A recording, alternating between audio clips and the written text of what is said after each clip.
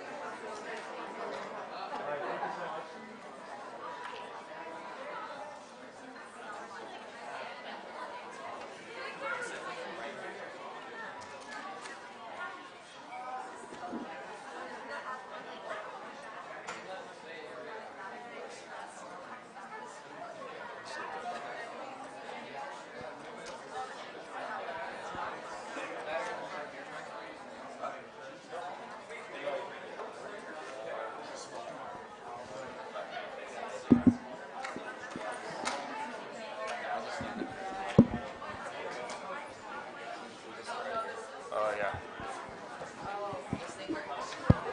Hello. This is like fancy. All right, guys, could we have everyone's attention, please? All right, so today we are so honored to have with us two very special guests. Both swam at the University of Indiana, Olympic gold medalists, world record holder, and we're just so honored to have them here. And I'd like to present to you Lily King and Cody Miller. What's up? Cody's just here for the vlog. He's not actually going to talk to you guys. He's only filming. Just kidding. I don't know if I want to sit. Is this for me? We'll see. Nice. Yeah, why are there so many chairs? There's only two of us. I take up a lot of chairs, okay? What's up, guys? How we doing? How much time do we have? Yeah. That's also the That's question. step one. Yeah, how much time do we have? How much time do we have? How long can we talk? 9:55. Till 9:55. What time is it now? 9:50. Oh, we can talk What's the title of this forever. class? What is this supposed to be about? What are we learning today? Olympic moments. Oh, we have some of those. Is that really what it is? Olympic moments? Is that what We we're, obviously know what we're doing today. Is that what you guys want to hear us talk about? We can do that. We can do that. No, you don't want to hear about that. He's not Olympic just because yet. I changed diapers now doesn't mean anything's changed, guys. I get poop on my hands regularly. Guys, the first time I changed Axel's diaper, I put it on backwards and I was very confused. She's pretty good with kids, though. You know, Lily's got this. She's got this reputation. So I get to my first Olympics, and it's my first big national team meet, and I'm on the team with Cody, which is fine, and then like Michael Phelps and Ryan Lochte and all these cool people, right? So yeah, it's like a really super cool first experience. Like first big meet ever, I'm there with Michael Phelps. Oh, tell him the story we told McKay last night about the Phelps fly on the paper. Our first workout as an Olympic team. Okay. Yeah. So yeah, I'm gonna. We're backtracking a little bit. So we make the Olympic team, and how it works. Usually, it didn't really do that this time around, but we have like our first two practices as an Olympic team at the pool at trials. So Cody and I are doing like our breaststroke practice, and Ray, our coach, always writes Phelps fly on our practice, which is basically like right arm, left arm fly. Like everybody's done it before, but for some reason we call it Phelps fly. So you gotta name drill stuff. You gotta name it something. You gotta name it something cool. So instead of 2-2-2, we call it Phelps. And we are at practice, and Michael Phelps is in the lane next to me. And I'm your guys' age. So imagine like being in the lane next to Michael Phelps swimming practice. And Ray goes, "All right, 200 Phelps fly." And I was like, "Ray, he's right there." I'm like, would you just cool it for a sec? So anyway, that's how Ray embarrassed me in front of Michael Phelps, like the very first time. But Michael like came into the wall and he's like, "Oh, like I guess I did something right. Like people are naming things after me." Yeah, I think and he I was did, like, "Wow, you're like really funny." I don't know, like 28 things right or something like that. Anyway, so I'm coming into my first Olympics, and there's kind of been this controversy going back and forth between this Russian girl, Yulia Efimova, and the IOC. So she had been caught doping in January with this substance called meldonium. So it was kind of, I don't really know how exactly it went, because I was, your guys' age, and just not totally paying attention all the time. But she had won world championships the year before and kind of came out. And in January, they said she got popped for this substance. She's out. She's probably not going to be competing at the Olympics. So at that point, I'm like, okay, sweet. Like, the world champion's out. That just, like, kind of clears the way for me, makes it a much easier path to win a gold medal. And then every couple months, the decision would flip-flop. They'd say, oh, she's in, she's swimming. Oh, she's out, she's not going to swim. So that decision started going back and forth even more frequently up until, right when the Olympic Games started. So probably... we were on deck at the Olympics, yeah. and we weren't sure if the Russian team was going to be allowed to compete. Like, yeah. That's how crazy this was. I mean, days before racing, and they were there, but we were like, so what's going to happen? Yeah, so at this point, we're a week out of the Olympics, and the decision is flip-flopping pretty much every day. So it's like Tuesday she's in, Wednesday she's out, Thursday she's in, So we get up to the day of opening ceremonies. Now, this is the girl who won world championships the year before, who is like literally the only person who has a chance of beating me in this 100 breaststroke. And it's the day of opening ceremonies, the day before swimming starts. And they say, all right, she's in, get ready. And I was like, all right, let's go. So I knew I didn't want the race to be one that if she wasn't there and I had won, people would have said, oh, well, you just won because Julia wasn't there. I did not want that to happen. I wanted her, at that point, I wanted her to be there because I wanted to race. I wanted to really, truly feel like I won the race and everyone was there competing, whether it was on a level playing field or not. So at this point, I was only about a year into my collegiate career in swimming for Ray, so he wasn't completely familiar with maybe how I am as a person all the time at this point. And he said, Lil, you should really just kind of like stay out of it, like focus on your race, like don't get too involved with the media and like this doping thing. And I'm like, okay, sounds good. But that's just not who I am. So we kind of, I swim my friend. So then we're walking out for the semifinal.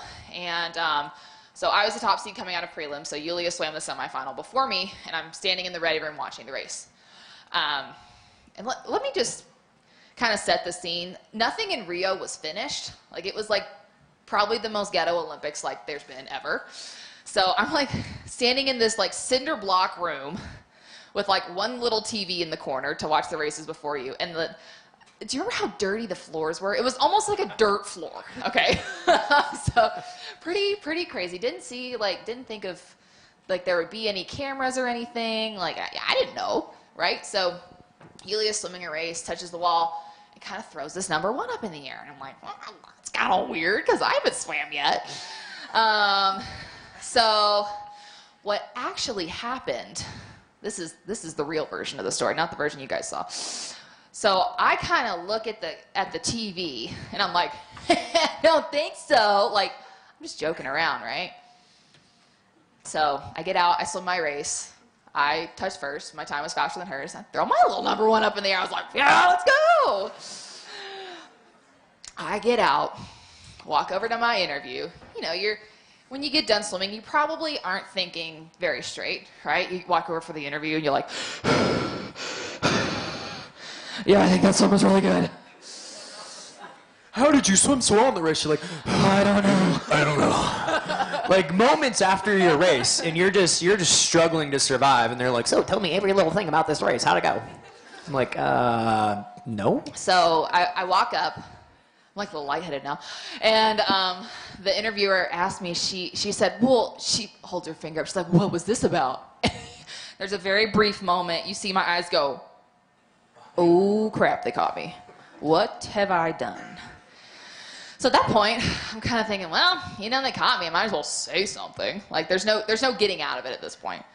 So I said, hey, she's cheating, and I don't like it. Like, groundbreaking news, right? Anyway, it blew up.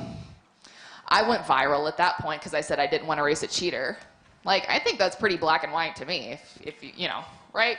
I didn't think it was anything that was that revolutionary, and everyone knew. Everyone knew she'd been banned for doping like 2 months before.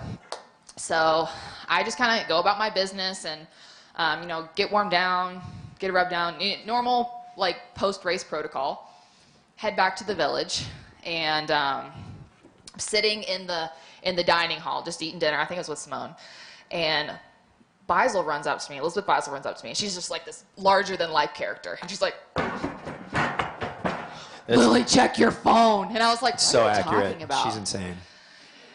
Yeah, she's like, check your phone. What did you do? I was like, You just broke the world. she's like, what? I was like, what do you mean, what did I do? I just swam my race. Like, what are you talking about? She's like, no, check your phone. Every major news organization on this planet was broadcasting Lily King outs Russian doper. And it was this big Everything. beef that was just took over the world of sports. Pick my phone up. It's like blowing smoke Lily's like, out the bottom of it. I'm like, what? What's going on? So, for reference, guys, I went to the pool that night with 5,000 followers on Instagram, and I got back to the village 2 hours later with 35,000 followers on Instagram. So when people talk about overnight fame, I get it. I've been there. I've done that. So at that point, I was like, oh my God. CNN just said I restarted the Cold War. What's going on? I was like, I didn't do anything. I just said she's a bad guy. Okay. So at that point, I'm like, oh crap, I guess I better win this race tomorrow, as if there like wasn't enough pressure with it being an Olympic final. So yeah, I go to bed, get up. So how the Olympics works normally, not this year because we swam things flip-flopped, but it's like prelims in the morning, the semifinals that night. The next morning you have off, and then you have finals that next night. So I'm at my morning off. I go to the training pool. I just kind of do my little warm-up, get ready to go. Come back to the village, and I'm in my room by myself. And the panic starts to set in. Like, oh my God. Like, what? First of all, why did I say that? What's going to happen to me if I don't win this race? What's going to happen if I do win this race? Oh my God, I'm swimming an Olympic final. Oh my God, I'm swimming an Olympic final. Oh my God, I'm swimming an Olympic final. So I'm like kind of starting to freak out, as one does before, you race in the final at the Olympics.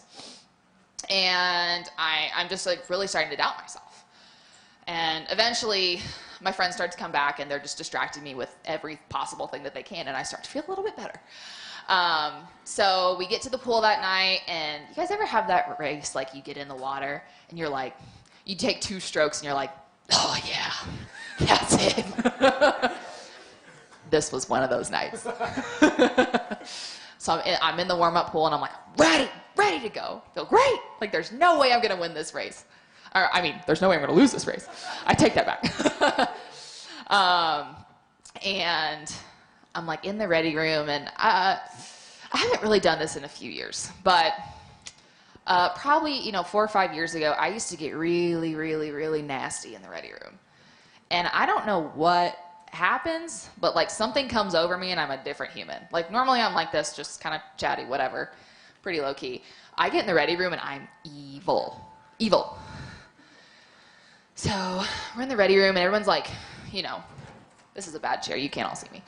So everybody's like sitting. Cody, be my example. How do people sit in the ready room? Well, Show me what the ready I room know the looks girls like. are like, so I love your nails. That is not true any other time. But it's kind of just a weird flip of the switch, and when it happens, I got to roll with it. Because every time it's happened, I've swam really fast. So, just got to let it go. Let it happen. The race starts when you walk in the ready room. And that's kind of what I decided. So far superior swimmer to myself. Drugs or no drugs. She was more talented, probably had more natural ability, was the better swimmer. But I had this. She didn't have the head for it. So I realized at some point I could freak her out so much in the ready room and psych her out before the race ever started, and I could win that race before we got on the blocks. Because that was what I was going to have to do to win that race. So we walk out, we're getting ready. No, I'm like waiting for her to look back at me. It was freaky. This is why she's so controversial. This is why, Lily. People are like, she's so mean. I'm like, well, kinda, if you got to race her. Yeah, I want to win.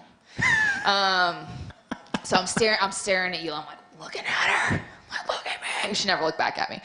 But we get up on the blocks, and we swim very, very different races. And I see her finish. And I was like, yeah! And then I won the Olympic gold medal. That's how it goes. So, thank you.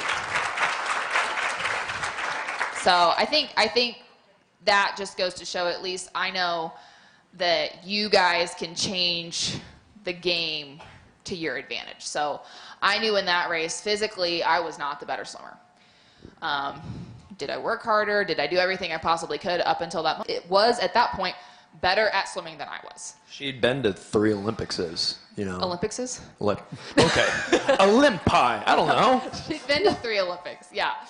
And had won multiple world championship medals. She had the experience. Words are hard.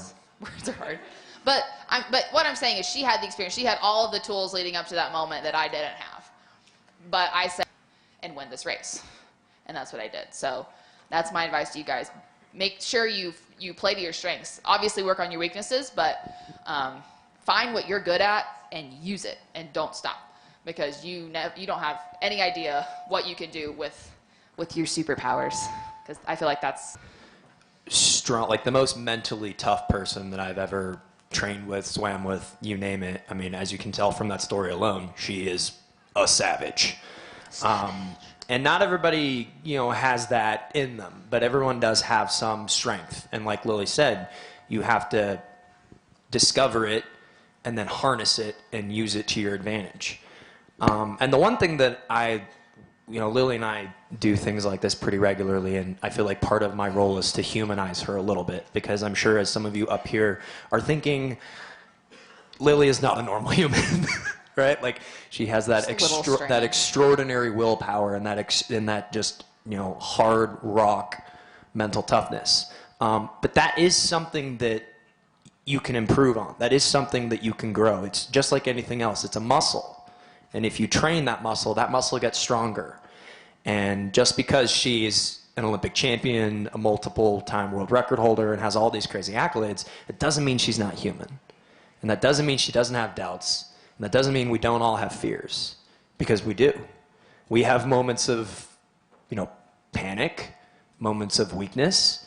I've seen Lily at her highest of highs before winning Olympic medals, but I've also seen her in the team area on deck at World Championships freaking the F out. Like, really. And I think it's important that people know that, you know, we're just like all of you in this room. We just discovered what our strengths were and harnessed those things and tried to use them to our advantage. But, you know, there's nothing crazy special about either one of us. Are we talented? Yes. Have we worked hard? Yes. But more importantly than those things, we've been very lucky in a sense that we've had really, really good coaches. And part of that is luck. And you all being here today, having this kind of opportunity to listen to a guy like Josh Davis and get in the pool with someone like Haley Flickener, who's one of the best all-around swimmers ever, that means that you have a good support system. The fact that you're in this room right now. So check that box. The other big thing is we constantly try to find what the limit is. And everyone's limit is different, but we're constantly pushing. We're constantly failing, and we have learned to embrace failure. I love the sport of swimming because it makes you uncomfortable, right? Like, on a regular basis, you show up to practice, and maybe you know what that practice is, maybe you don't know what that practice is, but there's going to come a time when you see a set or you hear a set, and you're like,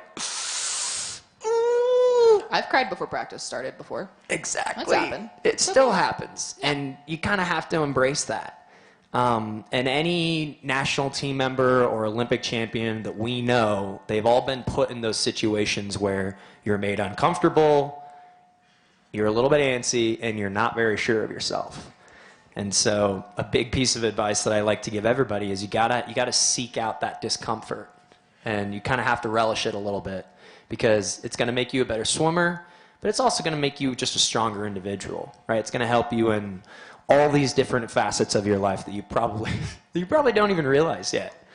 And so, yeah, I guess just to wrap up Lily's story, obviously she's a freak of nature, much respect, but at the same time, you know, she grew up swimming in just a really rundown, crappy pool, wasn't given really anything special. She got a little lucky finding good coaches. She found a good program, and she worked really, really hard and harnessed those strengths. And I was really lucky too, because you know, I stand here before you now as this guy that's like, all right, I've been to the Olympics, I've set multiple American records, I've got all these medals, and I'm very proud of those things, but those things weren't just a gimme. You know, I was always an underdog. People don't realize now, because they see me as this guy that won an Olympic gold medal, that won an individual bronze medal, but in 2016, I was not a lock to even make the team. You know, there weren't any analysts that are like, Cody Miller, that's our guy. You know, our friend of ours, Kevin Cords, he was the guy. He was the guy who had set all these American records years before. Like there were other people that had been faster than me and that were better than me. And I made the Olympic team. And then even when I got to the Olympics, it wasn't until right before the Olympic final that people were like, man, like Cody's going to get it. So like to set that scene, I swim prelims of the 100 breaststroke in Rio, and I swim a really good time, and I put myself in 3rd place overall. The two people that swim faster than me, I'm sure you all know who Adam Peaty is. He's like the greatest male breaststroker of all time. He's also just like a superhuman. Like I stand next to him and I'm like, He's a very, very large man. He's like the Hulk. He's just really, like his biceps just don't make sense to me. You know, I'm looking at him and I'm like, God, he's so chiseled. He's like a Greek god. And I look at myself and I'm like, well, okay. This is what I've got and I'm going to work with it.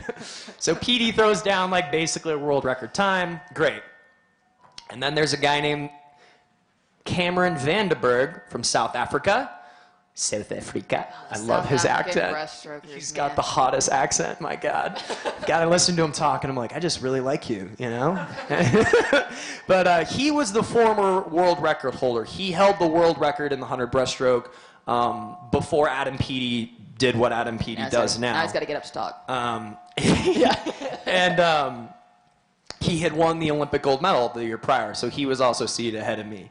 And so I swim this great prelim swim, and I'm seated 3rd, and I'm in the 2nd heat of the semifinals at the Olympics, and I'm right next to Adam Peaty.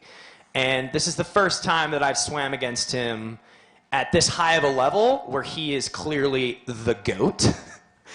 And I was super nervous. I was like, man, not only am I next to this incredible breaststroker who is basically a shoo-in to win the gold, but I'm also in a heat where every single person that I'm swimming against has been faster than me. I want that to sink in. Before I won an individual medal, every single person in the heat before me had already been faster. Also, I was the shortest. I was like the only guy under 6 feet. So if you're small, I feel you, baby. It's okay. You can do it. Efficiency and power over size, it can work to do so. I'm more of a back half kind of a guy, so just try to stay with the field and then accelerate at the end. I swim a great semifinal, and now I'm seated 2nd. I actually swam faster than Cameron Vandenberg in the previous heat. And so now, all of a sudden, I go from, I'm this guy who just made the Olympics that nobody even really picked to make the Olympics, and now I'm this guy that's in a medal contending position in a heat where, once again, although I'm seated 2nd, every single person had been faster than me before. And similar to Lily, I get back to my dorm room at the Olympic Village, and everyone's like, check your phone. And I started following me online. Like, you know, like he seems like he could be levitating on a mountaintop, you know, just speaking is the experience and how you feel. And he said, how you feel when you walk out behind the blocks, how you feel when you stare down the water in front of you before the biggest moment of your career. You'll never feel more alive. You'll never feel more fulfilled than being in this moment because you are right where you're supposed to be. And the outcome is irrelevant. What you're going to take away 10, 20, 15 years from now is that feeling. And I didn't fully understand what that meant. And I think that that's hard for some people, especially younger people, to grasp now. But it gave me a sense of peace. For whatever reason at that moment in time, I don't know why. I think it's because I felt like I was talking to Yoda. And I was like, I trust this guy. He's strong in the force. It's going to be okay. And then I swam the race the next day. And I'm sure a lot of you know, like I win the individual bronze medal. I set the American record. I go a lifetime best time. It was the fastest heat of the 100 breaststrokes in history. Can we get a reenactment of the finish, please? Oh, yeah, I touched the wall, and I mean, I've been dubbed the happiest bronze medalist pretty much ever, right? Because I was celebrating harder than Adam. Like, there was a moment where, like, Petey, who had just broke the world record and, like, won gold, looks over at me. He's like, what did this do? Did I win? Like, he's like, what's going on? You know, because I was like, ah! Like, screaming, hollering. And I celebrated like that because, like I said, I was the underdog. You know, I wasn't expected to be this. I just wanted to make the Olympics and dream fulfilled. And, like, to do any better, that was just, like, icing and a cherry on top. And that's why it meant so much to me, because it took a village of people to get me where I ultimately ended up, and I'm super grateful and thankful for those people.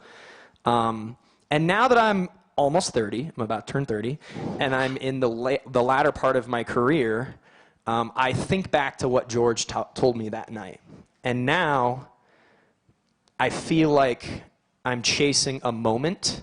And I'm chasing a feeling. So I don't necessarily think about the medals. I don't necessarily think about the times. I think about how I feel when I'm behind the blocks and how it feels to accomplish something that's difficult.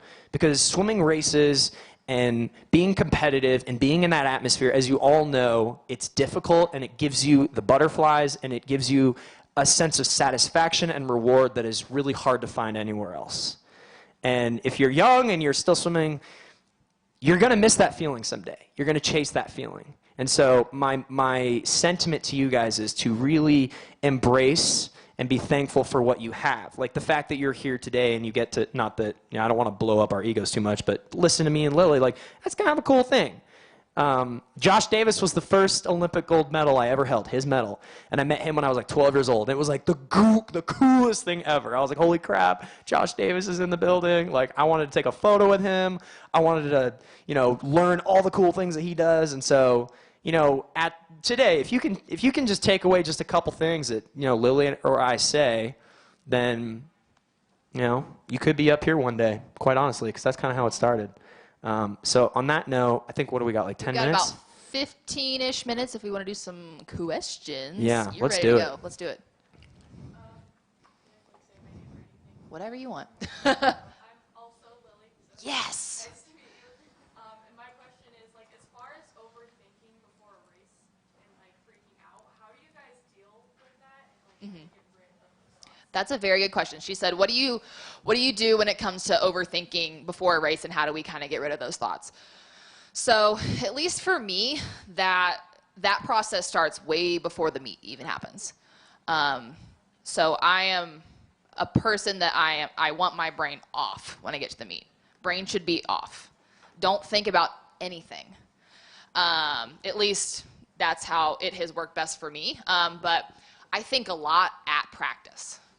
I think about my technique, how I'm going to attack things, how I'm going to swim this race, that race, what the race is going to look like, what are my competitors going to look like, how are they going to swim, how am I going to swim. That all goes through my head at practice. So when I'm practicing and working through those things and doing maybe a really boring set, I am preparing in my head for that big race, that moment where I could potentially be overthinking.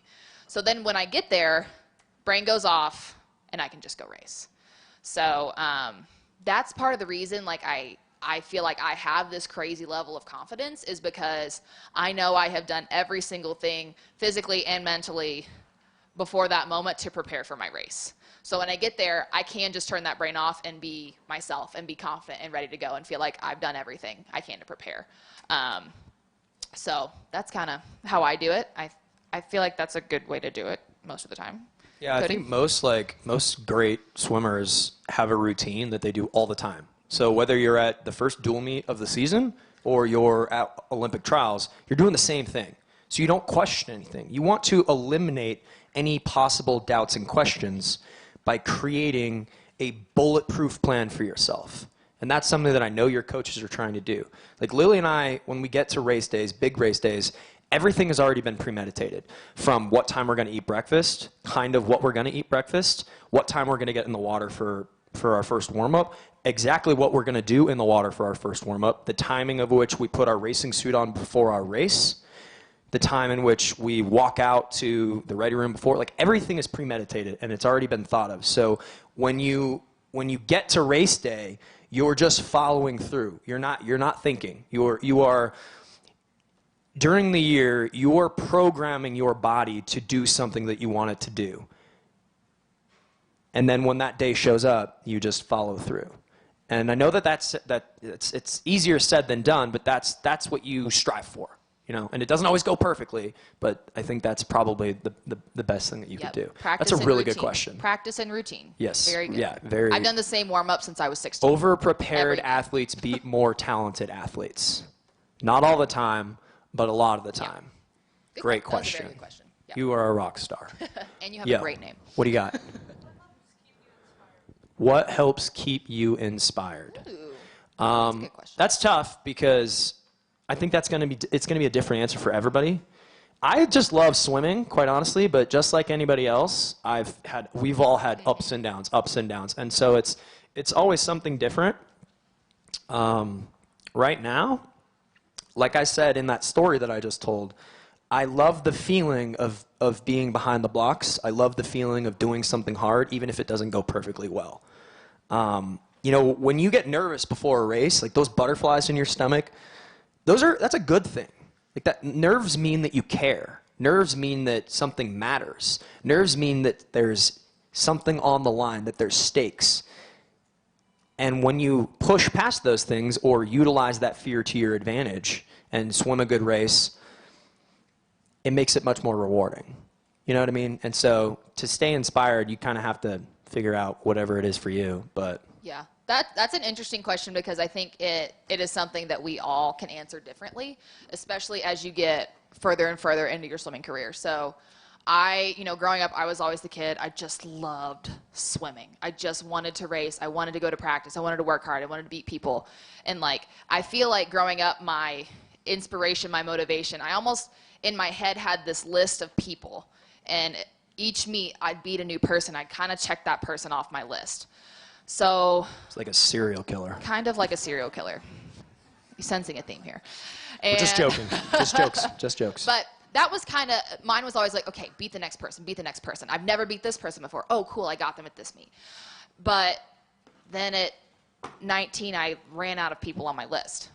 And I was like, okay, what do I do now? And then the next year, I set the world record, and then I was really out of things to do. And then at that point, honestly, it was like pretty much like a 4-year battle for me. I just wasn't very motivated. Like, yeah, okay, I guess I want to swim fast, but like I already set the world record. I already won a gold medal. Like I'm 20 and I've done everything I ever wanted to do. So at that point, I was just kind of like, just kind of coming to practice and get through practice. I'll go race the meet. Okay, that was fine. NCAA's was always like a good stepping stone and motivator for me because I wanted to win those 8 titles. And then I won 8 titles. And then it was kind of back to square one again. I was like, okay, now what do I do?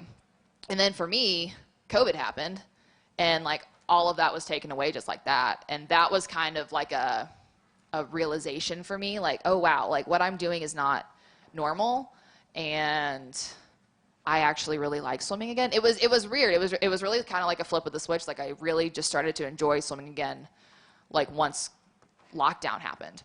I think, and that was just because it was taken away so quickly. But again, for me, kind of like that feeling Cody's talking about. Like, you guys know when you're at like the biggest race of the year, like biggest meet of the year, and you're walking out for that final and it's deafening. Like, it's so loud. And you're like, this is like the best energy ever. There are thousands of people here and they're all cheering for me. You're shaking. And you're like, oh, you got the this is caffeine great. jitters. Yeah. And then that whistle blows to get on the blocks and it's silent. Like, you go from like, thousands of people cheering and then it's is that not the coolest thing ever? It is. It's the best. It's dope. So yeah, no, it's like, and now at this point, it's like kind of that feeling of just like being excited. And for me, like I kind of have a renewed sense of joy for the sport after the past year, even with how my Olympics went this summer. Still just like more excited to go to practice and have fun again and chase the feeling, not the medals or the times. I guess just to address that question, the question was, how do you keep yourself motivated? Like we both said, everyone is going to have a different answer for that question. But the important thing that I want, especially the young people in this room, to understand is that those dips and those moments of lack of motivation, whatever it may be, the struggle of I don't want to go to the pool, the struggle of I'm not happy doing this right now. Just know that like every great champion has had those same moments. Like you are not alone. Like it is okay to feel that way. And it's okay that it's going to take some time to get out of that hole. But you have to talk to somebody, whatever the struggle is, whatever the reason is, you have to express those feelings. That is the first step to regaining that spark. That is the first step to overcoming an injury. That is the first step to whatever is ahead of you. Does that make sense? I hope that makes sense. I just want people to know that, like, you know, there's nobody that hasn't had that. Everybody has that. Yeah. Good question. Cool. Yeah.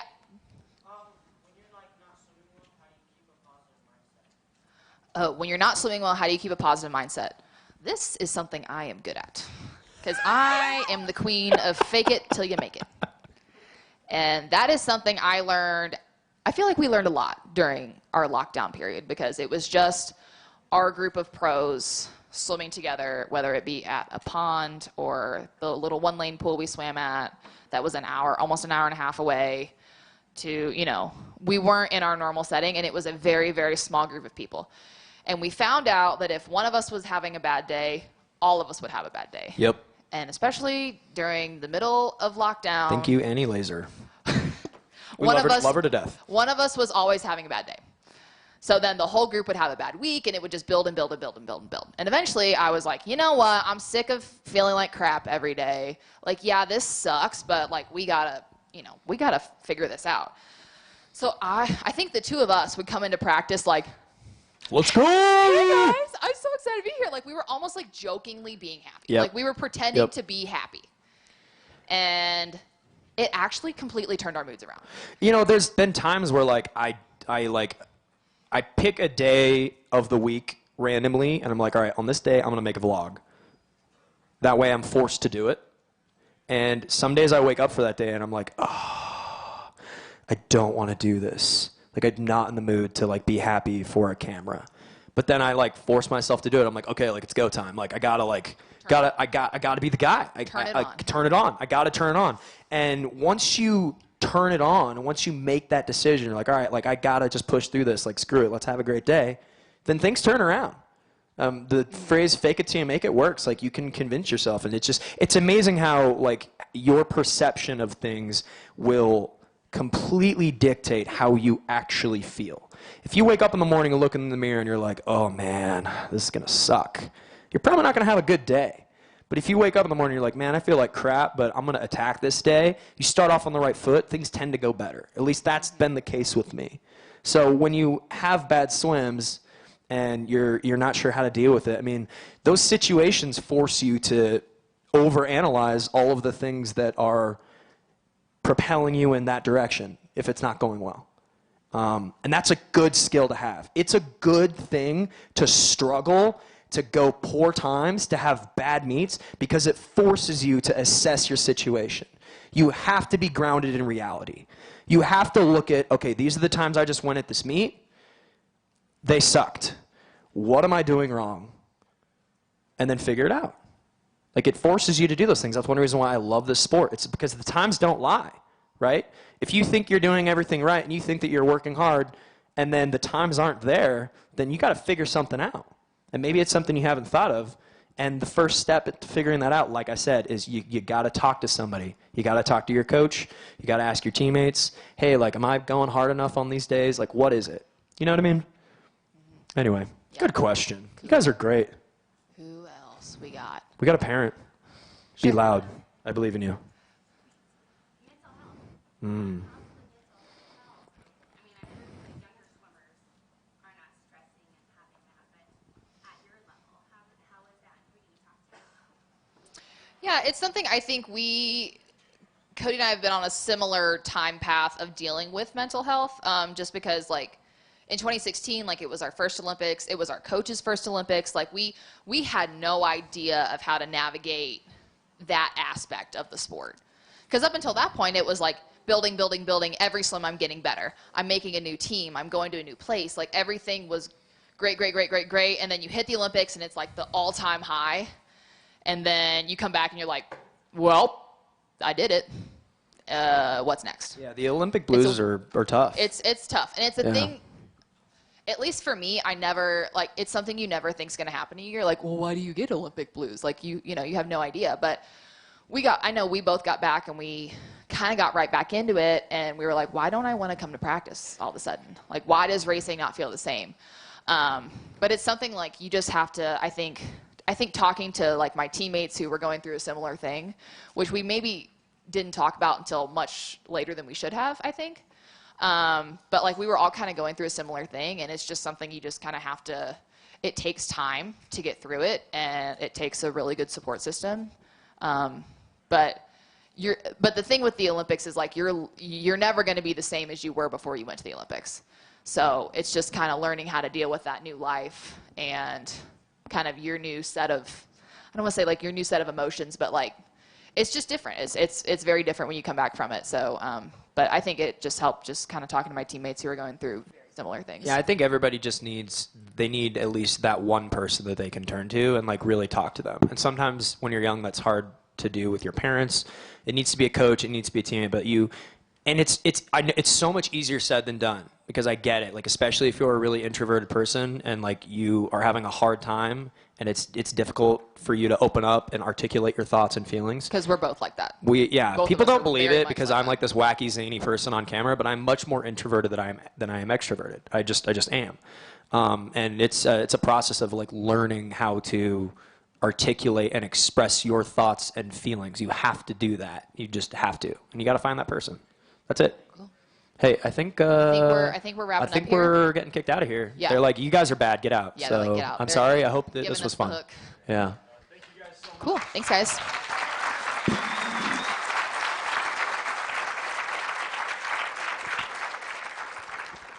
I think it's off. Yeah, it's off. Okay. We will now have a 10-minute break, and then the athletes will be back in this room. The parents will be in AB, and coaches are in Silver Creek across the hall. And those next sessions will start at 10 o'clock. So there's restrooms around the corner if you need them. But if you'll be back in your seats by 10 o'clock, that'd be great.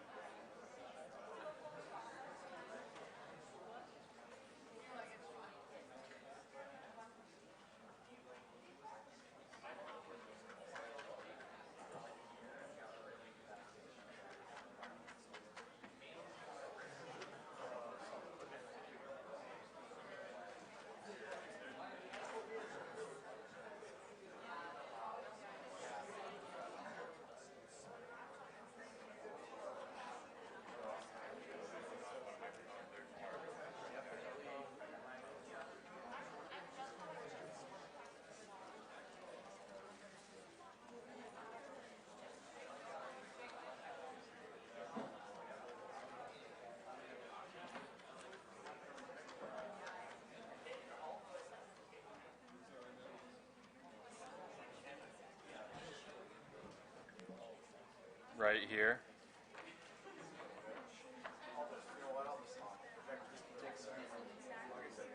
They do have 2 screens for that option.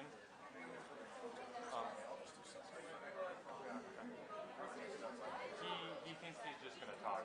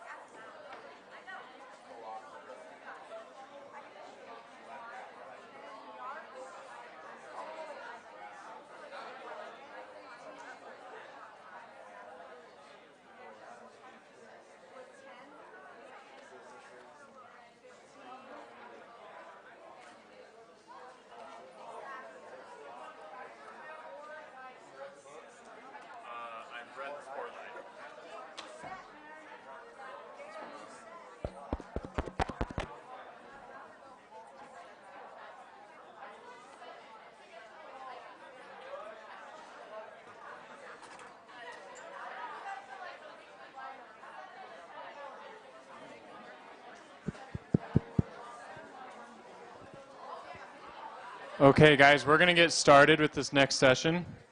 So our next presenter, his name is Dustin Smith, and he is from Especially for Athletes. He has been a coach for over 20 years. He is a business owner, and he's, along with this organization, written multiple books that you should look into. And he can hit more on those, but Especially for Athletes is an organization that works with high school athletes and just kind of forming you a better person. I participated in this program when I was in high school, and it's really beneficial. So I hope that you take some notes and listen to him. And with that, I'll hand it over to Dustin. All right, awesome. Thank you. Thanks, guys. How many of you have heard me speak at your school before? Anybody? Some of you? Okay. Salem has, yeah. I know you. How are you? Yeah, I recognize you. So I go around and speak to groups all over, but primarily at high schools, some junior high schools, some businesses and different things and events like this. So it's likely that I will be at your school at some point, or that you'll see somebody from our program at your school at some point. If anybody from Green Canyon High School, okay, I'll be up there on Tuesday or Wednesday. Let's see, last week we were at Maple Mountain and Tooele, Cedar City. Anybody from Cedar City? Okay, Cedar City. We've been there forever. Canyon View, yep. So the program, I'll give you just a brief introduction to it, and then I'm not going to dive super deep into that because, like I said, my guess is at some point this year I'll probably be back at your school and we'll dive in a little deeper, but it'll help you understand what we're about and why we go around and do what we do. So we have a program called Especially for Athletes. We started it several years ago. The program isn't just for athletes. You don't even have to be an athlete to be a member of it or be part of it. The message isn't just for athletes. Our message has value for anybody. We just say especially for athletes. It's especially important for athletes. And that's because of a phrase that we call the spotlight. So if you are taking notes, I'd encourage you to write that word down, spotlight. If you're not taking notes, I'll tell you, coming from a coach, I've coached some of the best athletes in this state in the last 20 years. Many who have made it to professional sports. If you're not taking notes when you're at meetings like this, it immediately tells the coach or the presenter something about you that you don't want them to think, okay? You want to always make sure that when you're ever in a situation where you have, if your coach has asked you to go to something or if your coach calls a meeting, that you have something out. Because you never know when something's going to be said that might. I have a notebook in my truck that I keep in case I hear something on a podcast or I hear something on the radio, or even if a thought pops into my mind, I see something, I can hurry and write it down. And sometimes I'll go back and look through that notebook and see all sorts of things that were just reminders of something that will help me later. So it may even be a presentation or a meeting that you don't feel like relates to you. You're not getting a lot from it, but still have something ready, because you never know when a thought's going to pop into your head on something you could do to be a better leader or a better athlete, or it might even be something pops into your mind that has nothing to do with your sport. But a quote that you hear or something that's said prompts something, and you want to be able to write that down. The other thing that I tell athletes all the time, and I don't work a lot with or speak to a lot of swimmers. I do when they come to the schools that I speak at. I have spent quite a bit of time with Ryan White, who I know you guys know, and her family. Her dad and her brothers are all very involved in our program. And I'll be going out to Alabama probably next year to work with some of the swimmers with her. So I will get to know swimmers here in the next year quite a bit. But one of the other things I tell these athletes is listen with your eyes. And that's a phrase that I say all the time to kids if I'm doing a camp, and it's funny because the kids who have gone on that I've worked with that have gone on to be the college athletes or made it to, the NBA or the NFL or something, or Major League Baseball, they're really good at that because they're intentional. Think about that word. Write that word down, intentional, and then think about what you think that word means. Intentional in your schoolwork, intentional in your practices, okay, intentional in your prep for your meet, Okay, and then think about what maybe the antonym might be to, what's the opposite of that? When you just go to practice and you're not intentional, what do? What does that look like? Probably like most of our practices in whatever sport. We just go to it, right? We show up, we're there, we go through the warm-up, we've done it a million times, we go through some drills, we're looking at the clock, when are we done, and we get done and we go home. We did the practice, so here's the problem with that. In our mind, we tell ourselves we're working hard because we went to the practice. So we get done with the week and we look back on the week and mom and dad say, are you working hard? If you work hard, you're going to be successful, son or daughter. And we look back at the week and we say, yeah, I worked really hard. I was at every single practice for the last month. I haven't missed a practice. But just going to practice does not mean that you were intentionally trying to get better at your practice. You weren't practicing with intent. You were just going through the motions. It's called participating. In our book, we have a chapter called Compete Without Contempt. And it talks about how do you be a competitor without having hatred for your opponent. And is that possible? Of course it's possible. A lot of people confuse it. They think that in order to be competitive, you want to win so bad that you're going to show up your opponent, that you hate your opponent. You draw motivation from having anger towards who you're competing against. And those are usually people that aren't very mentally tough, if they have to drive or find energy from that. Okay, when we say compete without contempt, I want you to compete even at practice. But what are you competing against? What's the difference? Participation, I just brought that up. Okay, that's practicing without intent. All right? So participating, showing up, going through the motions, like everybody else does. And then tricking ourselves into thinking we are working really, really hard. And then competing. You're not competing against an opponent from another team. Who are you competing against at practice usually? Sometimes it's your teammates, but who else? Yourself. And what's the competition? Now think a little bit deeper here. What's the competition? Sometimes you're doing it right here in these sort of presentations. Today, believe it or not, you're going to be competing against yourself. You know what you're going to be competing against? The desire to want to get on your phone. The desire to want to focus on something else. The desire to your mind to wander somewhere else you're going to be tonight or tomorrow or something else you have going on. And we're constantly battling our own sort of imagination and our own, sometimes it's just that part of our body that wants to go sit on the couch and watch a movie. It's Saturday. Man, I'd rather just be home. I got to be at practice or I got to be at this leadership training or whatever it is that you're at. You have to compete with that because in our body there's a bunch of different dogs that are all fighting to be the main dog, the alpha dog. And you know what the alpha dog is? It's the one that gets fed the most. So whichever one of those dogs that's fighting inside of you, you feed the most, you give the most attention, that's going to become the one that's in charge. So if you give that personality inside of you, that dog inside of you that's wanting to go sit on the couch and watch TV the most attention, it's going to become the dog. It's going to become you. It will be the alpha. So we're constantly fighting with that, and it's really important that we step back from time to time and say, okay, what are the different battles going on right now? I've got 20 more minutes of practice, and then I'm going home we're going to a movie tonight, a bunch of my friends. I have to be intentional on the next 20 minutes of my practice and give all I have to the next 20 minutes of my practice.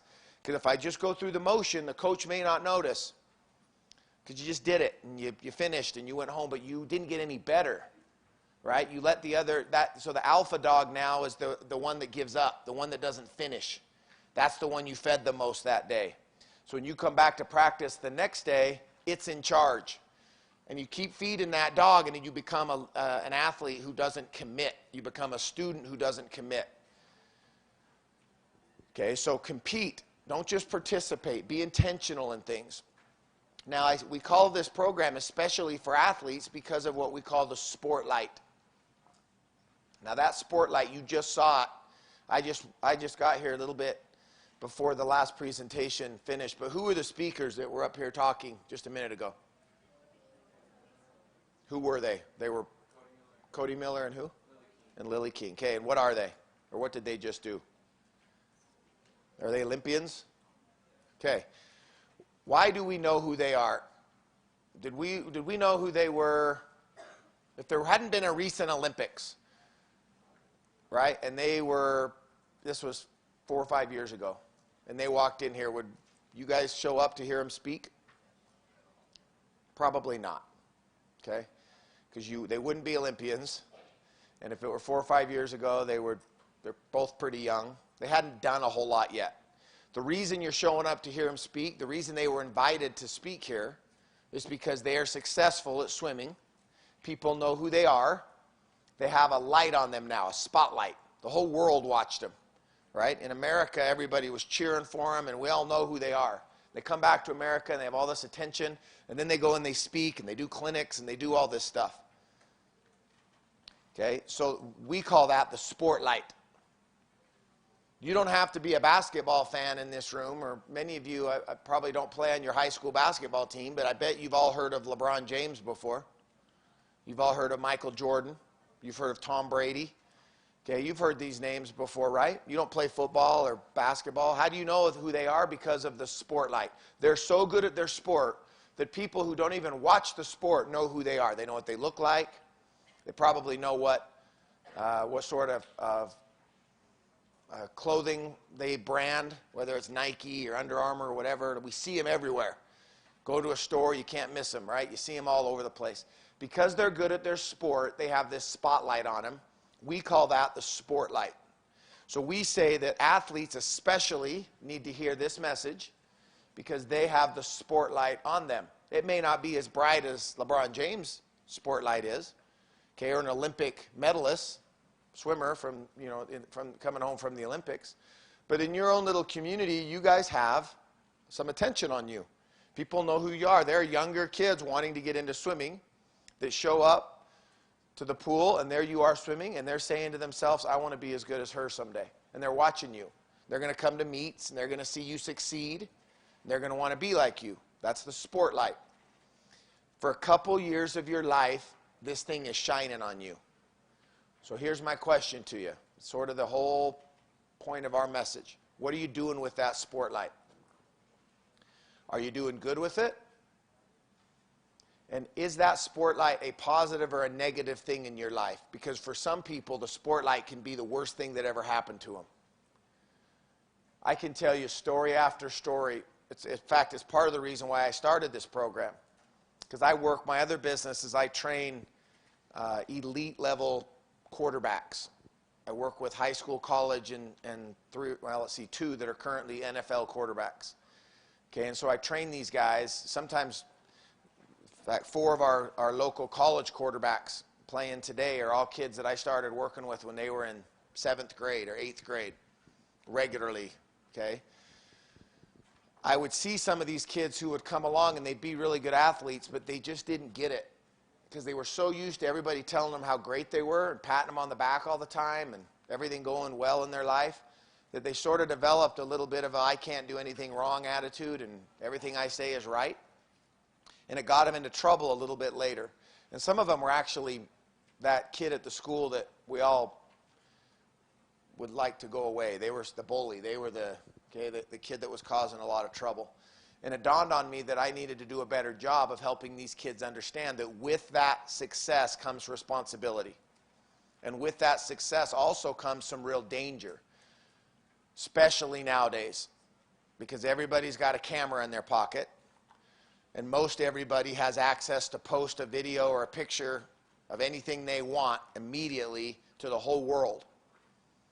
So athletes who are in this spotlight have to be extra careful at the things they're doing and saying. You have to be extra careful when you're at practice, when you're on the bus, when you're in the locker room, when you're traveling, when you're competing, when you're just out with your friends hanging out, to not be doing things that's going to draw a negative light on you because you're in this light. And if you do something you shouldn't do and somebody takes a picture of it or a video of it or something, somebody just sees it, and next thing you know, you're hearing about the swimmers at such and such a high school that did such and such. And the whole swim team gets labeled that. And you get labeled that. And people hear about it and talk about it, maybe see a video of it or pictures of it. And you might have to someday be explaining a video or a picture on the internet to your kids and trying to tell your son or daughter how it's not what it appears, or how bad you feel, or whatever. That's that's real stuff that can happen to kids nowadays because of the internet and social media. So the spotlight has some dangers to it. If a college or NFL or NBA athlete today gets pulled over and gets a DUI, I'll hear about it within minutes on my phone, because I'll get some Twitter notification or something that some player from the Utah Jazz got arrested for something. And it'll be all over ESPN, and the whole world will hear about it. But if my next door neighbor does something tonight, if my next door neighbor gets a DUI, I probably won't know about it. And most people on our street, in our neighborhood, will never even know about it because he's not in the spotlight. Okay, so you are. It's a smaller degree than a pro athlete is, but you are in this spotlight, so you have to be careful. That's the first reason we say especially the athletes. Okay, the other reason we say especially for athletes is we want you to use that spotlight for good. Imagine if all of these Olympians, you had 2 today that gave of their time to come and give back. Imagine if all the Olympians and all these pro athletes that are out there making millions and millions of dollars, the pro athletes, the Olympians aren't. Okay, if these pro athletes came back, after in the off season or during the season, took time after games and practices, and a lot of them do. I'm not trying to insinuate that they don't, but I don't think enough of them do. But what if more of them were involved in community events, visiting schools, doing camps, going and speaking to kids, sending out messages on social media to be kind and to be good to other people? If they were constantly flooding social media with positive messages, instead of the look at me and look how cool I am and all that. That's what social media has become, is a look how cool I am platform, right? And everybody can go on and brag about themselves. So we tell athletes, hey, maybe step away from that and use your spotlight in a way that gives back and helps. And you do that by following one simple motto that we wear. It's on my wristband. We wear it on our wrists. There are thousands of kids who wear a gray wristband, and pro athletes. You'll see this if you look around, and you can all have access to this if you want. It has a phrase on it, and many of your schools, now that you know, if you go in the gym or sometimes out on maybe the track or something, you'll see signs or paintings sometimes. In some schools, it's painted in the hallway. You'll see the phrase, eyes up, do the work. Okay, eyes up, do the work. That's what our phrase is. Keep your eyes up and do the work. What do you think that might mean? Eyes up, do the work. What's something that what does eyes up mean? Think of it sort of in a literal sense, and then there's several different meanings to it. Yeah. Okay, perfect. That's one of the main pillars of it right there. If your eyes are up, means you're focusing and paying attention. Paying attention is the main one. If I'm walking down the hallway at school and my eyes are down, do I notice that kid in my school that might be struggling? Do I notice that girl at her locker that's having a bad day? I can't, because my eyes are down. I'm too busy looking at my Instagram. I'm too busy looking at who liked my last picture or playing a video game. Boys, okay, you guys. If you want to be intentional, you want to be a really good swimmer, you cannot be spending hours and hours a day playing video games and then expect to be really good at your sport. You can't. It can't happen. Your goals, okay, your actions have to match your goals in life. Remember that. Do your actions match your goals? Very easy question to ask ourselves at the end of the day. Did my actions today match my goals? And if you're honest with yourself, then you got to make a correction to you the next day. If the answer to that was no. If you spent 4 hours that day on social media, or 4 hours that day playing Fortnite, okay, your actions do not match your goal if your goal is to be a really good swimmer. Maybe your goal isn't. You just want to be on the team. Great, you're one of those participators I talked about. You're not the competitor, you're a participator, and every team has a handful of just participators. And there's nothing wrong with that. We want kids to be involved. But just understand, if you want to be really good at something, when I say really good, I mean really good in the bubble that you're in, your best. We got to be careful with that. Some people say, well, I'm never going to be really good. What do you mean? I'm never going to go to the Olympics. Well, who cares? I mean, that's nearly impossible. We're not, really good is not, you're going to win a state championship. Be the very best that you can be. That's really good, your best. Just be your best. If your best happens to be Michael Phelps, awesome. But your best is probably going to be, you make the swim team, you compete, occasionally you win, you lose some, but you become your very best.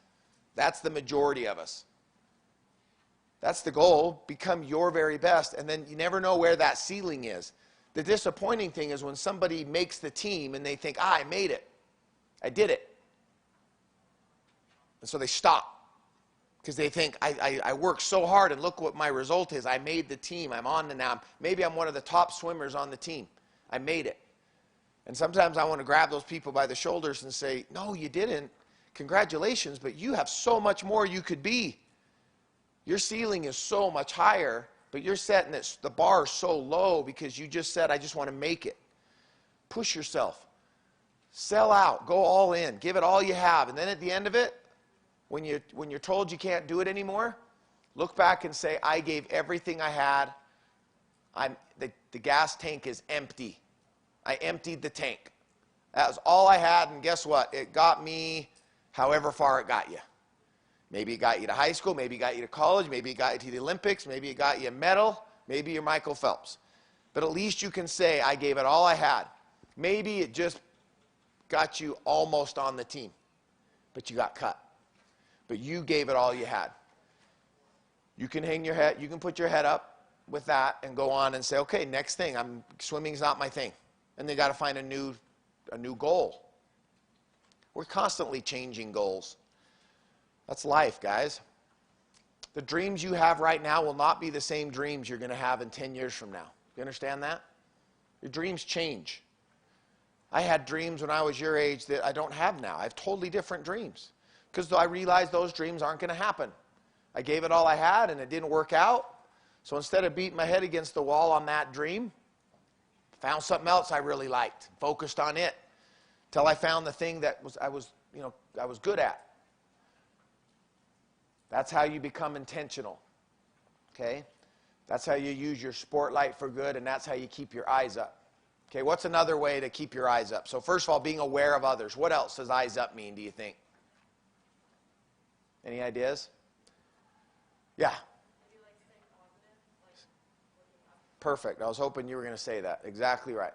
What's the opposite of what? Let me put it this way, and I'll do my best to put it in swimming terminology, but I swim like a rock, so that tells you a little bit about my swimming knowledge, okay? If you're racing somebody and you just barely lost, is your reaction when you touch the wall to throw your hands up in the air and start splashing the water and jump up and start hugging everybody if you lost? What's your reaction, normal human reaction, going to be? When you touch the wall and you look up and you realize you didn't win. What's normal people do with their eyes? Look down.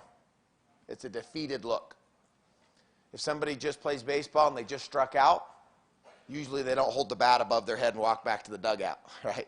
And look at the crowd like, yeah, I just struck out. Let's go. It's an immediate head drop. There's this immediate, I failed, this defeated body language that we take on. When good things happen to us, if you watch people in general, just in the crowd, when something good happens, what does everybody do? Their hands go up, they jump, and they get wide and big and smile and yell something usually. That's a victorious, positive reaction that humans have in general. But the opposite is said when we fail. Our bodies come smaller, our heads go down, and we usually don't want to look at people because we feel We have the opposite of eyes up and the opposite of do the work. We put our eyes down, and we usually want to go be by ourselves. And then we sit in it for a minute, and we feel bad, and feel sorry for ourselves. Then we get angry, and we want to go back to work. I want to go back to the pool. I got to get faster. I got to work. I got to go to the weight room. I got to fix that because I don't want to feel that again. So we go to work or we quit. One of two things happen. You say, this is too hard. I don't like it. I'm going to quit. Those are the participators I talked about earlier. Or you're the intentional competitor, and you say, dang it, I hate that feeling. I'm better than that. I know I can do better. I know I can get my time down. What can I do? And you look at your day and you say, I could wake up a little bit earlier. I could run a little bit more. I could stretch a little bit more. I could sleep a little bit better. I've got to change some habits in my life. Because again, going back to what I said earlier, do your actions match your goals? Remember that. So every day we need to be doing these course corrections on this journey we're on, and looking back and saying, okay, the day's done. Did my actions match up with my goals today? And if not, then what am I going to do? That's the second principle in our book. We call that principle winning the hour. And we tell kids to go 16-0. 16-0 simply means this. Very easy way to remember winning the hour. Imagine you had 16 events this year. Your goal would be to go what? 16-0, I hope. Right? You want to win them all. Okay? 16 games, 16 races, whatever. We're awake for about 16 hours of the day. We should be. You guys should be getting at least 8 hours of sleep. Now, I say that, and sometimes that just goes in one ear and out the other when I talk to athletes. That phrase, 8 hours of sleep. That's very important if your desire is to be a really good swimmer. You have to get sleep. Sleeping is just as important as working out is, and eating appropriately, and all the things you need to do, because you need fuel and energy for your body. Okay, so you got to get, so let's assume that you're doing that. You're getting your 8 hours of sleep. That means that you're awake for about 16 hours of the day. So we say win the hour, go 16-0. What we're referring to is take every hour of the day and make it its own match, or its own meet, or its own race, its own game. And my goal is to win that hour. You're living a perfect example of that right now. And by the way, most of you are being awesome. You're winning it right now. This hour you have right now in this room, you have a choice to make. I'm going to keep referring to it. I started off the presentation with this. You can participate, or you can compete against all those things that are telling you, driving your focus elsewhere. You can compete to win this hour, or you can just be in the room. Just like you can compete to be at practice, or you can just be in the pool, or be in the weight room. Check the box. I was there with no real intentional focus. If you're winning this hour right now, your mindset is, hey, I'm here anyway. Whether or not I want to be or not, I'm here. So I better make the most of it. I'm going to get as much as I can out of whoever speaks today, or whatever I do today, whatever clinic you get, whatever message you hear the rest of the day. Every single time I go to whatever it is, I'm going to win that hour. So that means when lunch comes, you win lunch. You know what you do at lunchtime at school, guys? Put your books down. Be social. Talk to people. Have fun. Eat. Good foods. You're athletes. But you should enjoy, when you go home, and you've had a hard day, and you've worked your butt off, and you've done what you were supposed to at class, and you've done what you were supposed to at practice, it's okay to play a little bit of Fortnite. It's all right. It's okay to get on Instagram, be on social media. I'm not one of those guys that tells you need to go and throw your phone in the ocean. It's the worst thing in the world, and social media is just going to destroy everything. I think there are dangers behind it, and I think you need to be careful. But I think that you can also use it for good. I have a couple of social media accounts. I enjoy it, but I have to personally remind myself, hey, are you winning the hour? If there's an hour of the day that I'm relaxing, maybe I'm going to hop on and see how some of my friends are doing on Facebook or Twitter or something. That's part of my relaxation hour, which we should all have at some point during the day. I got on last night, played my son in 2K basketball. Kicked his butt.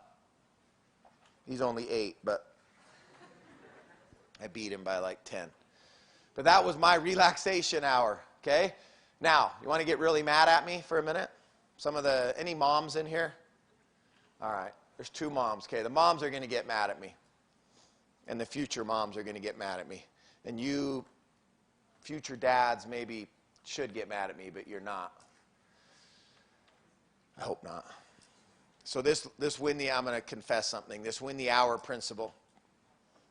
When we first came up with it and we were talking to 16-0, win the hour, I thought of this idea, and I still teach this, that the most important hour is the first hour of the day. Okay, and I steal this next example from a sports psychologist that I heard named Justin Sua and Craig Manning. But they talk about a rocket ship and how a rocket ship burns a lot of fuel at the beginning to get off the ground. Then once it gets going, it doesn't have to burn as much because it has momentum, but to accelerate and get going off the ground, it's got to burn a ton of energy. Just like we are in the mornings. Okay, in the morning, it's the hardest to get going. But if we can get up and get going and early, it kind of propels us through the rest of the day sometimes. We get a good start to the day. Otherwise, we can be lethargic throughout the day because we started the day off just kind of moping around. So when I talk about win the hour, I talk about that first hour, and it dawned on me, our very first challenge of the day. Our day is full of these individual battles. What's the very first battle? And who do we have it with? Okay, get out of bed. And who's the battle with usually? Think deeper. What'd you say? Okay, does your mom wake you up? Who wakes you up? Your alarm clock. That dang alarm clock. Your first battle of the day is with your alarm clock. Okay, and then your alarm clock has all these little minions that help it. It's your pillow. It's your blanket. Okay? You're all nice and warm. They're helping the alarm clock. Because what does the alarm clock have on it? There's one little thing. Let me rephrase that. The alarm clock's not the enemy. The little button on the alarm clock's the enemy. What's the button on the alarm clock that's the enemy of the snooze button? The worst button ever for people who want to get going and get started. So the alarm clock inventors had this great idea. We're going to make this alarm clock that makes this super annoying noise, and there's no way anybody can sleep through it, right? So they went through all this thinking and process to bang, bang, bang, right? Come up with all these obnoxious noises, so it's impossible for us not to hear it. But then some guy was like, yeah, but we could also put a button on it and call it the snooze button. And then they can sit there and just ignore that sound that we just put into our box, and they can just sleep right through it. We'll even call it snooze. So they put the snooze button on there. So I came up with the phrase lose. It's the lose button. It's the loser button. This is where you're going to get mad at me. Okay? My other son, who's now 15, when he was about 7 or 8, I took a piece of tape, duct tape, and I wrote loser on it. And I was teaching him about this principle. So I went and put this tape over the snooze button. And I called it the loser button. And my wife walked into the room and she said, what's this? And I said, that's the loser button. When he touches that, I want him to remind himself that he's being a loser. And she said, he's 7. And I said, well, he needs to learn to not hit the loser button. Come on, I'm teaching him. And she got pretty upset that I was having my 7-year-old son putting loser over his tape. But what did I want him to understand? You are literally losing time. Now, he was 7. I don't know that he even turned his alarm clock ever on. You're 7, you usually aren't setting your alarm clock. Okay, and to this day, he's pretty good at not hitting it. But I remind him all the time, and I remind you athletes of this all the time. If you want to sleep in 5 more minutes, set your alarm clock for 5 more minutes. Don't hit the loser button. You made a goal the night before. Did your actions match your goal? You made it a goal the night before to wake up at 6. If that's the goal, then you commit to it. And when 6 o'clock comes, you wake up. You get going. You start that fuel on that rocket ship. Get it going so you can blast off and get moving the rest of the day. Because if you sit around and hit that snooze button, it's going to bleed into the second hour and the third hour and the fourth hour of the day. And you're going to look back halfway through the day and realize, all right, I'm 8 hours into the day. What's my record? I'm 2-6. I've lost 6 hours today. I wasn't alert in my first period class. I fell asleep in second period. I didn't get a good breakfast. I didn't get 100 push-ups in this morning, which was my goal, or I didn't do my running or whatever because I was too tired. Whatever it is you set the night before, if you want to wake up at 6:05, then set your alarm clock at 6:05. If you need more sleep because you got to sleep late, instead of saying, I'll just hit the snooze button if I'm tired, that's a cop-out. You're going to be tired. So you know you're going to hit the snooze button. Just say, I got to wake up 15 minutes. I need 15 more minutes of sleep. Set it at 6:15. But whatever the goal was the night before, start your day off winning. Don't make the first action of your day a losing one. Does that make sense? Get in a positive habit of winning early. Then do something hard. Maybe it's make your bed. Something right away that you don't want to do, that you don't love to do, but do it anyway. And then drop down and do 20 push-ups. Because what you're saying to the day, you didn't hit your snooze button, you made your bed, and you did 20 push-ups before you did anything. That's the first 5 minutes of your day. You are firing off the rocket fuel, man. You are taking off now. You're starting the day off saying, I'm in charge, I'm winning.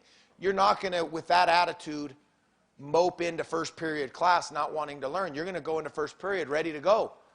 You're going to win that hour, and you're going to win the second hour and the third hour, and you get done with your day, and you look back and you say, wow, I was 14-2 today, or I was 12-4, a pretty good day. But what were the 4 hours that I lost? That's the correction you do at the end of the day. You'll look back and you'll say, all right, at lunchtime, I didn't eat properly. I wasn't very social. I need to be a better friend. I didn't listen to my friend at the table at lunch or whatever. I just was on my phone. I could do better. Okay, I got to win that hour tomorrow. When I came home at dinner table, Mom was trying to talk to me, but I kept looking at Instagram the whole time at the dinner table. I was so focused on my homework. I was doing my homework when Dad was trying to talk to me. I got to be a better son or a better daughter. I didn't win that. Do that better tomorrow. And we make those corrections, and every day try to get a little bit better. All right? So I've talked to you about win the hour and competing without contempt. Those are 2 of the 4 principles in our program. We've talked about eyes up. So eyes up means to be aware, but also stay positive. When bad things happen in our life, get our eyes up, get back to work. But be aware of what? Like what are some of the things that we want you to have your eyes up looking for? And I want you to think sort of personally and then also how this could help other people. Okay, you want me to give you a real hard statistic right now that'll make this maybe sink in a little bit?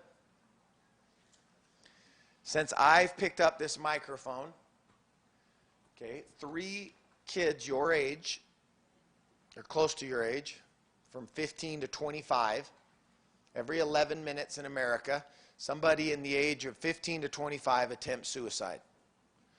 I've been speaking for about 30 minutes. So 3 people. You know where those 3 people aren't? They aren't at a swimming event like this.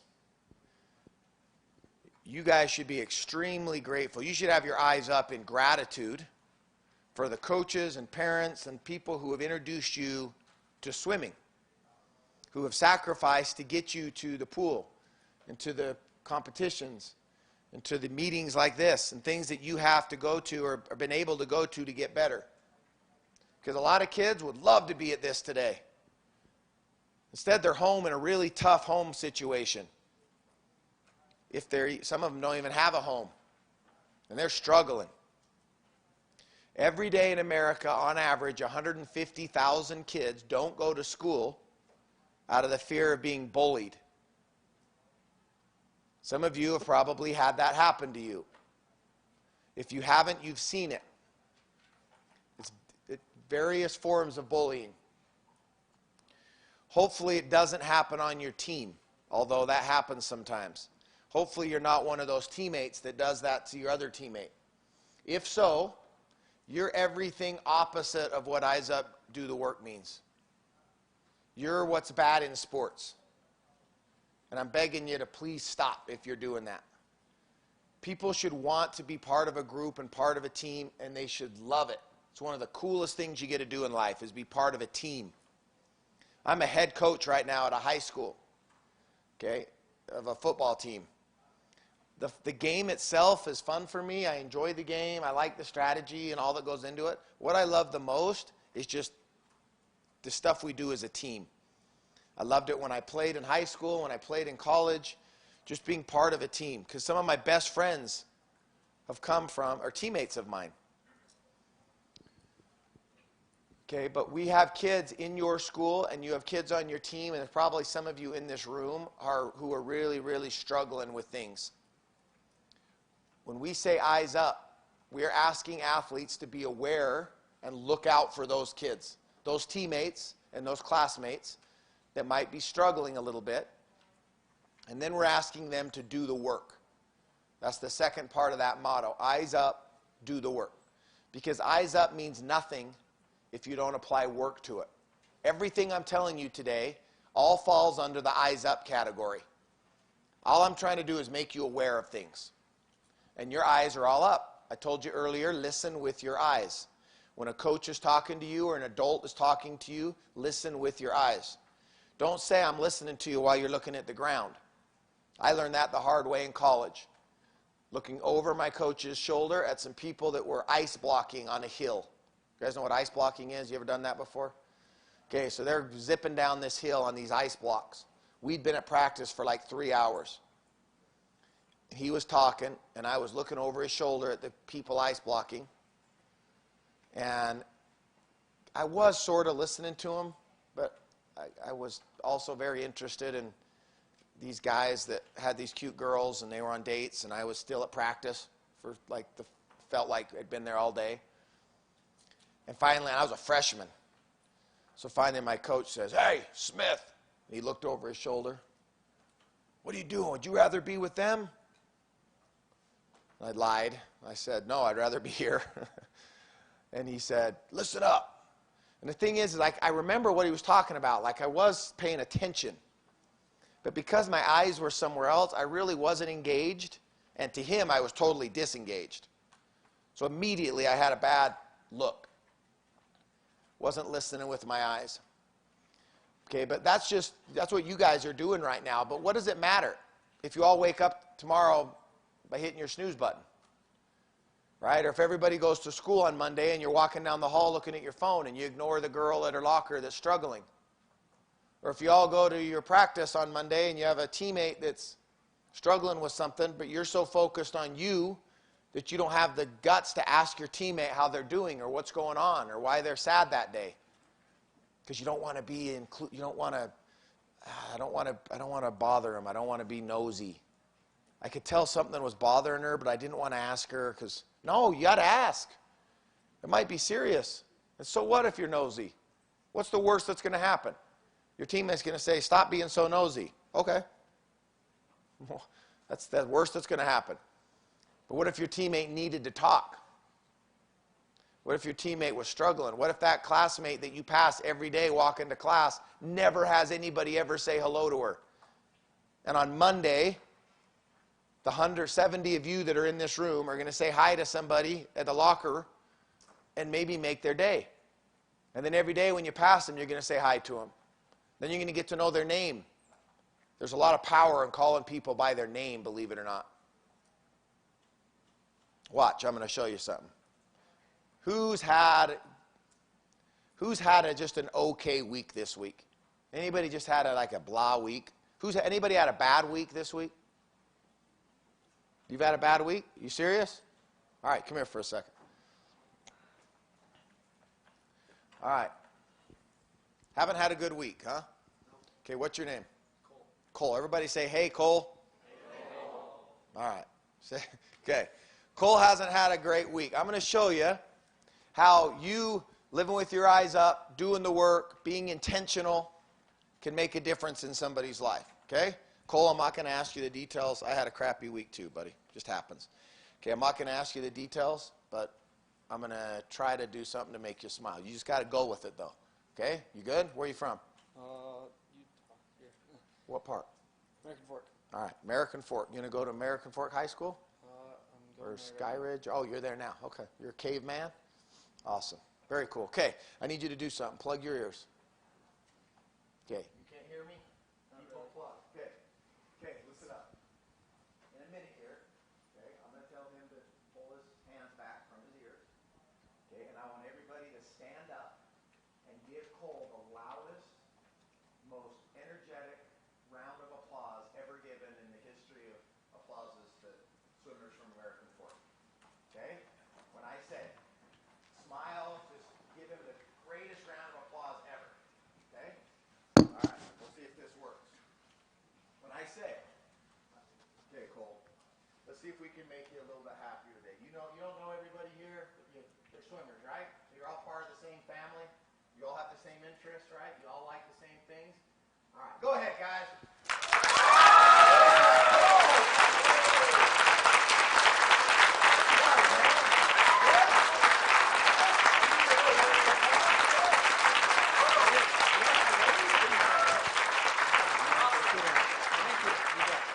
All right. Awesome, right? What happened to Cole? Okay, perfect. Immediately, he smiled. What did you all do? This is what you didn't realize. This is the seat that I get and that Cole got. We got the best view in the whole house. Because guess what I saw? All of you smile. You all smiled. In fact, you all smiled before I even told you to stand up. I told you what we were going to do. And you all started to put your stuff down and you couldn't wait. Right? The room got restless. Everybody was like excited because we knew we were going to do something that was going to make Cole happy. So your body just naturally, as human beings, we react to that. We want to be good to people. And we love seeing people happy. And by doing that, immediately makes the whole room happier. There's more energy immediately in the whole room. That's what doing the work means. Eyes up. Find out that there's a problem, but you have to ask. I had to ask, who's had a bad week this week? I had to ask the question. Find out somebody had a bad week. All right, what are we going to do about it? Let's get a bunch of people who care about Cole and let's make his life better. Cole's never going to forget that round of applause he just got. His entire life. Do you understand that? You just did something that in 40 years from now, Cole's going to remember. He's going to remember coming to this event center. Every time he drives by this event center, he's going to be there with his family someday. And let me tell you the story about that place right there. One time I was in there, and I had a bunch of people. He's going to remember that his whole life. You might not forget it. Because you can't give kindness away because it always comes back to you.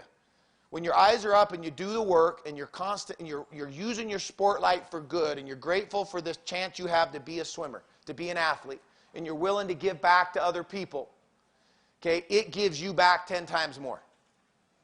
Okay, that's my message for you. Keep your eyes up. Do the work. I'm going to leave a bunch of wristbands up here. If you guys want them, you can have them.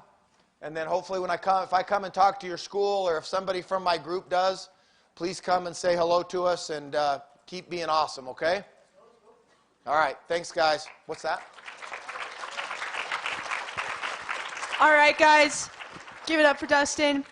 Thank you so much. So we have about a 10-minute break before our next session. Yeah, so you guys can go to the bathroom. Just be back in 10.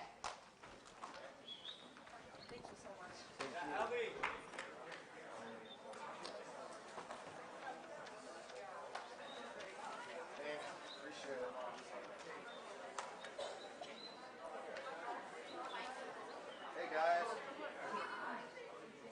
You know what? I've got them in my truck. These are the bigger ones. I'm going to go get some in my truck, okay? But what I am thinking about is for... You guys like Costa Vida? We're giving y'all free meals from Costa Vida. Listen, I'm going to go get those bands. I'm going to bring them back up here. I got the smaller ones in my... The smaller ones are in my truck, so I'm going to run and get them. Okay, I'll bring them right back up here. Thank you. Thanks. Hey, Cole, come here. This is what you have to do for getting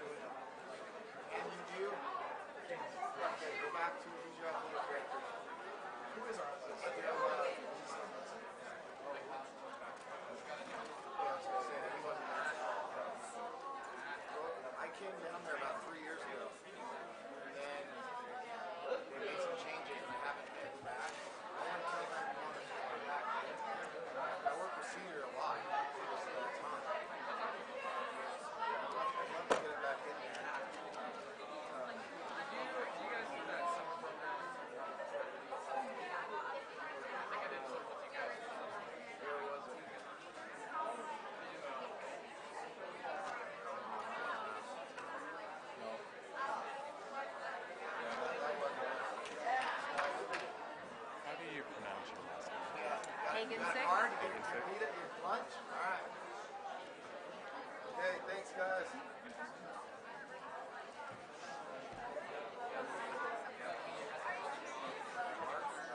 Sorry. I think Cole gave them all away. Blame Cole. How did you go? Good.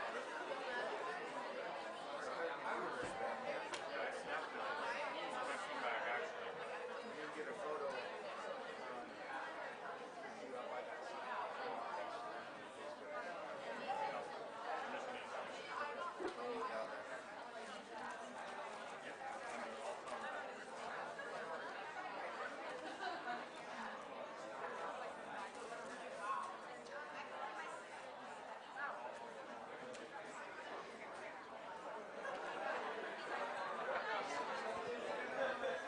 All right, guys, we're going to get ready to start our next session if you want to take your seats.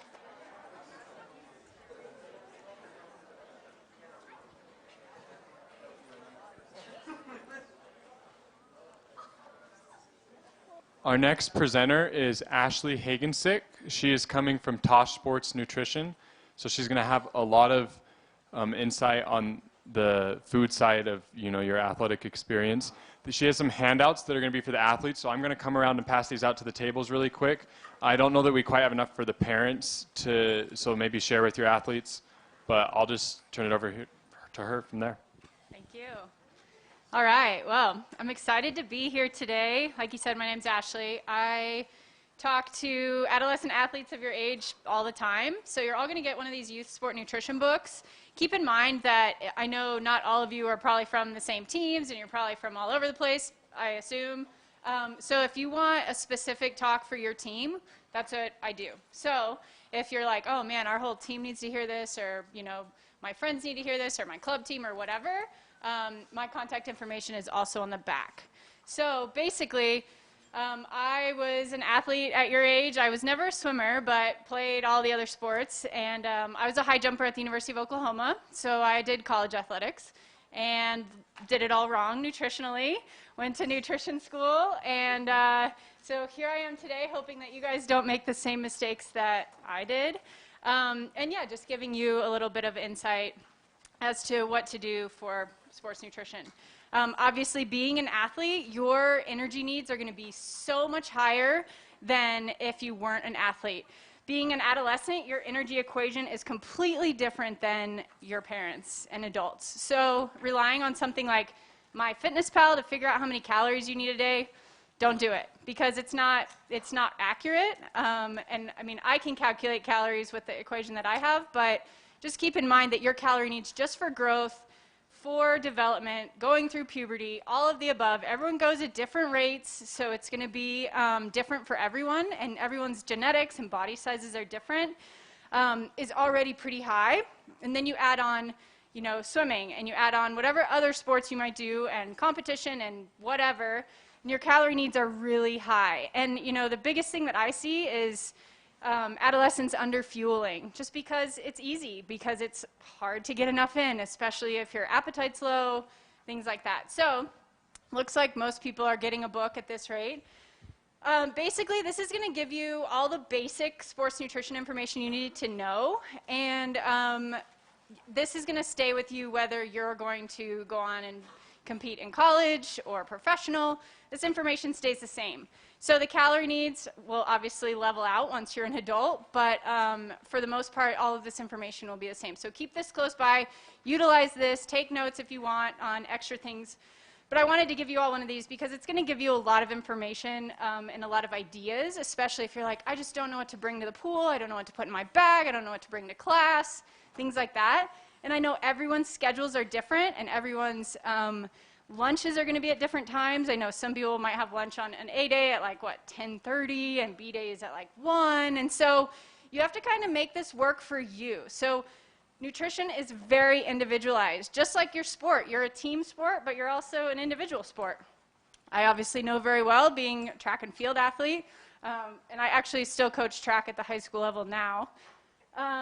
But you have to make it work for your schedule. So the basic macronutrients being carbohydrates, protein, and fat. So you can read about what those all are, but basically carbohydrates are going to encompass a majority of the foods that you're going to eat on a daily basis. So going low carb or cutting out carbohydrates is not for an athlete. It's not for an adolescent athlete. It's definitely not for an athlete. And basically carbohydrates are going to encompass our things that we normally think about: breads, rice, pastas, grains, but then also our fruits and vegetables fall under the carbohydrate category, and so do dairy products. So that's a huge chunk of the foods that we consume. Protein's going to fall. Most of you probably all know what protein sources are: eggs, meat. Dairy is going to have some protein. There's obviously combination foods as well. And then fats being, we've got our healthy fats versus our unhealthy fats, saturated, unsaturated. But basically my philosophy is all foods fit. It's just about when you're having them, how it's going to help or hinder your performance. And so never feel like you have to eliminate any food groups or eliminate any specific food because you're an athlete. Everything can fit. Moderation in all things, okay? I'm breaking some society, some society things right now, right? Okay. So then it goes into our nutrient timing. So before, during, and after. So this is where you can make each day work for you. So if, Mondays you have practice at a certain time, and Tuesdays it's different, and Wednesday, you can make it work for you. So basically before is going to be 3 to 4 hours before you want to have a meal. So thinking about your day, what does that look like? Is that your lunchtime meal? Is that your breakfast? Is that something different? Is that dinner? I know practices can vary all day. And then of course on meet days it's going to be different too. But 3 to 4 hours you want a meal, a whole meal. So something that has carbohydrates, protein, and fat. That'll top off those energy stores so that you can be adequately fueled by the time you get in the pool. Now you can also want to go for a snack about an hour or two before. So if you guys have early morning exercise or workouts, or your meet starts early, this is where you don't have to get up at 3 a.m. to have that meal. You can just have that snack. So going for really easy to digest carbohydrates. Is there anything anyone wants to shout out that they like to have? What is it? Yogurt, okay. So that encompasses carbohydrates, a little bit of protein. What else? What do you guys like to have?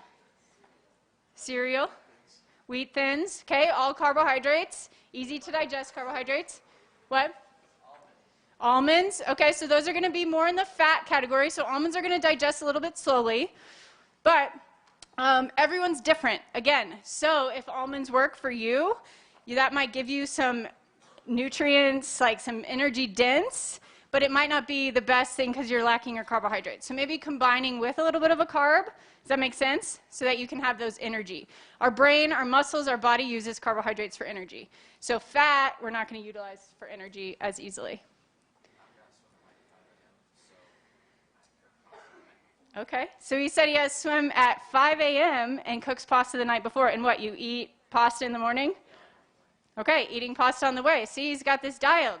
See, front row and center means they already know what's going on, right? But also, to that same point, if you have a super early morning, 5 a.m. is early in my opinion, you can eat a larger dinner the night before to try to help kind of make that your meal beforehand. And then you can just top it off a little bit with some pasta, because it can be hard to eat a lot in the morning that early too. Not for you? Okay. Well, good. You're on the right track. Typically, I'm like, come on, you got to keep eating. So yeah, 3 to 4 hours before you want the meal, an hour to 2 before you want the snack. And there's lots of different ideas in here for which meals that will be.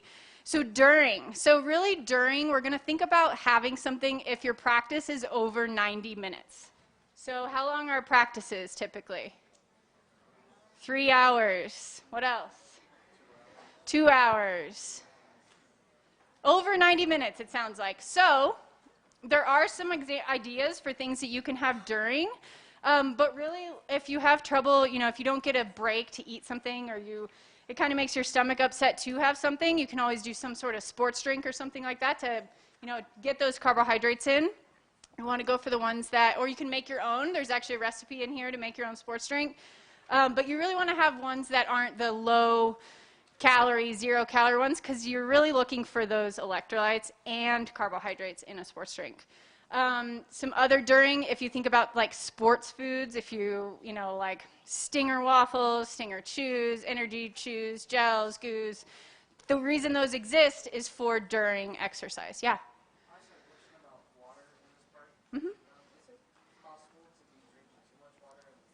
It's a good question. So he's asking about drinking water and if you can drink too much water.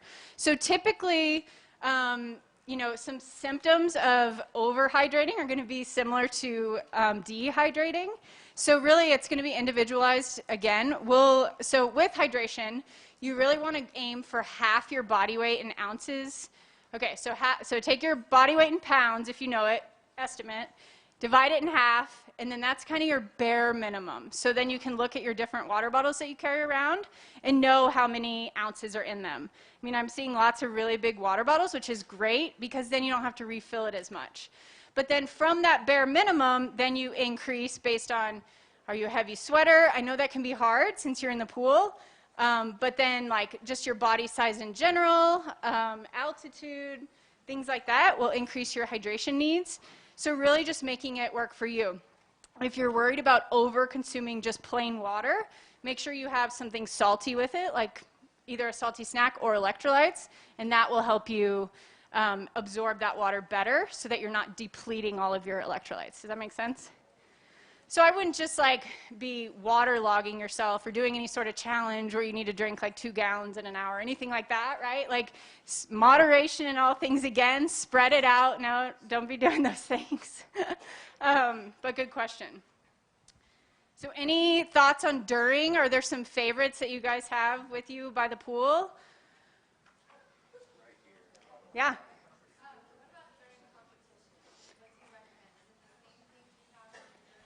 Yeah, great question. So during competition, really want to make sure that whatever you're doing during your meets are what you've tried in practice, first and foremost. You don't just want to like, oh, so-and-so brought, you know, these Stinger blocks, and I've never tried them, and then now I'm about to race. Never do that.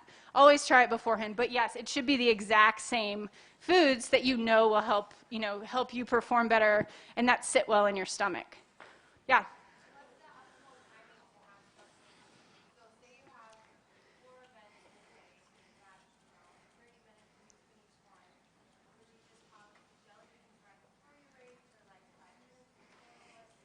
Yeah, great question. So as far as timing goes during, like when you're competing, you really have to like nitpick it and break it down to which races you're competing in and estimating the time. I know, you know, races can be behind schedule, ahead of schedule, things like that, but that's where it's going to be really important to make sure that you've had that meal 3 to 4 hours before, a snack 1 to 2 hours before, like maybe before the entire bout, and then just making sure you can keep topped off.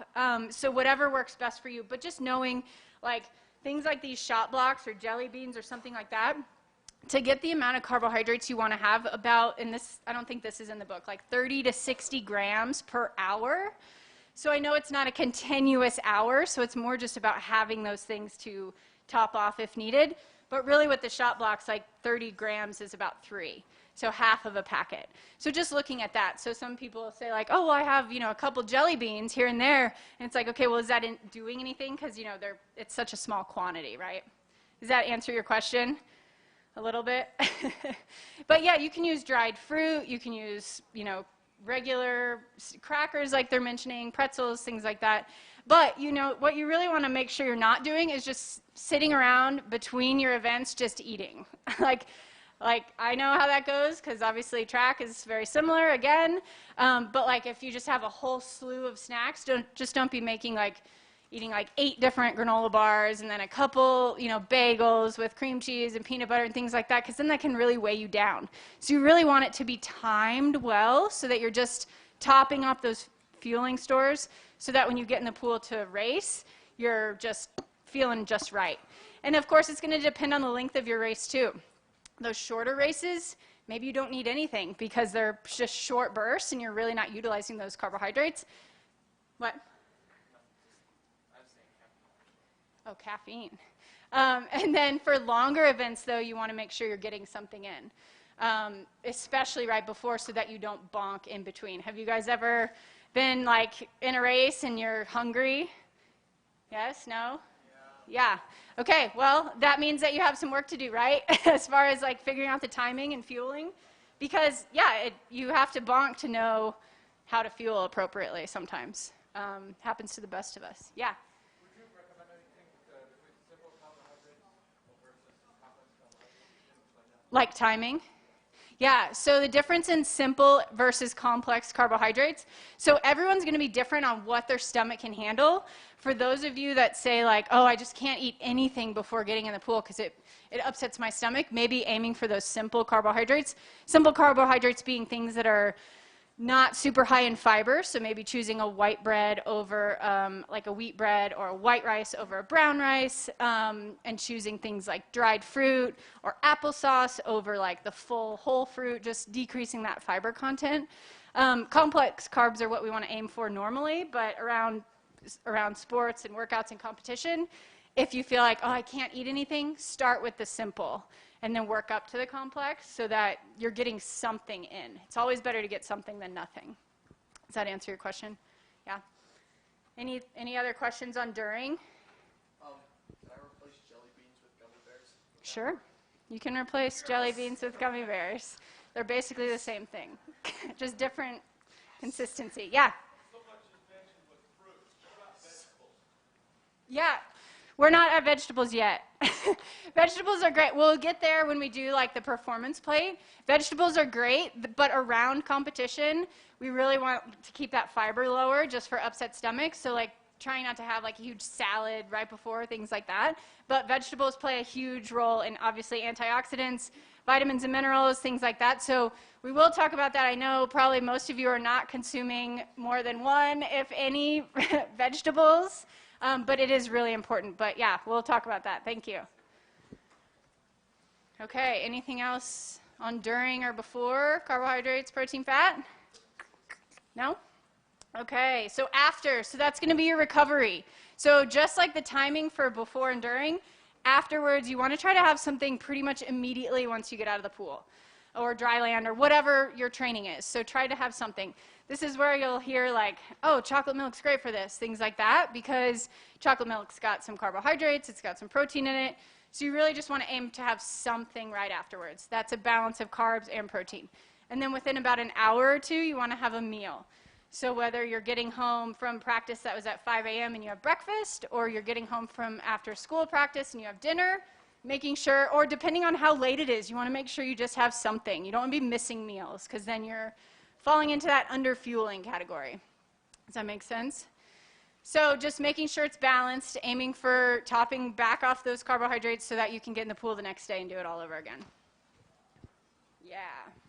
All right, sleep is the next component. How many of you think you get enough sleep? All right. Some hands. Okay, do you guys know how much sleep you need without looking? 8 to 10. Yeah, 8 to 10. So yeah, right in the middle. So yeah, 8 to 10 hours. And I know that that sounds daunting because you are all so busy and you all love to be on your phones. What? We'll get there. But it's... Okay, hold on. So 8 to 10 hours is how many hours you need. I know it's tough with screens and phones and homework and all of the above, but really, if you want to maximize your performance, if you want to recover, if you want to grow, you're producing human growth hormone in your sleep. So sleep is really important for all of those things.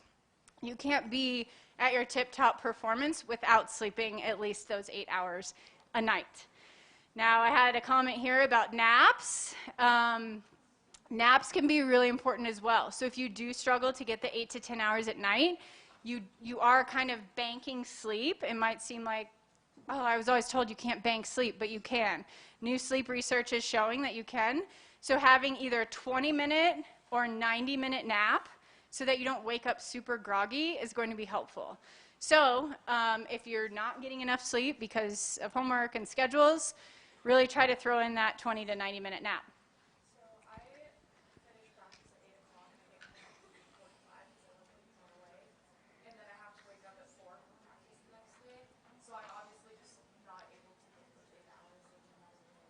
Right. Yeah. Yeah, so she's saying that she will get done with practice at 8, get home at like 8:45, and then up at 4 for another practice. So this is where naps are going to be really important, and even those 90-minute naps. So it's 20 versus 90 because 20 keeps you from falling into a sleep cycle. 90 allows you to complete one sleep cycle so that when you wake up, you're feeling energized and not, like I said, groggy. So making sure you set that alarm. But yeah, that would be something that until your coach changes up practice times, yeah, because you want to be able to recover and you want to be able to grow and you want to be able to like have energy for school and things like that, and sleep's where it's at. There's a bunch of different ways and tips to improve the quality of your sleep. You know, not exercising right before bed can be helpful because that can be hard. And especially since, okay, now you're home and you need to eat something. It's not good to eat a lot right before going to bed, but like trying to like balance all of these things out because I know it's difficult. It's not like end all be all. It's just, you know, picking one of these components that you feel like, okay, I really got to figure that out and start chipping away slowly so that you can say, oh yeah, I do everything in that book. I'm like adequately fueled, I sleep well, I'm hydrated, all of the above, and so I'm doing my best to be the best swimmer. Any other sleep comments, questions, concerns? Sorry, it's hard. It will go down, the amount of sleep that you need when you become an adult. Do you have a question? Oh, it wasn't about sleep.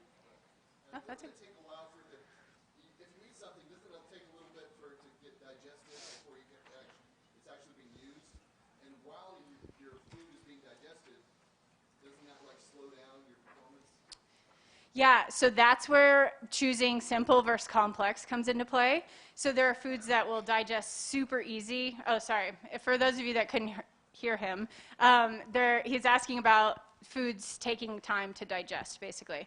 So yeah, I mean, simple carbohydrates are going to digest almost instantly. So, and in a liquid form, it's going to happen even quicker. So if you're just like, okay, I need some quick energy right away, go for like a sports drink. Or then like even the chews or gels or goos, those are going to hit your bloodstream really quickly.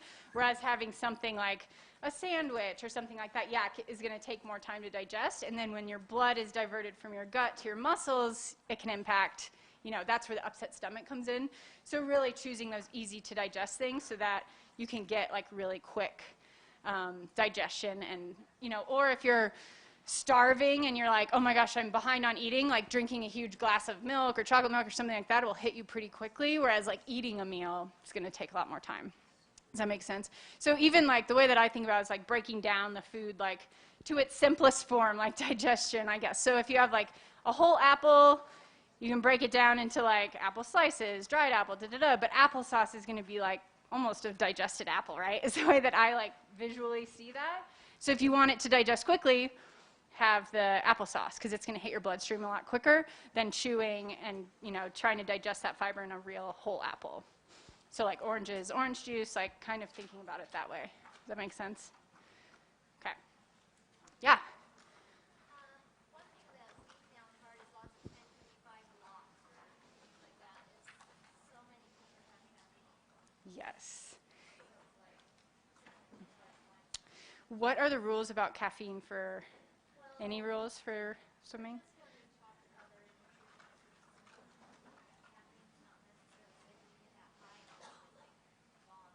Yeah. Yeah. So the comment is about caffeine in these like goos and chews and gels and things like that. And really, you know, looking at how much caffeine's actually in it.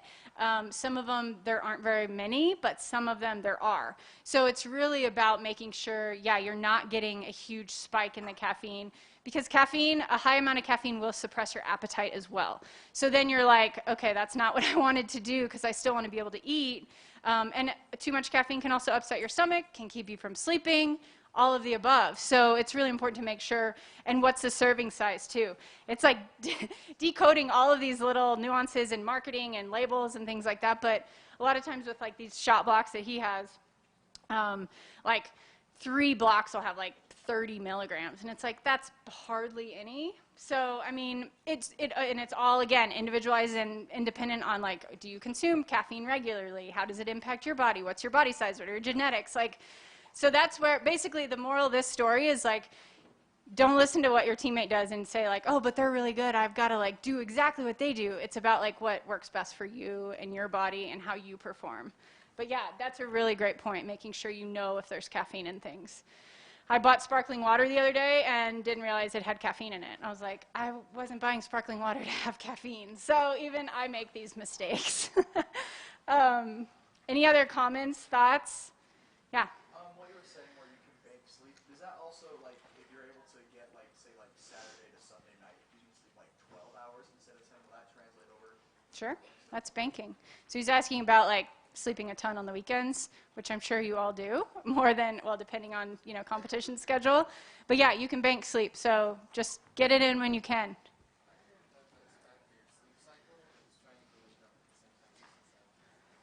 Right.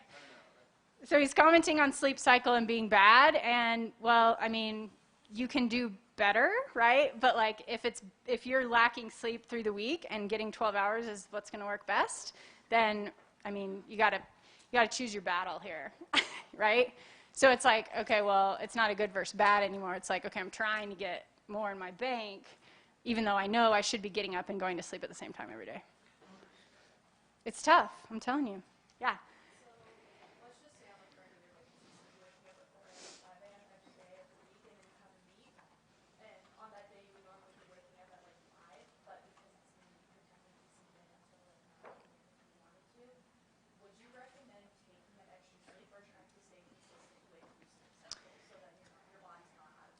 Yeah. So she's asking if she should stick to her sleep cycle when she normally gets up at 4 or 5, and then on a meet day she could be getting up at 9. I'd say take the sleep. But that's just me. If you have trouble staying in a cycle, then maybe it's better to, like, keep your sleep cycle. But I mean, I know you've already mentioned you don't get a lot of sleep, so I would bank the extra sleep and, you know, rejuvenate and try to recover and everything. So. But yeah, again, balance. It's hard. All right. What's next? The teenage sleep cycle, where a lot of the sport happens in really crazy times, and teenagers stay up later and sleep late. Any thoughts or countermeasures to take on that point? It's so hard. Sleeping and getting, like, enough in and all of it. I mean, it's just like trying to balance all of it because, yeah, with practices being late and then early and then but needing there's not enough hours in the day is what it comes down to, right? I mean, yeah. They stay up later, they need to sleep later, but everything about swim in particular is against that. Right. Change your sport. No, I'm just kidding. I'm just kidding, okay? I know, I'm just joking. Yeah, I mean, sleep is so important, and again, for growth and development and brain function and being successful in school and swim. I mean, I'm working, so I also work with, I have a couple of professional contracts at Intermountain Healthcare, and I work with Major League Rugby and Ballet West. And I ran into this same, I mean, they're not adolescents, but the rugby team, I ran into the same problems. They were practicing till like 10 p.m., and then they were practicing again at 6 a.m. And I'm like, you guys are never going to win, you know, like, because it's just, you have to recover. Like, we're not machines, you know. So, I mean, do the best that you can do. Talk to your coaches, or I'll come talk to them. Any other comments, thoughts? Sorry, I'm moving around for you. Okay, on to the performance plate. So this is where we can talk a little bit about, you know, dialing in on those fruits and vegetables like was brought up earlier. But really, I mean, I ask a lot of the athletes that I meet with if you guys learn about my plate anymore. Some say yes, some say no. My plate is basically half your plate fruits and vegetables, a quarter protein, and a quarter grains. The performance plate is actually going to be half your plate grains, a quarter protein, and a quarter fruits and vegetables. So this is going to help as an athlete. This is one of the athlete's plates, basically, typically for a hard training day or competition day, but really for any one of you that struggles to get enough in, aiming for this performance plate is going to be crucial. Your protein's going to stay the same whether you're having half your plate fruits and vegetables or half your plate carbohydrate or half your plate whole grains. So keep that in mind. We're not going to modify the protein. But fruits and vegetables are a part of it. So when I meet with an athlete like yourself one-on-one, I'll have them go through their day, typical day with me, and then I'll kind of be thinking about this plate in my mind. And so when somebody tells me what they eat for breakfast, if they say, okay, well, I have cereal and milk, I'm like, okay, can we add in a fruit? Vegetables at breakfast are tough, but maybe if they have eggs, maybe you can have an omelet with some other veggies or something like that. But really trying to get this type of a plate, a performance plate in at each time you're eating a meal would be best. So just thinking about it that way. So if you're bringing your lunch to school and tell me what you bring for lunch. Sorry to call you out. I usually go home and eat whatever's left over from dinner the night before. Okay, leftovers from dinner the night before, which includes Pizza, burgers, some pasta. pizza, burgers, pasta, chicken. Okay, so making sure that you're getting in those carbohydrates. If it's pasta, okay, that can count as half of your plate whole grains. But then, like, what's your protein to go with the pasta? Would you put something with it? If I have something. If I have something? Okay, some sort of meat, maybe chicken or something like that. Or a protein shake, okay. And then fruits and vegetables, anything you could add? He does not eat fruits and vegetables very much. So, again, picking little things out of this, from the book and working on them. So the next time you have half your plate or your whole plate pasta with hopefully some sort of protein source, maybe choosing some sort of frozen vegetable, choosing a banana. Start small. And you don't have to be perfect at it. But this is where you can nitpick all of the meals that you're consuming and just try to slowly incorporate more fruits and vegetables if you can. Because typically you're probably pretty good about getting carbohydrates, probably pretty good about getting protein, but those fruits and veggies are the hard ones.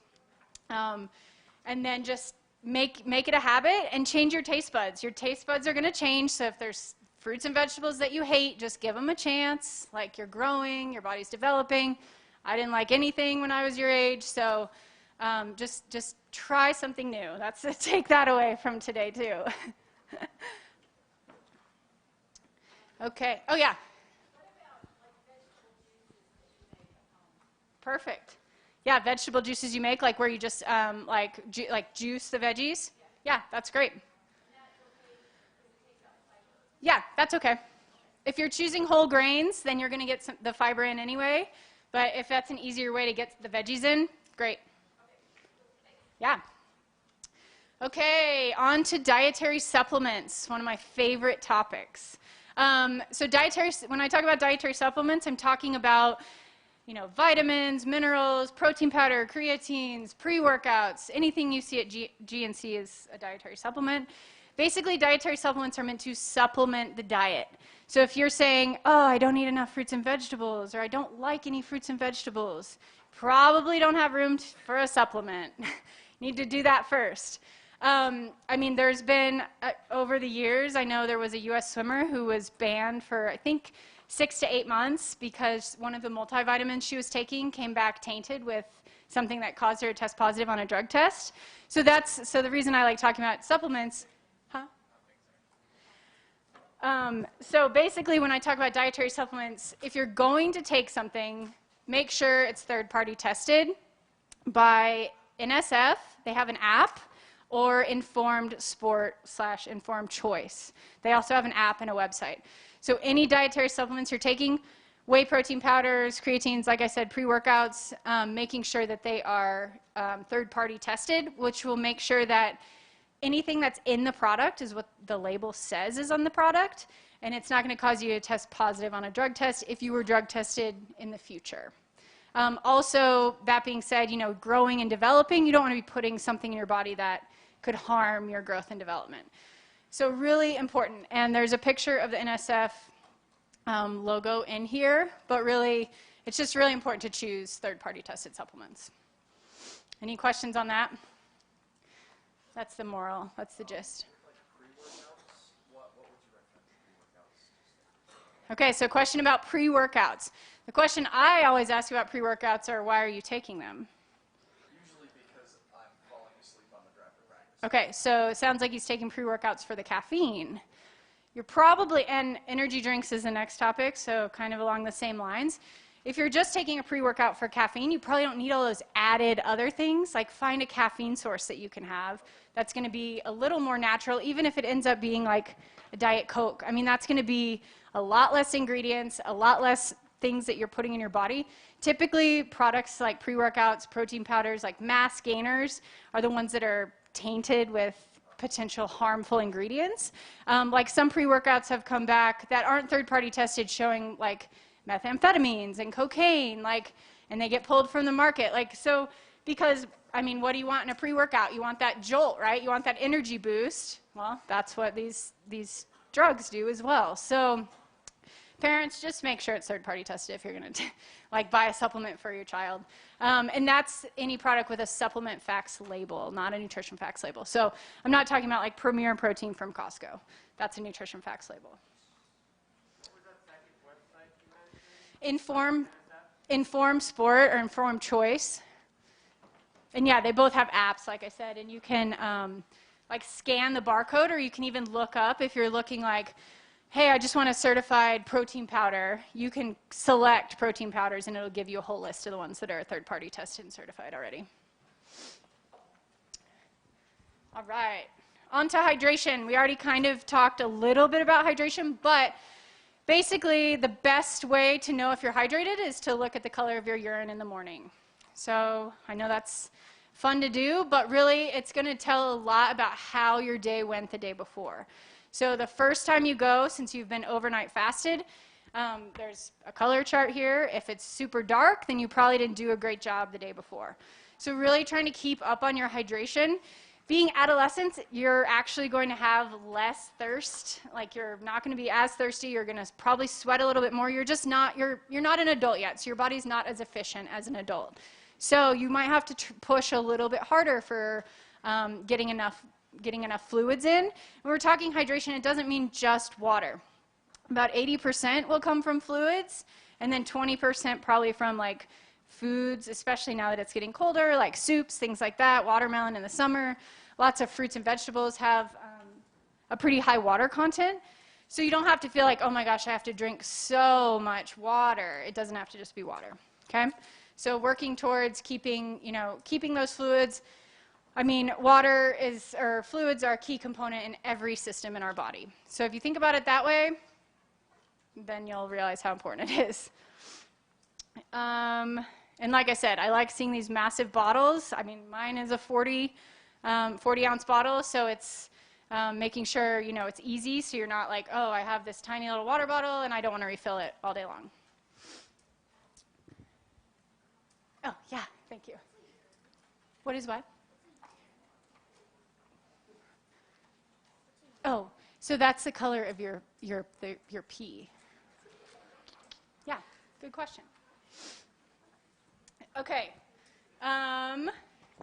sports and energy drinks. So basically, I'm not going to read this to you, and we already talked about sports drinks a little bit, but with energy drinks and adolescence, your bodies are developing. I know I've said that, and growing. Really not good for under 18. Just because the combination of the things that are in those energy drinks can cause problems. I'm sure maybe you haven't heard, or maybe you have, but several adolescent athletes have died from heart complications from over-consuming energy drinks. It's not necessarily what was in the product. It's not necessarily what the athlete did. It could have just been the perfect storm combination of the practice, dehydration, genetics, you name it. So if energy drinks are your thing, maybe try switching to something different, or don't have more than one. This is the best recommendation I can give for you. I was your age once too, and I drank lots of Monster. So I get it, I know it's hard, but you also don't want it impacting your sleep. So making sure you're not consuming high caffeine beverages after 2, 3 o'clock, because that can really impact those 8 to 10 hours that you need. Any questions on energy drinks? Yeah.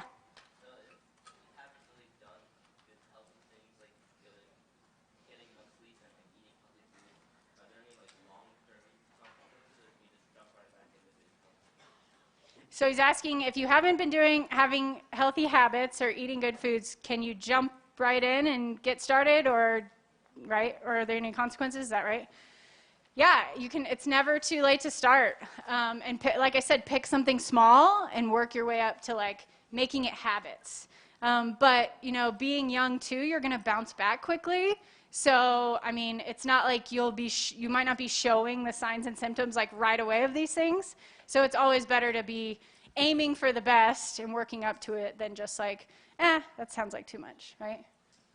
Good question. Yeah. What about coffee? What about coffee?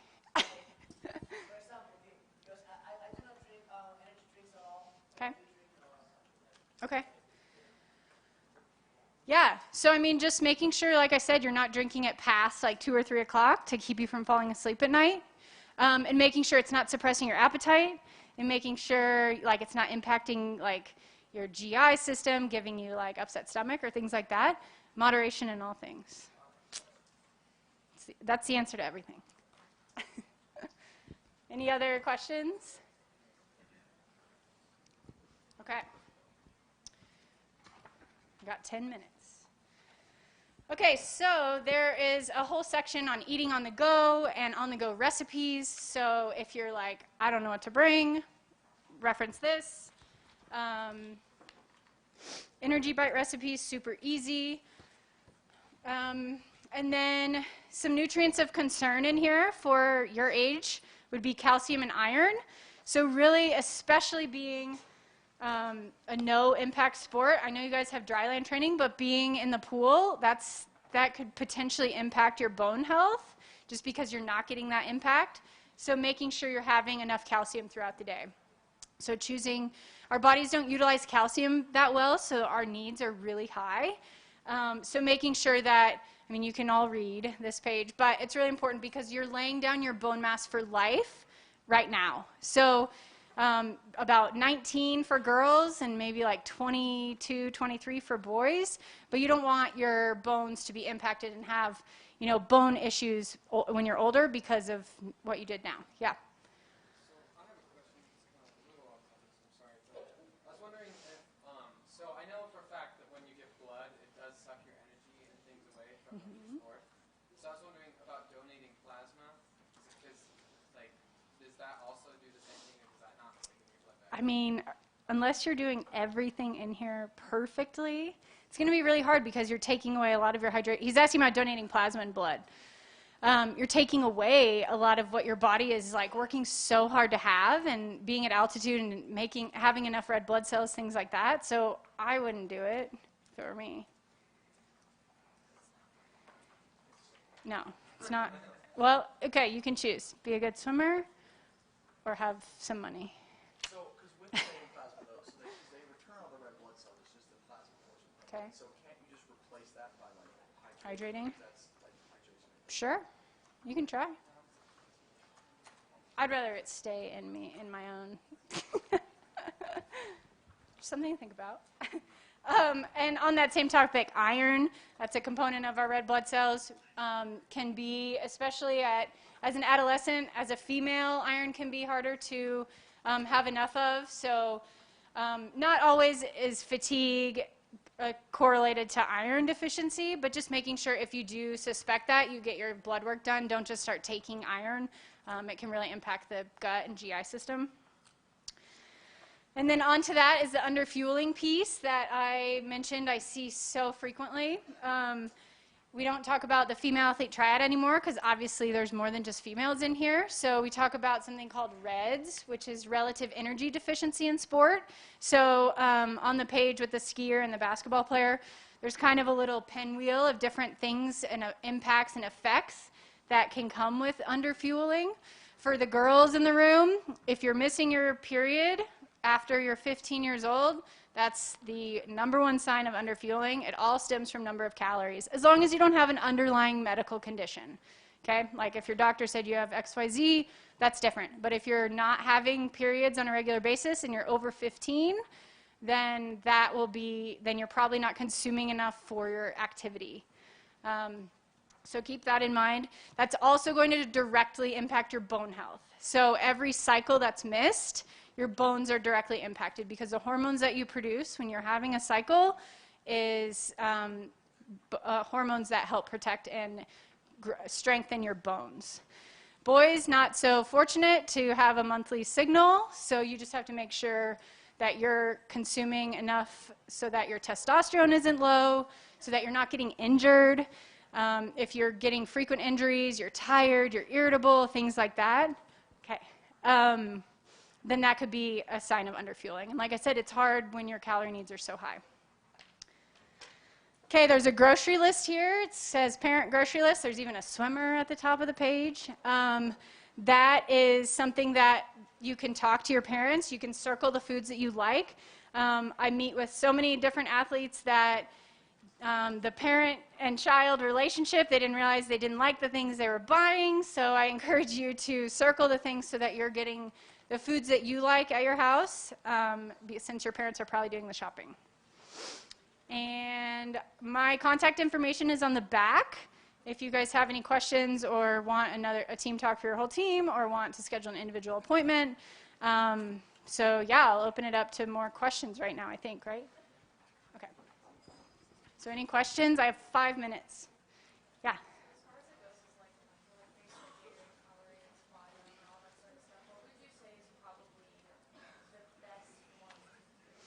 Okay, so the question is about electrolyte drinks, and there's so many out there. What's the best one to go with? So really, you want to go with ones that have some carbohydrates, some sodium, and that's pretty much what is most important in a sports drink, just because those, the sodium will help you absorb the fluids, the carbohydrates will help with taste and flavor and everything, but also give you some energy as well. So really, I mean, we could nitpick all the different ones, but really you want to make sure it has some sodium. A lot of times I see drinks labeled as sports drinks or, you know, electrolytes, and then it has no sodium. It's like you have to make sure there's salt in it. And you can even use just table salt if you want to make your own. Like I said, there's a recipe in there that turns out really good, and it gives you like the perfect proportion of carbs, electrolytes, things like that. Good question. Yeah. So I was wondering, I hear a lot about eating 3 meals a day is the best kind of thing that you can do for your body and stuff.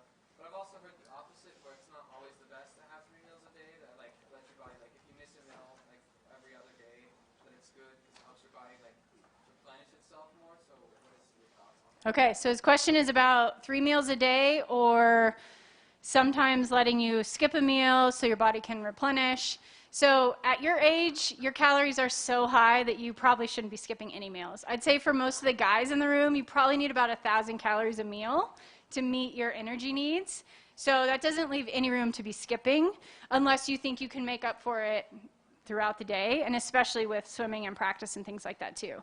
That's probably more of like an adult kind of thought process who aren't as active and aren't growing and aren't developing and things like that. So yeah, don't do it. Yeah, question is more than 3 meals a day. Yes, whatever number of times you need to eat to get in your calories is great. So just however you can spread it out, but you probably can't afford to miss any meals. Yeah.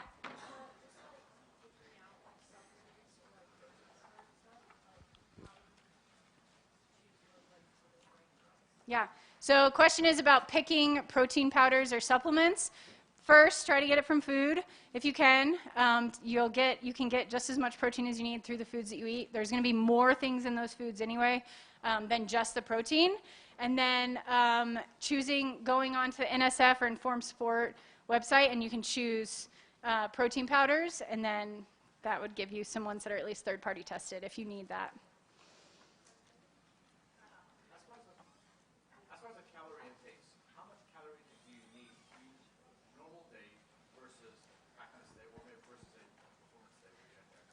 Yeah, so asking about calorie needs on maybe a rest day versus a performance day. So I'd say at this age group, like if you can be consistent, it doesn't really change that much on a recovery versus a competition or performance or a hard training day.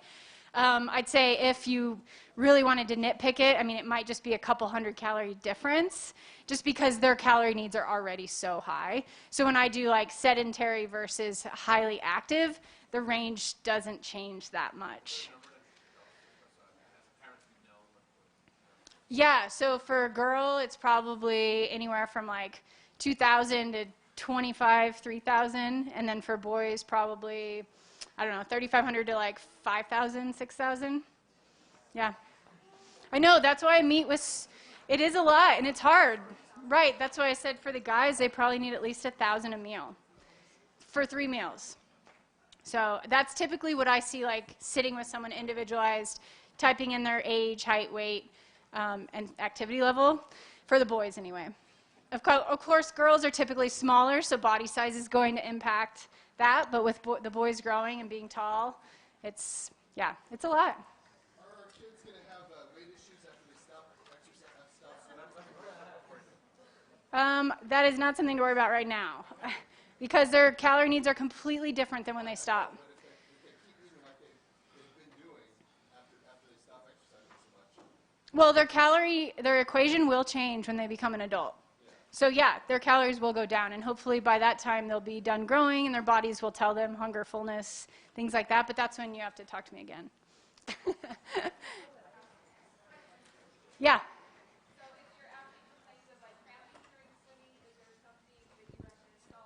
Yeah.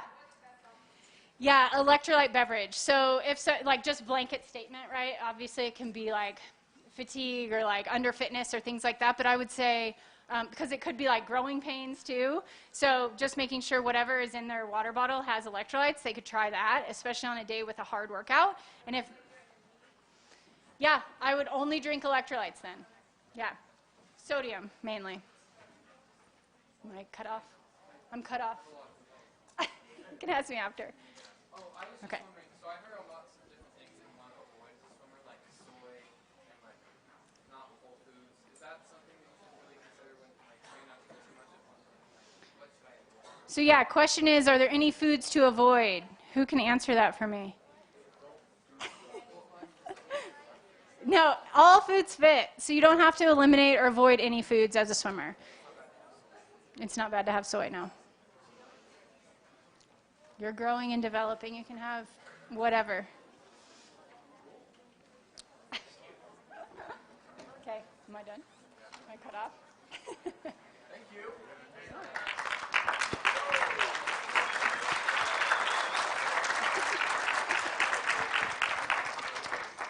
Can I have, before everyone starts going, can I have the following swimmers go to the breakout clinic check-in?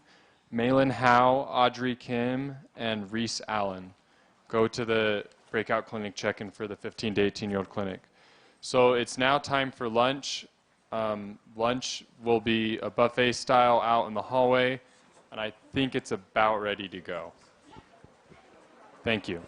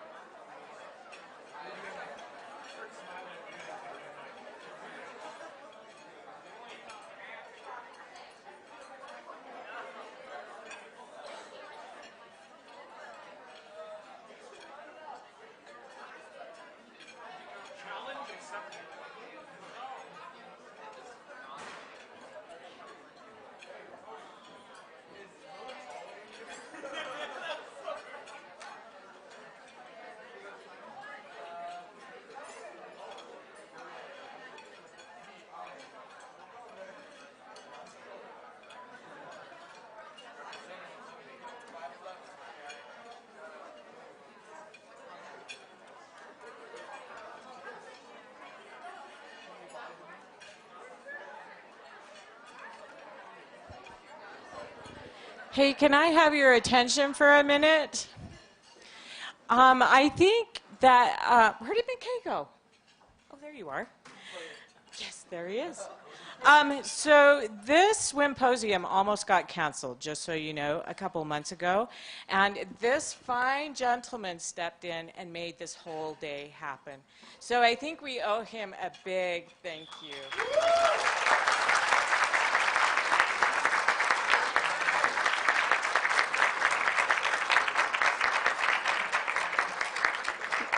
So we have a thank you from myself and Mike Wynn, who we are I'm the outgoing admin vice chair. Mike is the incoming admin vice chair for Utah Swimming. And we have a thank you, a small token of our appreciation for McKay. Thank you, McKay.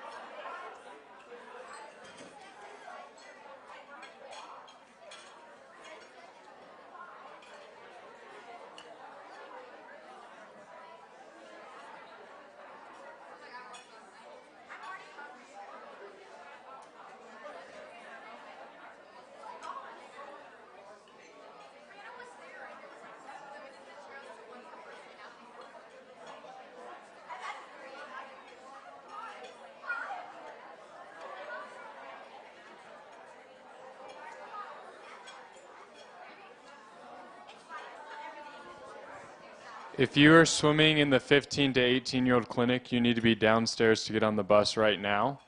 And for coaches, they are doing a Q&A with all 4 Olympians in Cascade A and B starting right now. Otherwise, you can just hang out until 1:30.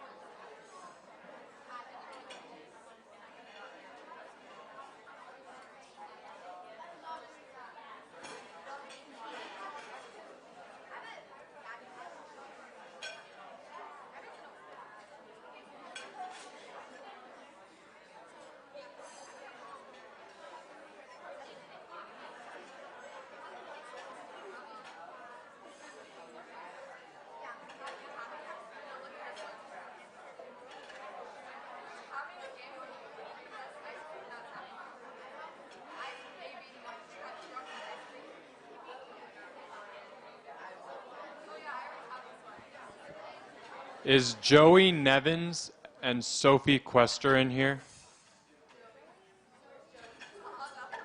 Are either of them in here?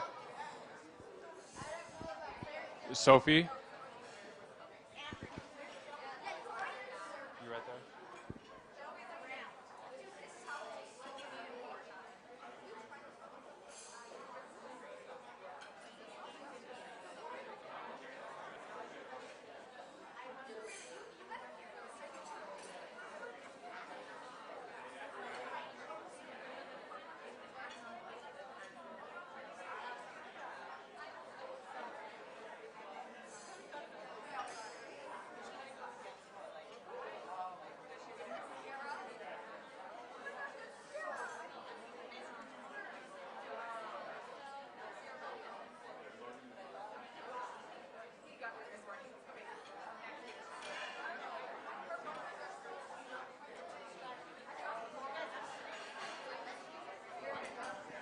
Max Peterson?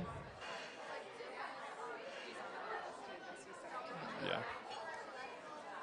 He already left?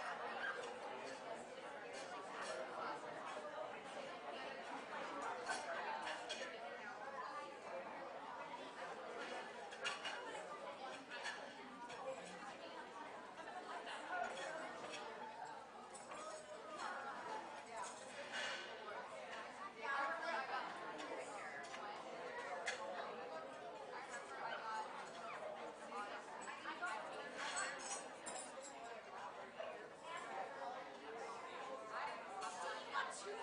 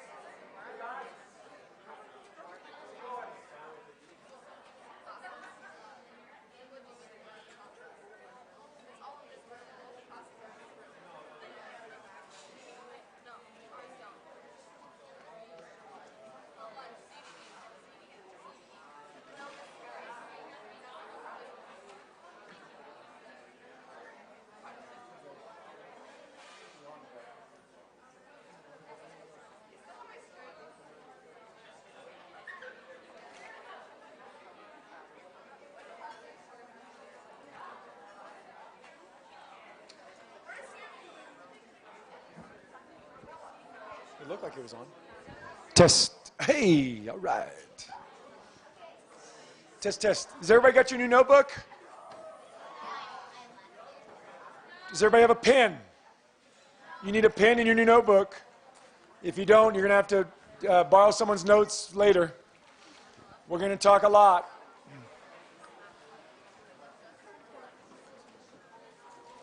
When does this session break? Does anybody know when this session breaks?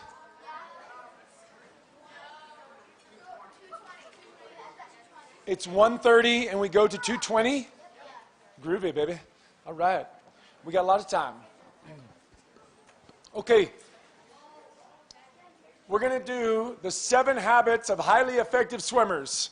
7 things you got to do every day to be your best and reach your potential. Who here wants to reach your potential?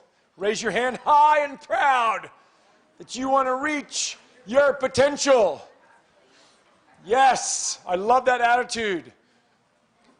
But my Olympic coach, Eddie Reese at Texas, said, potential is a scary thing to have. Because what if you don't reach it? Something's been wasted. And I don't want anybody to ever say that of you. Oh, they had potential, but they wasted it. So I'm going to talk about the 7 habits of highly effective swimmers. 7 things you got to do every day that will help you reach your potential. So if you got a pen and pad, you're going to need 7 sheets, 1 for each habit. The first habit is what I call finesse. Finesse, that's kind of a big word. F-I-N-N-E-S-S-E, 2 N's, 2 S's. Does it have 2 N's? No. Just 1 N? Thank you. I know it has 2 S's. Finesse. So, finesse. Everybody say finesse. This is the foundation of your swimming career. This means swimming pretty. Everybody say pretty. That's your job, is to swim pretty. I remember when I started swimming late at 12, I had nothing. I had no confidence, I had no endurance, I had no strength, I had no technique, I had nothing. I was just starting out, and I was swimming. They put me in the group with all the 7 and 8-year-olds because I was the 12-year-old who just showed up. You know how tough that is, right, guys? You can imagine. I was very frustrated. But Coach said, you've got to learn. You've got to start with the young ones and learn technique. And so that's what I did. I got my technique right. Because I knew that if my technique was good, one day I'd be bigger, one day I'd be stronger, but I had to have technique first. And sure enough, it worked. A couple years later, when I was 15, I was finally winning just about all the races. And I'll never forget, all the moms were sitting in the stands, and I'm winning the race. And all the moms turned to my mom, and they said, what's he doing? How's he going so fast? And my mom turned back and said, I don't know, but he sure looks pretty. You see, that's your job, is to swim pretty, to swim with finesse. This is the foundation of your pyramid of potential. Everybody make a little pyramid. It's actually a triangle, but we're going to call it a pyramid because pyramid sounds cooler. And on the bottom level of the pyramid, the bottom foundation is pretty. You can make this triangle on your paper. This could be a fun little geometry section. You can make a triangle, and on the bottom of the triangle, the bottom foundational line, you can write pretty. Swim pretty. Okay? Remember that triangle for later. I'll explain the other two sides of that triangle in a minute. So that's why we did our water time. That's why we do drills. That's why we watch the YouTube videos. That's why you listen to your coach. That's why we do the drill. That's why we get our technique perfect, because that is the foundation. Do you watch the Olympians on TV? Yeah. You guys are so lucky to watch these YouTube races and watch the Olympians anytime you want. Back in my day, we had a VCR. Do you guys know what a VCR is? Swimming came on 1 weekend a year, and you had to press a button, record, and then you had to record that 2-hour swim meet, and then press stop, and then hopefully it worked. And then I had my VHS tape, and I'd watch my Olympic heroes before every practice on my VHS tape. And my Olympic hero was a guy named Matt Biondi. Do you swimmers know who Matt Biondi is? Us parents, we know. He was the Michael Phelps of the 80s. Now, I love Michael Phelps. He's so cool. He's a dear friend. We were on the Olympics together. Of course, he's the GOAT. We love Michael. But guys, I'm 6'2". Michael Phelps is 6'5". Matt Biondi was 6'7". This guy was awesome. And he had the most perfect freestyle on the planet. And he had perfect hair and perfect teeth. I love Matt Biondi. He was like a god. He was so handsome. He swam so pretty. He broke all the records. And I'll never forget, I watched him swim with my own eyes when I was 15 years old, break the American record in the 200 free. And I thought, how can anybody go that fast? And after I watched that race on TV, I saw it in person, and I watched it every day before practice. And that motivated me to swim like him. If you swim like them, you will go fast like them. So you study their technique. You watch those races, okay? You learn how fast their hands move on that breaststroke. You ever see Lily's hands on breaststroke? They're fast, man. They're fast. There's nothing slow about it. You got to get mean on those breaststroke sets. Okay? You ever watch Cody's turn? He's got the fastest two-handed turn in the world. Nobody outturns Cody Miller. Do you think he got that way with doing 5 good turns of practice? No. The 20-30 turns in warm-up were all fast. The 20-30 turns in the main set were all fast. The 20-30 turns in warm-down were all fast. All 200 turns the whole day was fast. He's doing 200 super fast turns every day. He doesn't take time after practice to work on turns. He just made 200 fast ones. Did you get that? You don't need to take time to work on turns. You have 200 chances every practice to make them awesome. So you watch them and you swim like them, you will go fast like them. So you got to have the technique. That's your foundation, finesse. Number 2 is fitness. Everybody, you can write fitness down that page or on the next page. Fitness is number 2. Number 2 is fitness. This means getting tough. This means getting strong, getting endurance. There's 2 components to fitness, strength and endurance. You could write A and a B or 1 or a 2, strength and endurance. We got to get stronger and we got to go longer. You know the sprinter types, don't you? They don't like the long stuff, do they? And you distance friends, you just love beating up on the sprinters on the long stuff, don't you? You do. You love it. Some of us have distance fibers where we can just keep on going. And the hard stuff coach gives us, it doesn't bug us as much. We do pretty well at it. And the sprinters, when we do the short stuff and the dive stuff, you get to show off and it feels good for you. And I'm kind of a middle guy. I'm middle fibers. I'm good at the 200. So I got a little bit of both. I can keep up with the sprinters. I can keep up with the distance guys, but I'm really good right in the middle. And you're going to figure out in the next few years what your muscle type is. Some of you, God gave you kind of distancey fibers, and some of you more sprinty fibers. But can we always get better? Yeah. Always. Always. You're not locked into distance. Katie Ledecky's distance. She's got distance fibers, right? I think she does. Greatest distance human ever. She is human, I think. Yeah, she's human. Yeah. But she still loves the 100. She still's on the team in the 200. She's still on the 4x200 free relay. She can sprint. She sprints a lot. Then you got Caleb Dressel. Don't you love him? He's so beautiful. Even us guys have crushes on him. He's wonderful. And to boot, not only is he the world record holder and got all those gold medals, he's humble. He loves his family, loves his mom and dad and his sisters and his brothers, his new wife. He's awesome. He's a sprinter. He's the greatest sprinter who's ever walked the earth. But he trains hard. He does the 200s. He does whatever his coach tells him to do because he trusts his coach. And he does the long stuff with the distance guys. He's the toughest sprinter I've ever met. And it's paying off. So you sprinter people, if Caleb can do it, you can do it. You distance people, Katie Ledecky can go fast, you can go fast. We always are getting better. Now, there's only one way to get better, and that's to go through pain. Everybody say pain. You need to write that in big, bold letters, pain. Don't you love pain? Don't you love that feeling in practice when your legs get all tingly and your arms feel like lead and your heart's about to pop out of your chest and your just lungs are heaving and you're just totally dead, but you feel so good inside because you gave it everything you had? Are you like that, or is that just me? That might be just me. I love that feeling. Because you know what's happening in that painful process? I'm changing. I'm changing. My cells are literally changing. My muscle cells are getting tougher. They're adapting.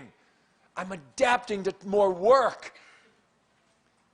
And I eat and I sleep and the muscle builds back bigger. I go through the pain. I shred the muscle. I get tired and you eat and you sleep and the muscle builds bigger. And if you do that 100 times, you get to a really good place.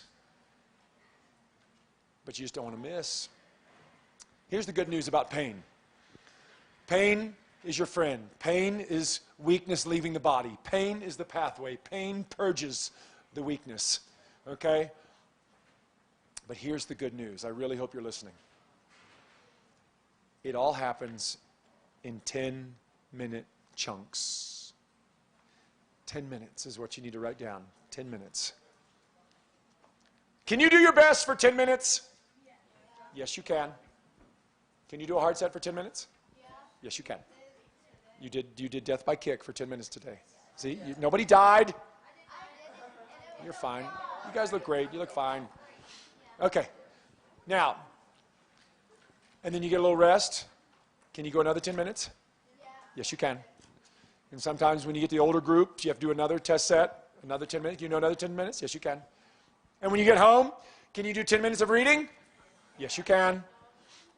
Yes, you can. And then you can do 10 minutes of dishes. Can you do 10 minutes of dishes?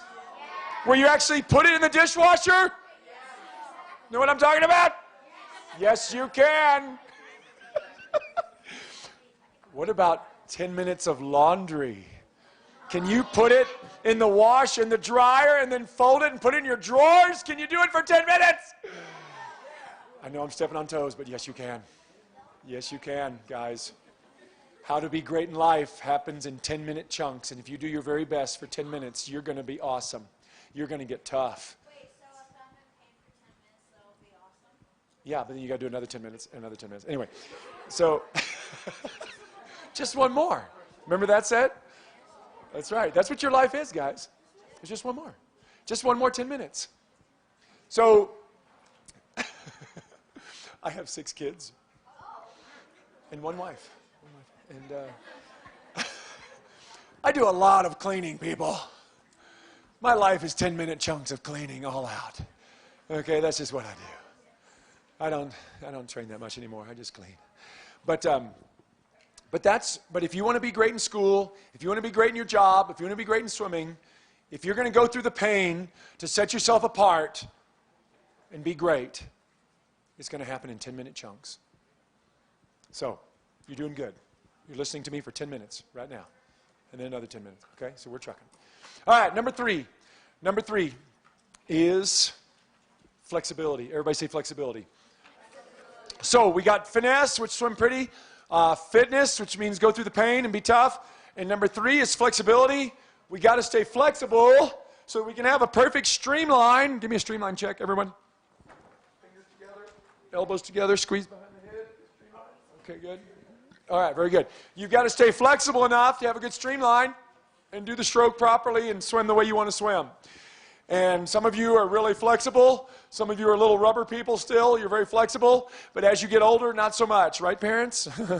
So we have got to stretch a little bit every day to stay flexible, to do the stroke right, and make our bodies do what we want them to do. One of the greatest Olympic things I've ever seen was back in the 2008 Olympics. There was a lady named Dara Torres who at 41 years old made the Olympic team. She was the oldest person to ever make an Olympic team. She won a gold and some silver, and she broke the American record in the 50 free, became the fastest woman ever in the 50 free at 41. And she had just had a baby. And she was the fastest woman one of the fastest women in the world. She missed the gold by a couple hundredths of a second. She got silver medal at the Beijing Olympics. And Michael Phelps was kind of all the talk at those Olympics. So Dara Torres was still pretty famous, but it was fascinating how at 41 she found a way to go faster than she'd ever gone before, faster than any American had ever gone before. And she swam perfectly. She ate perfectly. She slept perfectly. She lifted weights perfectly. But Dara will tell you herself the single greatest thing, the most important thing she did in her routine was her stretching. She stretched literally for about 2 hours a day total. I don't know how. She was a professional swimmer. She was very wealthy. I'm not going to lie. She was very wealthy. She came from a wealthy family. She did lots of TV deals. She had lots of sponsors. She's a very good businesswoman. She made it possible that she could totally focus on this and make a lot of money. So she had an entourage of people helping her. She had a nutritionist. She had the weight help. She had the trainers. And she had personal stretchers. I'm not lying. 2 personal stretchers that followed her every meet, everywhere she went. It was fascinating to watch her stretch and get totally loosey-goosey and be ready. She literally could recover so well every day to be ready to train hard again. And so when I started stretching for 15 minutes after every practice, that's when I went from 40th in the world to 4th in the world. And then ultimately, I was ranked 1st in the world a year later. And I really credit stretching to be the final frontier of my physical routine to taking me to the next level. Do you want to reach your potential? Yeah. Raise your hand again if you want to reach your potential. You find a way to start stretching at home, wherever, so you can be great. Okay, number 4. Number 4 is fueling. Everybody say fueling. Fueling. We have finesse, fitness, flexibility, fueling. Yes. They all start with letter F. Very good. Are you catching it? They all 7 start with letter F. Finesse, fitness, flexibility, fueling. Fueling. Guys, your body is an awesome machine. It's an awesome racing machine. It deserves the highest quality fuel you can find. Are you a tow mater? Are you a lightning McQueen? Ka-chow. You're a lightning McQueen, baby. You're a racing machine. You need the high octane, high quality fuel. You don't have time for the nasty fried, processed, cheesy, saucy junk. You want clean. You want green. You want lots of healthy stuff. I'm going to give you the 4 things. Are you ready? Number 1, fruits and vegetables. Can someone say vegetables? Your mom was right. You got to have lots of color. Fruits and vegetables. Number two is whole grains. Complex carbohydrates is the fancy word. Complex carbohydrates, that means there's long-lasting energy. Swimmers love whole grains. Whole grain bagels, whole grain pastas, whole grain breads, and whole grain cereal, like oatmeal. Raise your hand. I'm just curious. Be totally honest. Who really genuinely likes oatmeal? Yeah! I'm so proud of you. I am so proud of you. My son, of my 6 kids, I have 1 that swims. Luke is his name. Luke Davis. You can look him up. He's pretty good. And for 4, he's a junior in college. He's been in college for a few years, but back for 4 years in high school, we'd come down to breakfast every morning in the kitchen, and I'm the swimmer dad, and I would have my oatmeal with fruits and nuts, and he would have his sugary cereals. And I said, Luke, he's about to go to 2-hour practice in the morning, 2-hour practice in the afternoon. And I said, Luke, you want some of my oatmeal? It's really good. He's like, ooh, that's gross. And he would go eat his sugary cereals and go to practice. All those years, I would still beat him in the 50 free. I swim 30 minutes a day. He swims 4 hours a day. I still beat him. I could still beat him. It drove him nuts. Every morning, want some oatmeal? You might beat me if you get oatmeal. He's like, Finally, his senior year in high school, when he was 18, guess what he finally tried? Oatmeal. And guess what he finally did? He beat me. He went 20.8, and he beat me. I'm still mad about it. But he finally made the switch. He finally got tired of mediocrity. He finally got tired of second place. When will you make the switch? Tomorrow, right? It always starts tomorrow. Yeah, I thought so. Yeah. I dare you to start eating your oatmeal and see how fast you go. All right, that's enough of that. Okay, so fruits and vegetables, whole grains. The third thing is lean protein. Everybody say lean protein. Clean and lean protein. You got to kind of eat muscle to build muscle. I know that sounds gross, but you got to eat the chicken, the turkey, the tuna. That's animal muscle. Do you know that? Like we're eating other things' muscles. But anyway, it's kind of weird. But they do. It tastes good, right? How was lunch? That chicken tasted good. You know what I'm talking about? I didn't mind eating that chicken muscle today, so I could build some muscle. But there's also other sources of protein. There's skim milk, there's yogurt, there's eggs, there's protein bars. What else am I missing? Peanut butter. There's lots of sources of protein to build muscle. And then finally, the drink of champions is not chocolate milk, not Gatorade, and it ain't Coke or Red Bull. Water. Pure, clean, cool water. All the Olympians, we always have a water bottle with us. We're always sipping our water, but let's sip some water right now together. Let's everybody have a sip of water right now. We need to drink some water. You can never have enough water. All the Olympians are drinking water. So, that's fueling. So guys, don't forget your water bottle. Sip water throughout the day. Try and eat cleaner and greener. And watch what happens. You will get faster, I guarantee.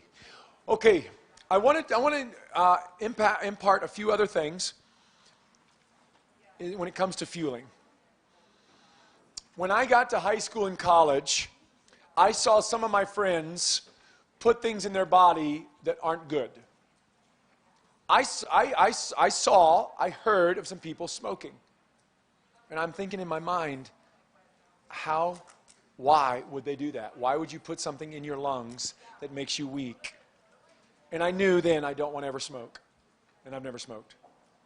And then when I got to college, I saw some people drinking. I thought, okay, it doesn't taste that good. It's kind of expensive. I'm not that into it. I wasn't 21 yet. It's against the wall if you drink and you're not 21. I thought, I'm not going to do that. And I made a decision early on that I was going to put things in my body that make me strong. And it didn't matter what the peer pressure was. It didn't matter what other people were doing. I wonder, have you come to that place where you've committed to put things in your body that make you strong? And it doesn't matter if anybody you ever run across in your life, if they want you to smoke or drink or use drugs, you say, that's not for me. I don't need that. Have you come to that place in your life?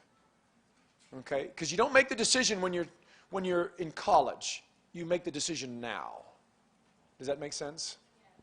I want you to be strong. I don't want you to be weak. So put things in your body that make you strong. Okay, let's see here. Finesse, fitness, flexibility, fueling. Number 5 is fun and focus. Fun and focus. We now move from physical training, physical eating, physical moving, to now mental. Mental, how we think.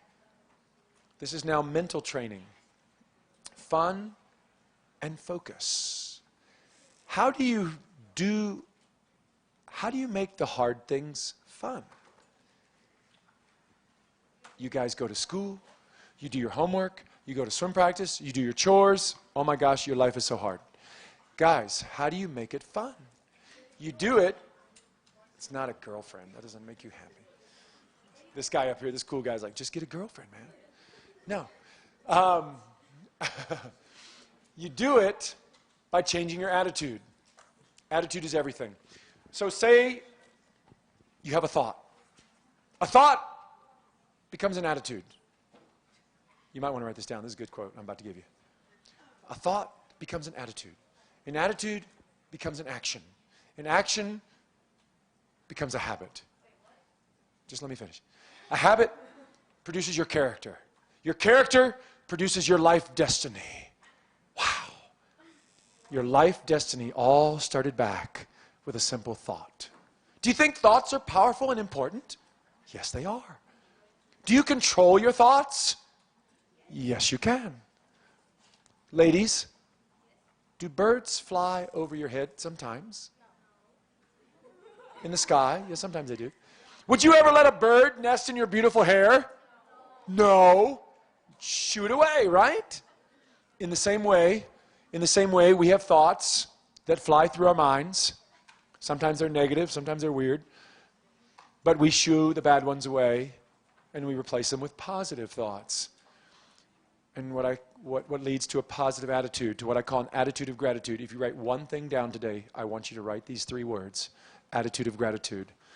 Everything I'm talking about from this 45 minutes is based around these 3 words.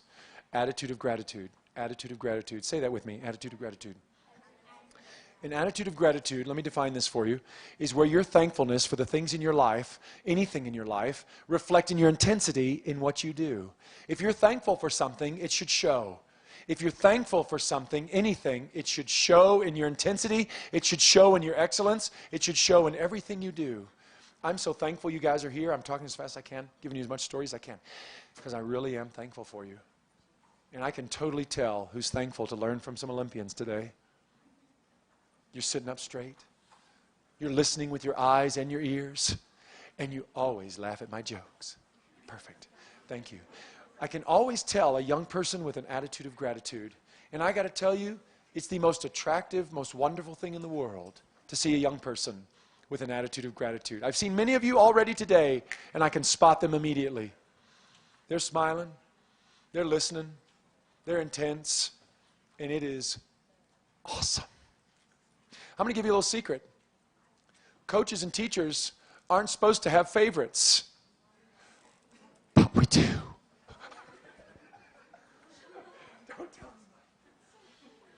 I love when a kid is smiling and listening and engaging and racing and trying. Just try. It's the best thing in the world. It's contagious. Your attitude is contagious. And it starts to have a positive effect on others. But a negative attitude can be just as contagious. So you don't want to do that. So an attitude of gratitude has completely changed my life. And it'll change yours too. I'm so thankful for my wife and 6 kids. I want to love and serve them as best I can. I'm thankful for my health. I want to eat right, go to bed on time. I'll race anybody, anytime, any place. I don't win very much anymore, but I don't care. I'm thankful for my health. I just love to race. And I'm so thankful for my mind. I want to read and study and develop my mind. I'm not in school anymore, which is awesome. There is a moment in your life you don't go to school anymore. It's the best.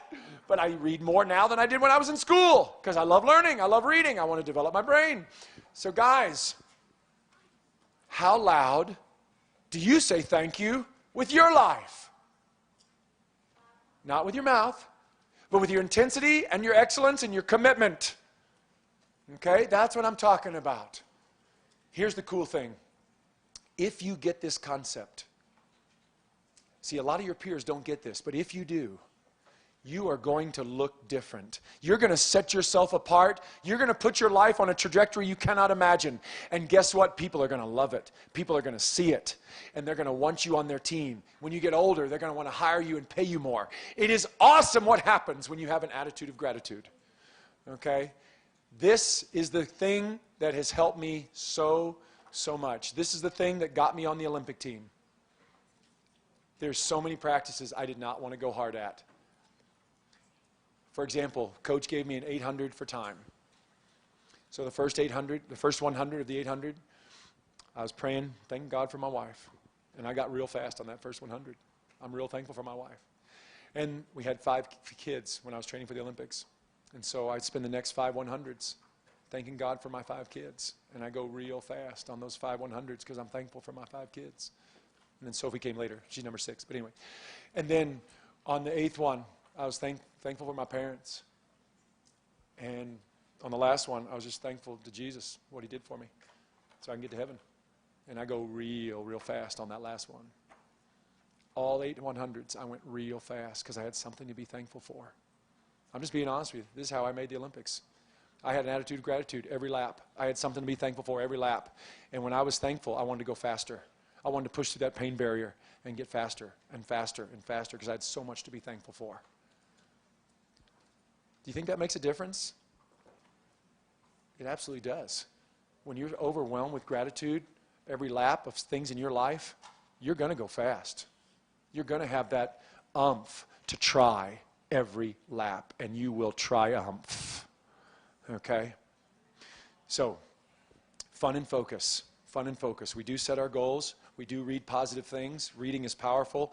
Listening to great audiobooks is really powerful. We got so many cool things on our smartphone to inspire us and help us. But really, it comes down to the attitude. Okay, attitude of gratitude. Okay, let's move on. Quickly, number 6. Number 6 is family and friends. Not family and friends. The 6th, we're almost done. Family and friends.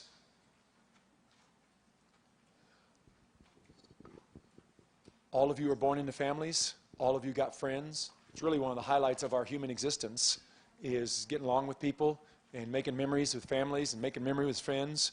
That's really kind of the main thing that it means to be human, is be in relationship with each other. This is one of my greatest memories in swimming, is the time I had with my teammates and spending time with Cody and Lily and Haley and all the other teammates, just being together. That's why the Swimposium, we're glad we're back in person, because we make memories together and be friends together and do life together. But what I've learned is that how you treat your family and friends ultimately affects your sports. What I'm trying to tell you is this: the nicer you are to your brothers and sisters, the faster you will swim. They kind of have a blank look. Are you sure about that, Coach Davis? Yeah, I'm pretty sure. What I'm trying to tell you is this: the more you obey your mom and your dad, the faster you will swim. Okay, your parents didn't pay me to say that. This is true. I'm telling you the truth here. I hope you can get this. The better it goes in your family and friends, the better it goes in your sports. I have studied peak performance and sports athletes and Olympians for 30 years, and it never fails. I've studied all the Olympians and pro athletes, and it never fails. How they do relationships totally affects their sports. And I came up with a formula. There's a 3-point formula.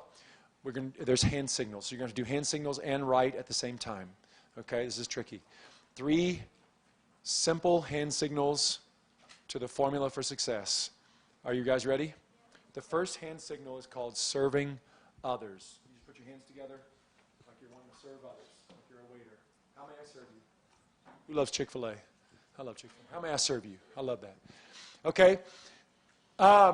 Serving others. When you have that attitude of serving others, that means you're looking for something nice to say. You're looking for something positive, something how to cheer somebody up. You're looking for something to clean.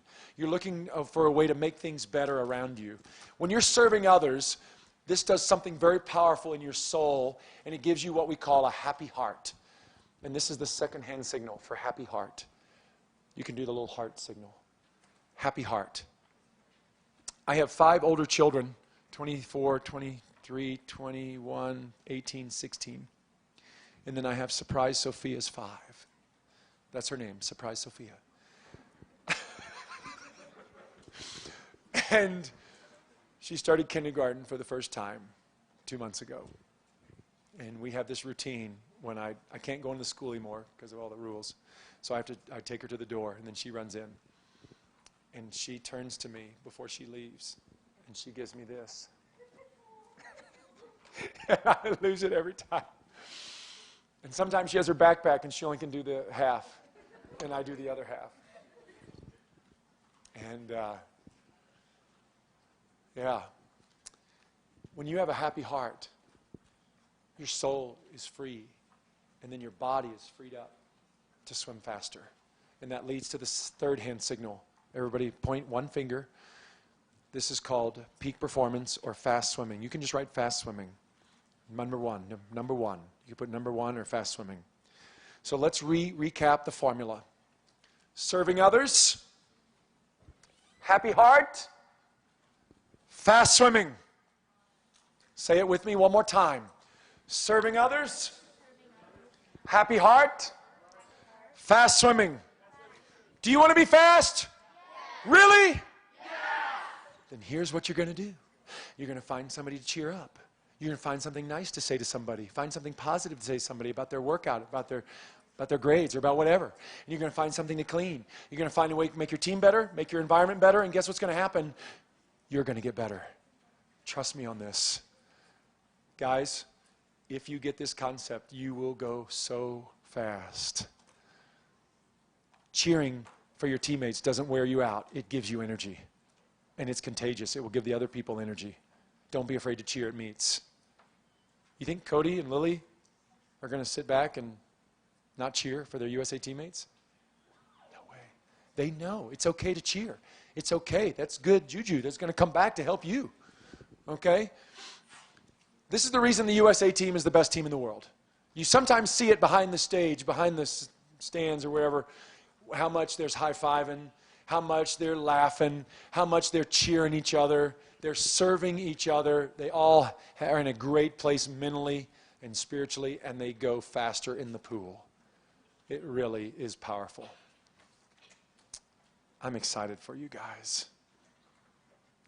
I'm excited for how you're going to help your teammates. I'm excited for how you're going to go home and make things better at home. You're going to go home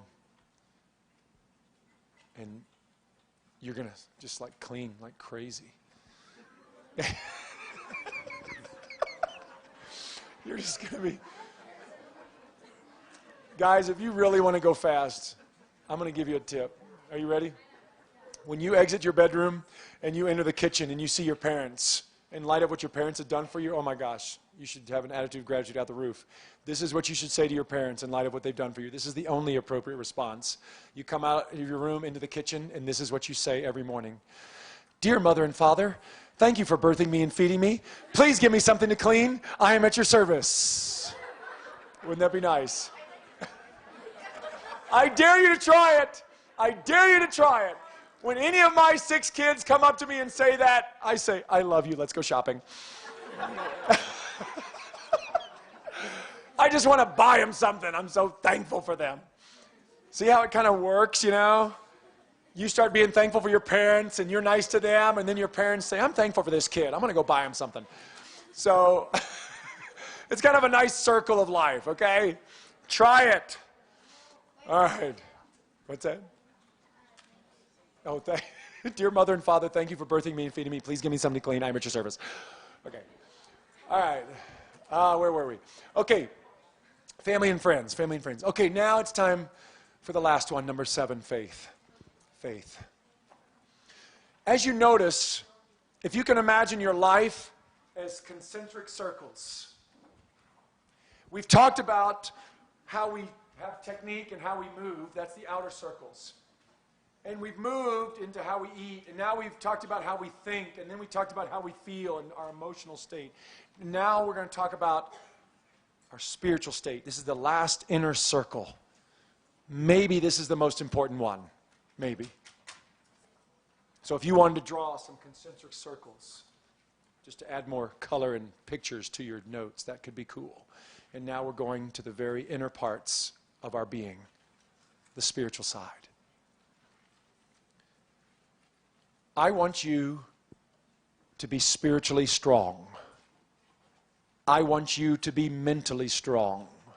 I want you to be physically strong. I want you to be strong in all 3 areas. Why be weak when you can be strong? Right? How do you get spiritually strong? For me, I like to go to church with my family. I like to read my Bible. I'm really spoiled now. I've got it on my phone. I can listen to it whenever I want. The church I'm from in Edmond, Oklahoma invented the YouVersion Bible app. It's the most downloaded Bible app on the planet. Almost 1 billion downloads. And it's amazing. I can just listen to it. They got this guy with his great English accent. I can listen to the Bible whenever I want. And there's, of course, there's so many sermons online now you can listen to, podcasts. I have a podcast. It's called Ultimate Swimmer. Has anybody ever heard my podcast called Ultimate Swimmer? Would you do me a favor and try it out in the next week or 2 or 3? Check out Ultimate Swimmer. Write this down, Ultimate Swimmer. I need more subscribers and more ratings. Thank you. So, Cody's been on my Ultimate Swimmer podcast. Lily's been on my Ultimate Swimmer podcast. Haley's been on my Ultimate Swimmer podcast. We do about 1 or 2 shows a week. Yeah, they've been on my show. I don't know if they follow me, but yeah, they were on my show. I hope they listen to it. But anyway, it's so nice to be encouraged and get strong spiritually so easily now. And so, guys, and of course, I love the way Jesus treated people. I love the way he made the world a better place. I want to be like that too. So I want you to be spiritually strong and mentally strong and physically strong. I want you to be ready for whatever your future holds. So if you find yourself in a position where you're racing for a state title, you're ready. If you advance to junior nationals, racing the best in the country, you're ready. And maybe someday you make it to the Olympic trials, the hardest meet in the world, way harder than the Olympics themselves, because you have one night every 4 years to beat the top 100 swimmers in America, 100 per event, and only 2 make the team, first and second place. And if you find yourself in the pressure cooker that is the Olympic trials, you're ready. You're ready. And just maybe someone in this room goes to the Olympic Games. And you're wearing the red, white, and blue? Hey, you don't know that. You might make it. It's like, it's not going to be me. You never know. And just maybe, when you're at the final of the Olympic Games, and you're wearing those beautiful colors and that American flag is on your cap, and your family name is below that flag, and you're on a relay with Caleb Dressel at his 6th Olympics, and you're thinking, is this really happening? You're ready. Wouldn't that be cool? Yeah, baby, it would be cool. I think these 7 habits have helped me, and I think they'll help you. Does anybody have any questions about anything? Any comments? Yes?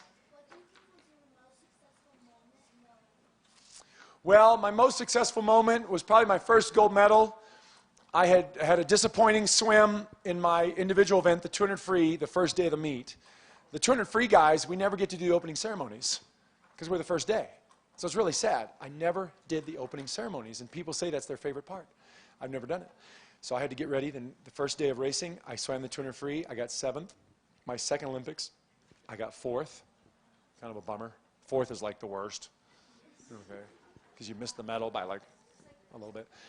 Anyway, so I was really disappointed. And both times on the second day was the 4x200 free relay, my favorite relay.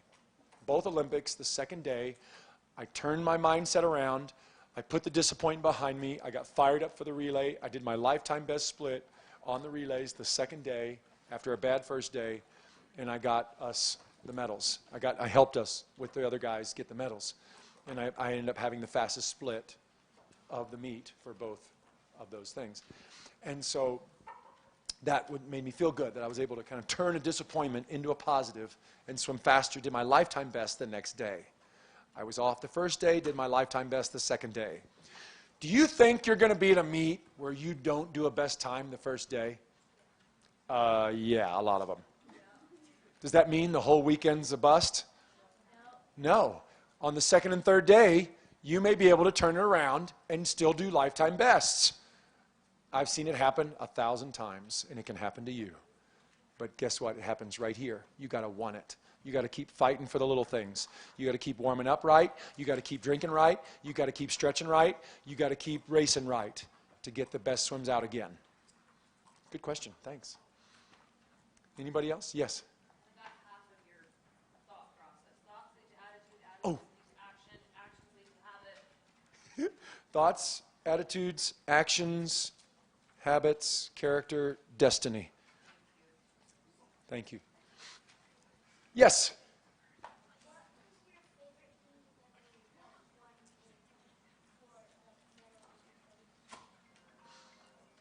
So I got the 3 gold in the 96 Atlanta Olympics, the home crowd. That was cool. Definitely like those. Has everybody seen the gold medals yet? Okay, I got them here if you want to check them out. But anyway. Then I got 2 silver medals. I actually swam faster to getting the silver medals. I did my lifetime best times getting the silver medals. So my silver medal actually means more to me, even though it's silver, not gold. It means more to me because at 28 years old, that's when I did my lifetime best times and I got the American record at 28. I dropped a second at 28. Usually drop a second when you're 12, not when you're 28. And that means a lot to me. And then 3 years ago, I went into a race, a lake race in Orlando, Florida. And the lake race was sponsored by this doctor guy who's very wealthy. And this doctor guy who sponsored this race made super thick, real medals, like more gold, more silver than the Olympics themselves. And I did this mile race in this guy's lake in his backyard, and I got a medal. And it's the biggest medal, and it's got the most silver, most gold I've ever had in a medal. And it was from this guy's backyard lake race, which is kind of cool. So like that's the weirdest, funnest medal I've ever won, in this guy's backyard lake. It's kind of weird, I know. Yes? So I'm a 200 free guy, so I love the 200 free. Now that I'm almost 50, my favorite race is the 50. But I used to really be good at the 200. That was my baby. I love the 200 free. Yes? I like the 100. I got medals, Olympic medals in the 100. Do you know I'm the smallest guy on the sprint relay, the 100 relay? I'm the smallest one. Can you believe it? I know. I'm 6'2". I'm 6'2", which is medium tall. But all these other guys at the Olympics, they're like 6'4", 6'5", 6'6". It's incredible. And so, yeah. But just like Haley's the smallest girl, I was one of the smaller guys. So it just doesn't matter. Yes? Ooh, good question. So we moved into a new neighborhood in San Antonio, Texas, when I was like 11. And they had summer league. In Texas, we have summer league. The neighborhood teams race each other, and it's just a 2-month season. Kind of train in June, championships July, and the neighborhoods race each other.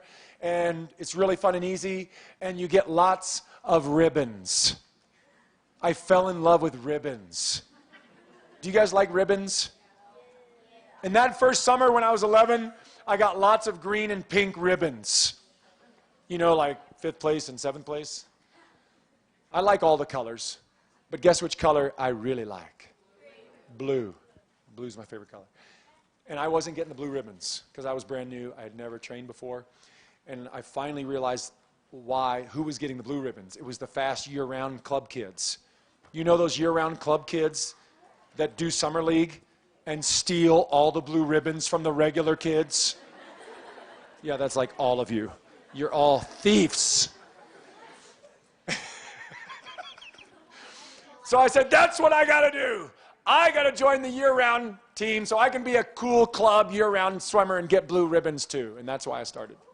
So good question. Yes, right there in the back. Thank you. So we got the swim pretty as the bottom of the triangle. Remember your triangle you drew? And then we had pain was the one side. We talked about pain. That's fitness. Yeah, just pick a side. It doesn't matter. And the last remaining side is the other P word, patience.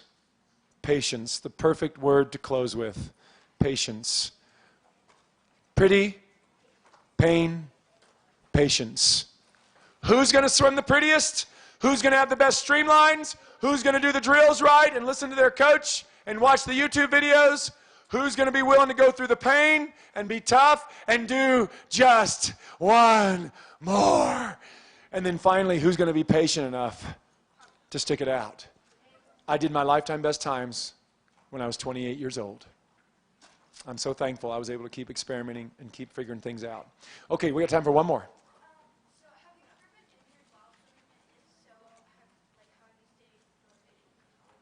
Great question. I've had a few shoulder injuries. I've had a few back injuries.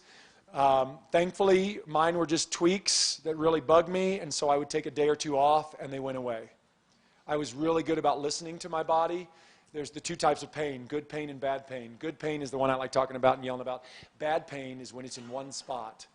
Don't risk permanent damage and go through bad pain. If your shoulder hurts, if your back hurts, if your knee hurts, if it's in one little spot, that's usually a warning signal that you need to let it rest and heal. And talk to your coaches and parents and doctors and figure out how to heal that thing and do not risk permanent damage. And so I always listened to those little bitty pains, and I would take a day or two off, and they went away. So the longest I ever took off was 1 week because my back went out. I got scoliosis of the back pretty good, and I fly on planes all the time. And so anyway, it went out 1 week. But I let it rest, and it was fine. So now I just do preventative stuff to keep it nice. So I haven't had any injuries. For the most part, I really have had no injuries in 40 years of swimming. So I'm very grateful. I still swim today. I swim 30 minutes every morning, and I'm training for my next meet every April is Masters Nationals. Do you guys know what Masters is? That's the meet for old people. Okay? It's awesome. Everybody's a winner. You can come to practice whenever you want. You can get out whenever you want. And everybody's a winner. It's awesome. Okay? When you're age 20 to 90, you can be a Masters swimmer. And I'm in the 45 to 49 group. The records were pretty hard. I didn't get any records. I got the 35 to 40. I got the 40 to 45. I didn't get any records, 45 to 50. I'm mad about it. But I'm training now for next year when I turn 50. I'll be 50, and I'll be in the 50 to 55 category. So guess what that means? I'm the young one, and I'm going to bust some of those records. Okay? I'm fired up about it. I trained with Haley this morning, so I'm ready. But anyway, okay. You guys have been awesome. I hope these 7 habits help. And in fact, we have a way of emailing you. I have this whole outline for this talk. I can email you this outline. And I can't thank you enough for listening. And hopefully they'll help you like they've helped me. And have a great season. Love you, everybody.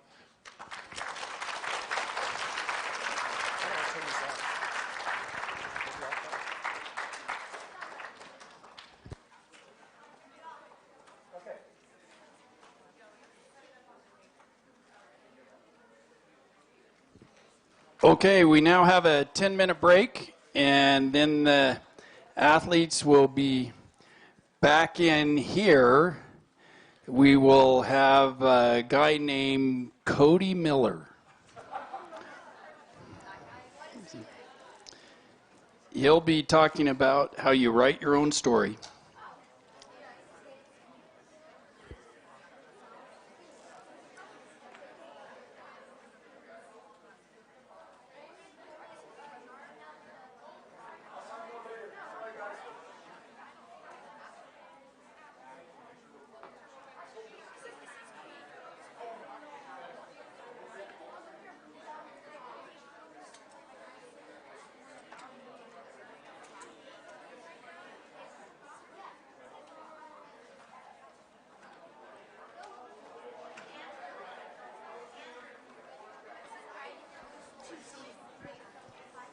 And if you look around your table in between during the break, if you want to clean up anything that's spilled or whatnot, we have a pretty quick change later this afternoon when we have to change to get things ready for the banquet tonight. But if you do have garbage, there are receptacles in the back for it.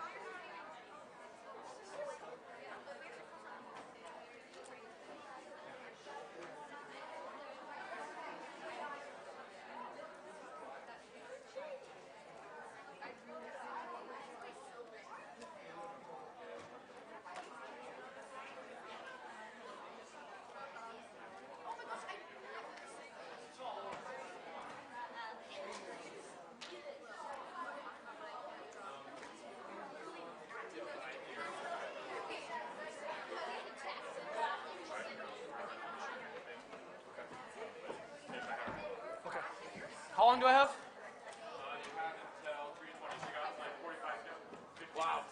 I've got a lot of real estate to work with. Oh, yeah. So better be a good one.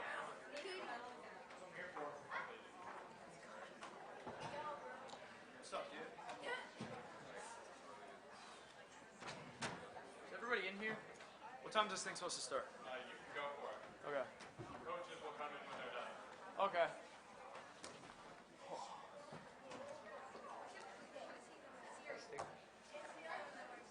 Are you sure? You lied to me. You lied to me. Just kidding. There's probably a button. Testing. Testing. You want to hear me rap? Just kidding. I can't rap. Really white.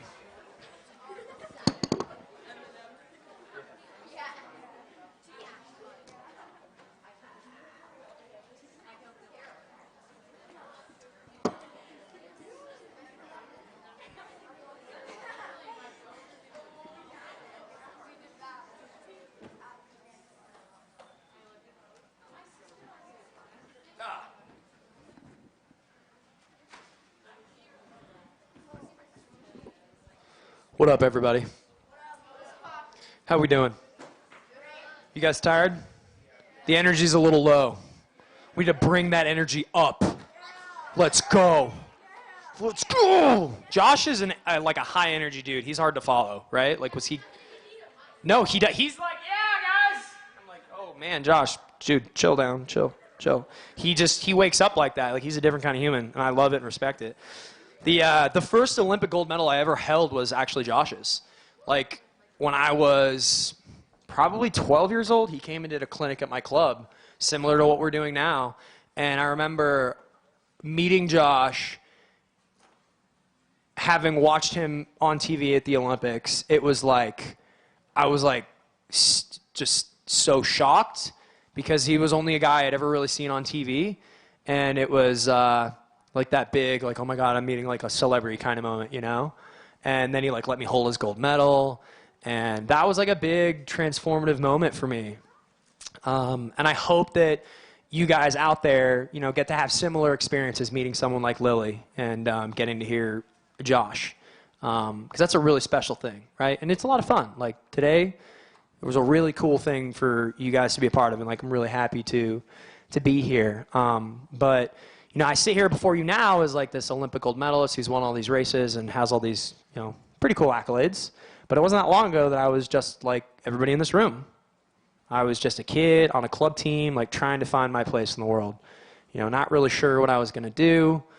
Wanted to go to the Olympics someday, but just didn't really know, you know? And that's okay. So I hope you guys understand that, you know, whatever your goals, dreams, expectations are, set those things high because you never know. Like you could be me one day. You could be up here. Like this could legitimately be you someday because I was in your shoes right now. I was what you are doing right now. And that's pretty cool. Like that's a pretty cool thing. So this room is what ages from, like what's the top tier age? What, like 13, 14? 14 and under? What's the youngest? 11? Okay, so like 11 to 14. Okay, cool. 10? Whoa, we got a 10-year-old. 8? You're a stud. Okay, cool. Yeah, I was just curious. Just want to know the audience, you know, because the objective of this talk is writing your own story. And so I'm going to share bits, pieces, and a little bit of the roadmap of my very long, convoluted story. Hopefully it's fun. Hopefully you guys have fun. Hopefully you'll learn a little bit of something. And if I can make you laugh, make you feel good, then we've done something good today, right? So I started swimming at 10, just like a lot of you guys in this room. And I was pretty lucky. I was pretty good at 10. I was one of the better 10 and under swimmers. And I really liked swimming. And then from age 11 to about 15, I was really bad. I was not an impressive swimmer. And then at like age 15, 16, I was pretty good again. I was one of the better swimmers. And then I got to college and I got my butt kicked my freshman year. I didn't win a single race in season my freshman year of college. Let that sink in. Didn't win a single race. I know what it's like to get my butt handed to me. It's rough. But I'm glad I went through that. I learned a lot. I learned how to deal with adversity, and it made me hungry. It made me want to get better. It made me want to figure out what I could do to get better. You know that feeling? Like that hunger is a good thing, yeah? Swimming is a roller coaster. You're going to go through a lot of ups and downs if you stay in the sport for a while, starting from a young age. You know, and it's tough because, as you guys know, I'm not a very big dude. I'm 5'11". I was the second shortest guy on the U.S. Olympic swim team, and it's funny, the other guy that was my height was also a breaststroker. We were just two relatively small guys. But I learned that, you know, you don't necessarily have to be the biggest to be the fastest. You can work on your technique, become more powerful, and be more efficient. Swimming is all about maximizing efficiency, right? And I learned how to do that. And so as you're in this age group, there's times where you grow and you might get a little bit faster, and there's times where there's going to be people you're racing against. They're just a lot bigger than you, you know? And that's just like the way that's just the way the world works.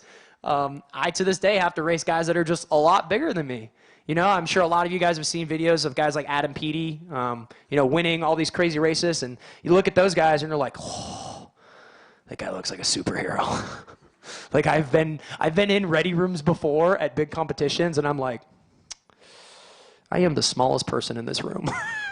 You know, it's like I've been on relays with guys like Matt Grievers and guys like Nathan Adrian, and they're like 6 foot tall, 6'6" giants, like these Greek gods of humans that just look like they're a different breed. And there I am, like, I'm pretty small. And that's okay. That's okay. You got to learn to, you know, find your strengths, and it doesn't necessarily always matter.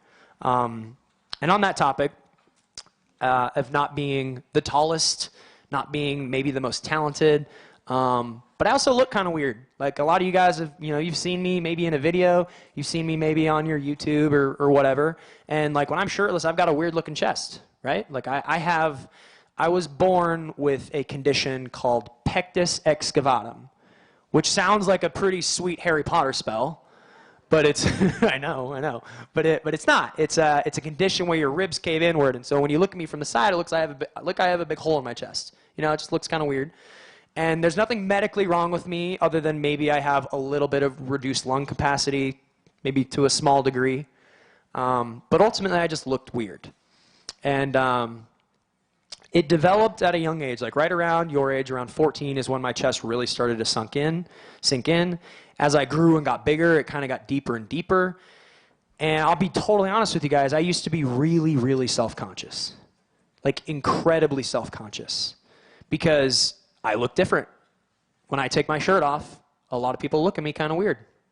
A lot of you have looked at me kind of weird. And that's okay. I take no offense to it. Totally understand. But I want you to know that there was a time when I was really, really uncomfortable in my own skin. And I think everybody to some degree will go through that regardless of whether you have a big hole in your chest or not. And it was something that kind of put a chip on my shoulder because from that young age, as I started to grow, like I said, it started to develop it was pretty pronounced at about 14. By 15, 16, 17, it was about as deep as it is now. And there were times in high school, I remember being in like PE, like I was in gym class, and I like didn't really want to change because I didn't want people to see me because I thought I looked weird. And it was hard for me to accept the fact that I was never going to be, regardless of how fast and good at swimming I got, I was never going to be that perfect Nathan Adrian body type, right? I was never going to look like Caleb Dressel, who is just shredded and has like an 8-pack and looks just like Men's Fitness magazine good. You know what I mean? Yeah, he is kind of like Batman. Good point. You know, those guys, they're really good looking, they're really hot, and I was like, man, you know, that's just not going to be me. And it took me a long time to accept that. Quite honestly, it wasn't until I started making national team trips, swimming for Team USA, like it wasn't until I was really good at swimming that I realized that ultimately the fact that I look different, it just doesn't really matter. And it doesn't really matter because I've realized over the years that everyone has something about themselves that they're a little bit insecure about. We all have insecurities, right? Whatever they are, physical, non-physical, But oftentimes, what you look like in the mirror can really affect you, right? Like, we're all like, you know, we want to wear certain shoes, we want to wear certain clothes, we don't want to get made fun of at school. I get that stuff. I understand.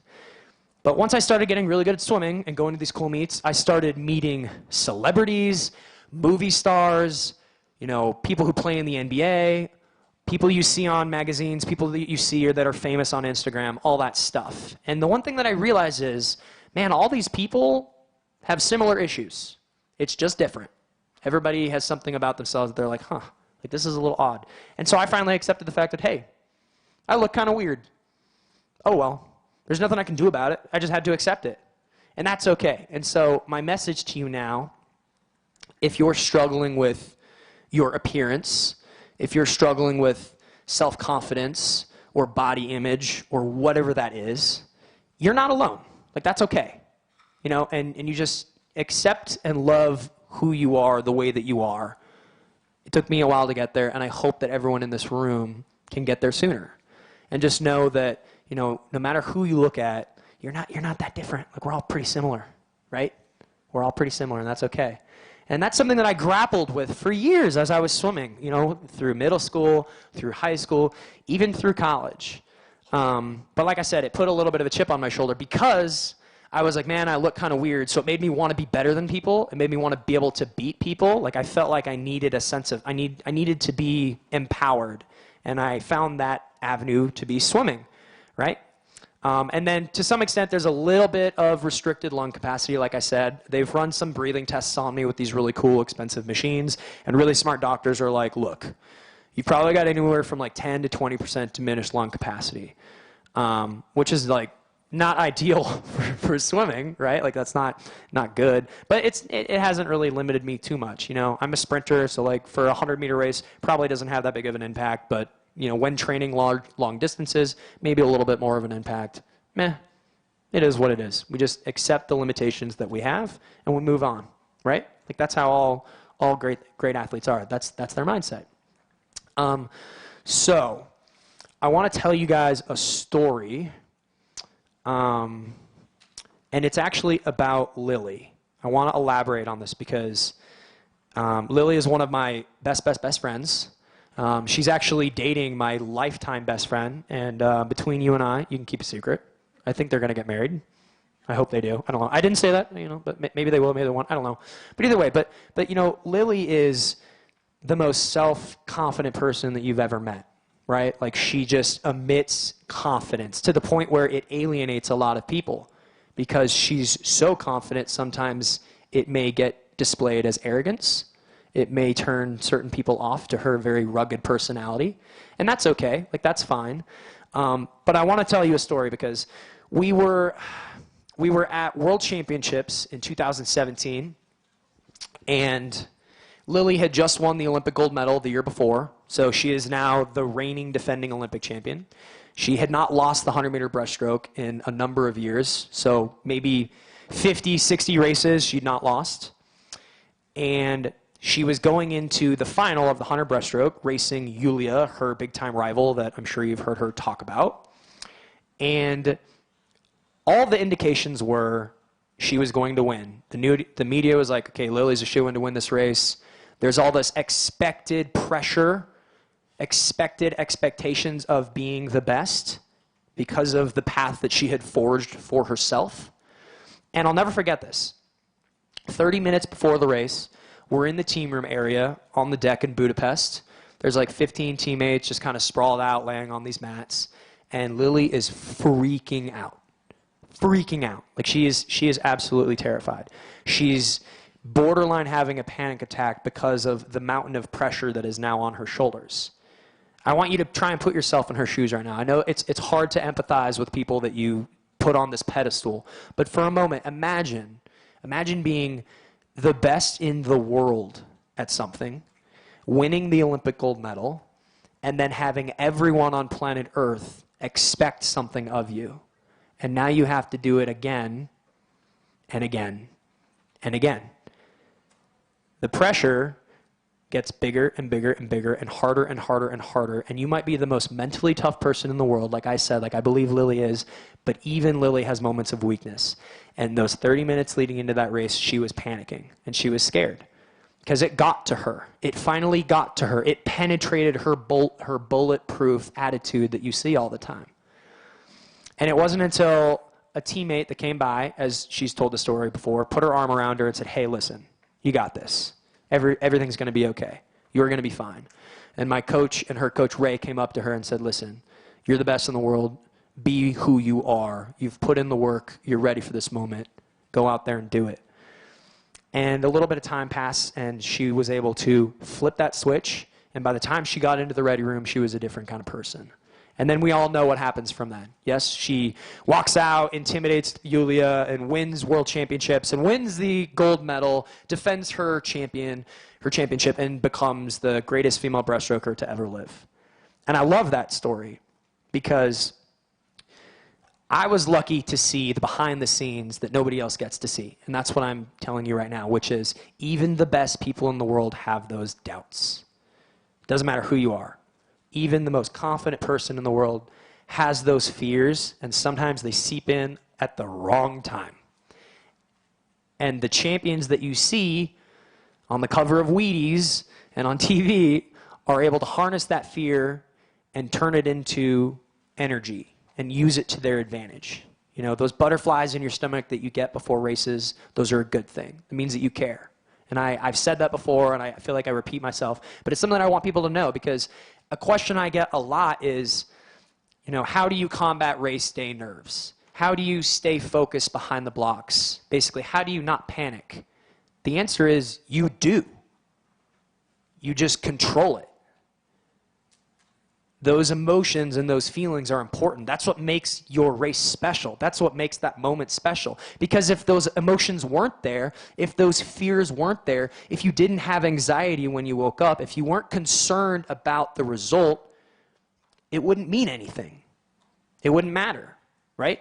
That's why we like watching sports. That's why swimming is so cool, and that's why the Olympics means so much, because of the magnitude of the expectations and the pressure on those days that only come every 4 years, right? And Lily and myself and Haley are really no different than anybody in this room. And it took each one of us a long time to get to where we are today. As I said, I was good really young. I was super mediocre. Then I was bad. Then I was pretty good in college. And, you know, when I graduated college, I wasn't a shoo-in to make the Olympic team. I didn't have sponsors. You know, my first year as a professional swimmer was a gamble. I was basically in the position where, okay, I just finished my swimming career. This is 2014. I just finished my swimming career in college, and I had a choice to make. I was like, okay, I can either continue training and swim these next 2 years in hopes of making an Olympic team, or I can retire and go get a job and like figure my life out. But if I take the route of swimming, I have to find a way to support myself because I didn't have any money behind me. I didn't have a family to fall back on. I just had to kind of make my own way. You know, I know what it's like to have $0 in your bank account. and that's what I did, right? Like my first year, I detailed and cleaned motorcycles for rent and food so that I could buy my oatmeal and peanut butter and jelly sandwiches so that I could train. And then 2 years later, I, you know, fortunately made the Olympics, and then the rest is history. And now I've been a professional swimmer for years and years now, but there have been a lot of ups and downs, and it's never easy. And I don't want people to think that, you know, you look at all these athletes on Team USA that you've watched maybe at the Olympics this past summer and think that their road was any different than yours, because most likely it wasn't. There are some outliers, sure, but most likely it wasn't. And that is like the biggest thing for me, because as I said at the beginning of this speech, I remember what it's like to be in your shoes right now. And now I'm on the other side of it. So I think I'm kind of living proof of that. Anyway, on that note, I think I'm going to open it up to questions because, you know, I think that would be more fun. Doesn't have to be super serious. It can be whatever you want. I'm open to anything. You guys are in charge. You guys run the show. So, who's got a question? All the way back there. I believe in you. Be loud. Be loud. I did not hear you. Ooh, good question. When and why? I started swimming at like, 7, 8 years old. Like I was taught pretty young, but I didn't start swimming regularly like on a club team until I was 10 years old. And then from then on, I was swimming mostly year round, pretty much through the rest of my life. But that's not the case with everybody. Like I have Olympic teammates that didn't start swimming year round legitimately until they were 16, 17 years old. So everybody's roadmap is different. It's not going to be the same. Don't try not to compare yourself too much to other people. Sometimes comparison can be the thief of joy. That's not good. Yes.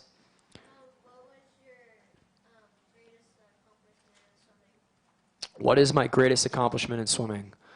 Man, that's a good question because it's easy. It would be easy for me to say my greatest accomplishment was winning an individual medal at the Olympics and setting an American record in the final, or winning an Olympic gold medal and being on Michael Phelps's career-ending relay.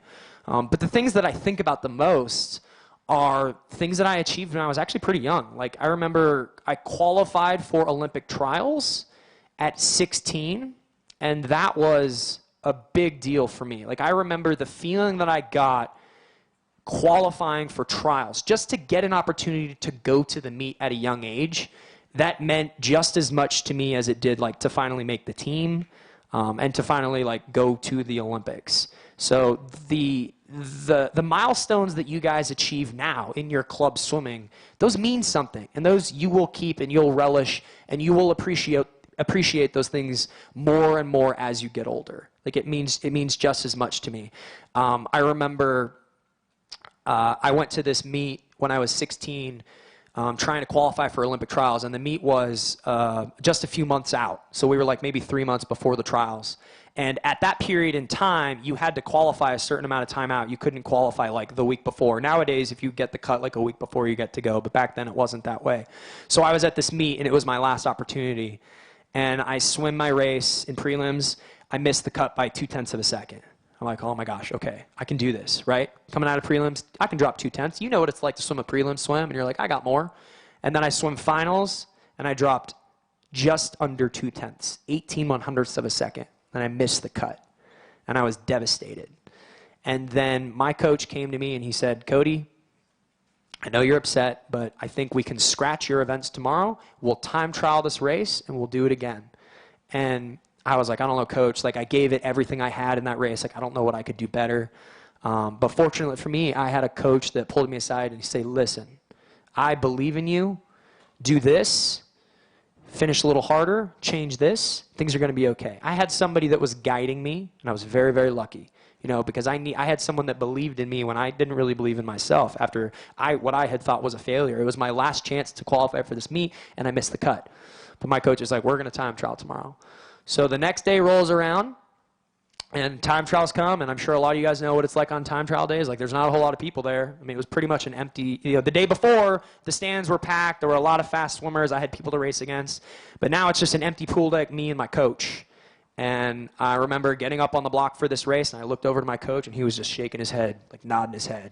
And in that moment, I was like, okay, I can do this, And I swam the race, and I got the cut. And then I got to go to Olympic trials. And I remember what it was like getting that time, getting out of the pool and running over to my coach and giving him a really big hug. Like that meant something to me. And it's just as powerful for me to think about as when I think about what it was like to qualify for the Olympics or any of those things. Because if it wasn't for those milestones, those moments that you guys all have on a regular basis in those seasons, when you go those best times, when you qualify for those meets, when you win those races, like whatever it is, those are the important things. Love that. Love, love, love that. So when you ask me, like, what's my biggest accomplishment? Well, I mean, you can point to a lot of these big moments, but I look at all the other ones as well, Like, I remember what it was like to be on a zone team at 10 years old, bro. Whew. Miss those days. Miss those days. Okay, yeah.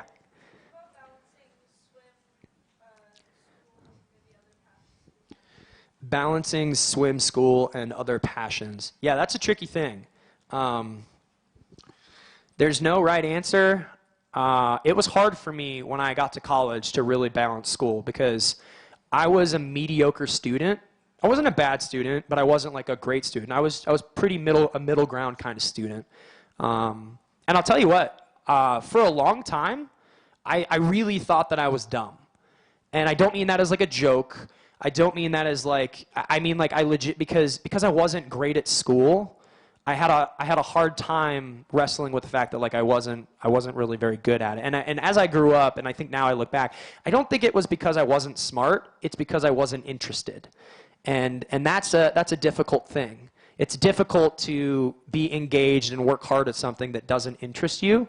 And I think that that's a skill set that you have to develop, because, I mean, all of you guys right now are in school, and I know that there are days where you just like probably do not care about the things that you're learning, and that's tough. And like, I understand that. And it became more difficult for me when I got to college, and I started studying things that were more interesting, because it was when you get to college, you start to choose the things that you want to study. And so I was, choosing things that were more interesting to me. But it was difficult because when I got to college, training ramped up, and so did the schoolwork. And so I know what it's like to struggle and to, have to balance the time of studying and the time with training. And it's quite honestly just a struggle that everyone has to muster their way through. Like, there's no advice that anyone can give you that is going to change your course of action. It's just find the methods that work best for you and understand that, struggle is part of it. It's just quite frankly a part of it. One of the hardest times in my life was the summer of 2012. It was my second Olympic trials, and I was taking summer school. I was taking 3 summer school classes. I was running Indiana swim camp. I was the head camp counselor, so I was basically effectively overseeing 150 kids. I was also one of the managers, so I was staying in the dorms with the kids. And I was training for Olympic trials at the same time.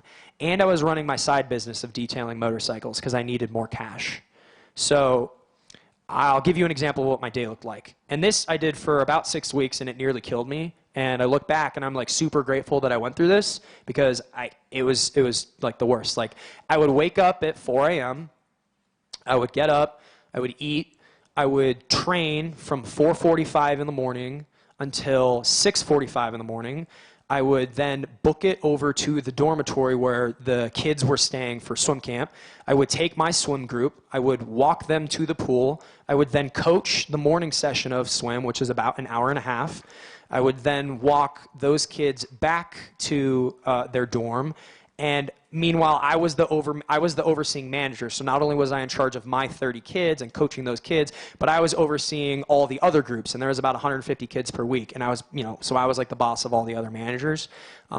And in my 10, 15 minutes split spare times, that's when I was doing my schoolwork. That's when I was either reading the passages that I needed to read, or writing, or doing the math problems, or whatever it was in those 3 different classes. And then in the middle of the day, I would try to sleep a little bit if I could. And then I would sneak off, and I would go and make sure that my motorcycle detailing business was going well, because I had a couple of roommates that lived next door, and we were working on stuff like that. So I had to make sure I was, making sure that that was running smoothly. And then I would come back, and then by like 1 p.m. I was coaching the second practice of the day. So on my feet coaching for 2 hours, and then immediately after that I would try to eat something. And then I would swim from 3 p.m. to 5 p.m. And then I would go back, and I would have to monitor the kids, try to do schoolwork until about 10 p.m. And then 10 p.m. I would have to walk. So all the kids would stay in this dorm. And once again, as like the boss, I had to walk the halls and make sure everyone was in bed, everyone was off, and then basically make sure that all of my managers were monitoring the different floors of the few different buildings. And then I would study for several hours. And then I would try to get like 4 to 5 hours of sleep, and I would wake up, and I did that for basically 6 weeks. And so I was like dead. Like I was like a zombie trying to do like way too many things. And parents in this room, like they all can attest, like what it's like, especially as a parent, to just be like totally beaten down into the ground. It's really hard. But I think experiences like that like are important, because it made me, number one, understand what my strengths are, where the limit is, when is too much too much. Okay, check, I've learned that. Number two, it gave me a sense of appreciation for having good work-life home balance, which you just have to find, right? Like parents in this room understand that better than anybody, and that's tough. Okay, I see a lot of hands. I'll shut up. What's up? What do you want? Right there. Boom. Good question. When did I realize I was going to be a breaststroker? So I was a breaststroker at 10 years old, so like pretty much right away. But the following like 4 years, I was an IMer, and my backstroke was actually better than my breaststroke. And then it wasn't until I was about 15, 16 where I was much more of a breaststroker again. But I was always an IMer, like always somewhat of an IMer, like I did every stroke. And my club team made me do like everything. Like I had to do every single event at least once a season for years. And I hated it, but I'm really glad I was forced to do it. I had to do the mile every year. I had to do the 500 free every year. I had to do the 400 IM. I did the 50 free, literally everything. Because as I've said before, I think that like, you know, whether you're just a butterflyer or just a freestyler, the more well-rounded you are, the better of an athlete that you are. So it can only help you getting better at other things that you are bad at. I'll repeat that. It can only help you to improve on the things that you're weak at, even if it's not necessarily your race, right? Yeah. Okay. Yeah. What's my favorite stroke? Corkscrew. No, it's probably breaststroke. My second favorite is butterfly. I like doing butterfly a lot. They're similar. They're very similar. Orange shirt, what up?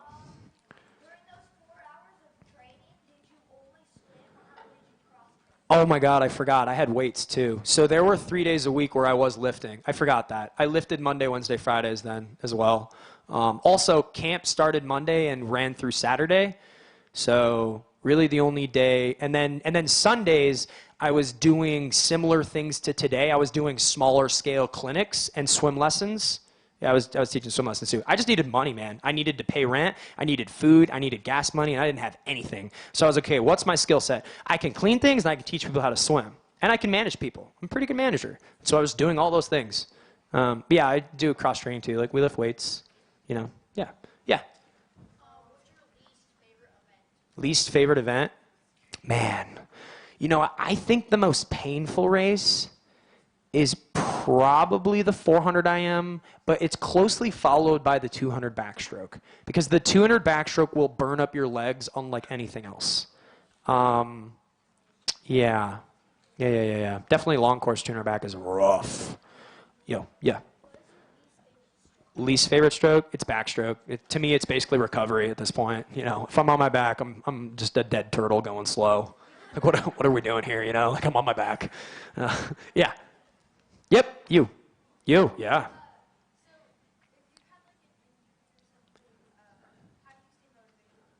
Oh, man. Question, has anybody heard me speak today? Was anyone in the earlier group? Okay, quite a few people. I think I talked about that, but I'll kind of reiterate what I said.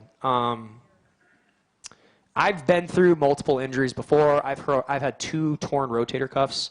Or frayed, I should say frayed, not totally torn, but frayed rotator cuffs. I've had a pretty gnarly knee injury that is out of this world. And the biggest thing that you can do to start the process of recovering and getting out of that hole, because you know what it's like to be in a slump, you're in a rut, it's like you're stuck in a hole and you don't know how to get out, and you're trying to climb, but you're not making any progress. For me, I've learned that I have to vocalize my feelings to someone that I trust and care about and knows has my back. So a coach, a parent, a teammate, whatever. Like you have to learn to verbalize and articulate your feelings, because that will, number one, help you better understand yourself, and number 2, lead you into the direction of finding out what are the pathways to success or getting out of that hole. I hope that makes sense, but you know, you can't just internalize all of your struggles, because that does nothing. That does not help you. That's all I'll say on that. Who hasn't raised their hand yet? It's okay, I'll come back to you. Okay, go ahead. What do you think pushed you past other swimmers to make you like the great swimmer you are? That's a good question. What pushed me past swimmers?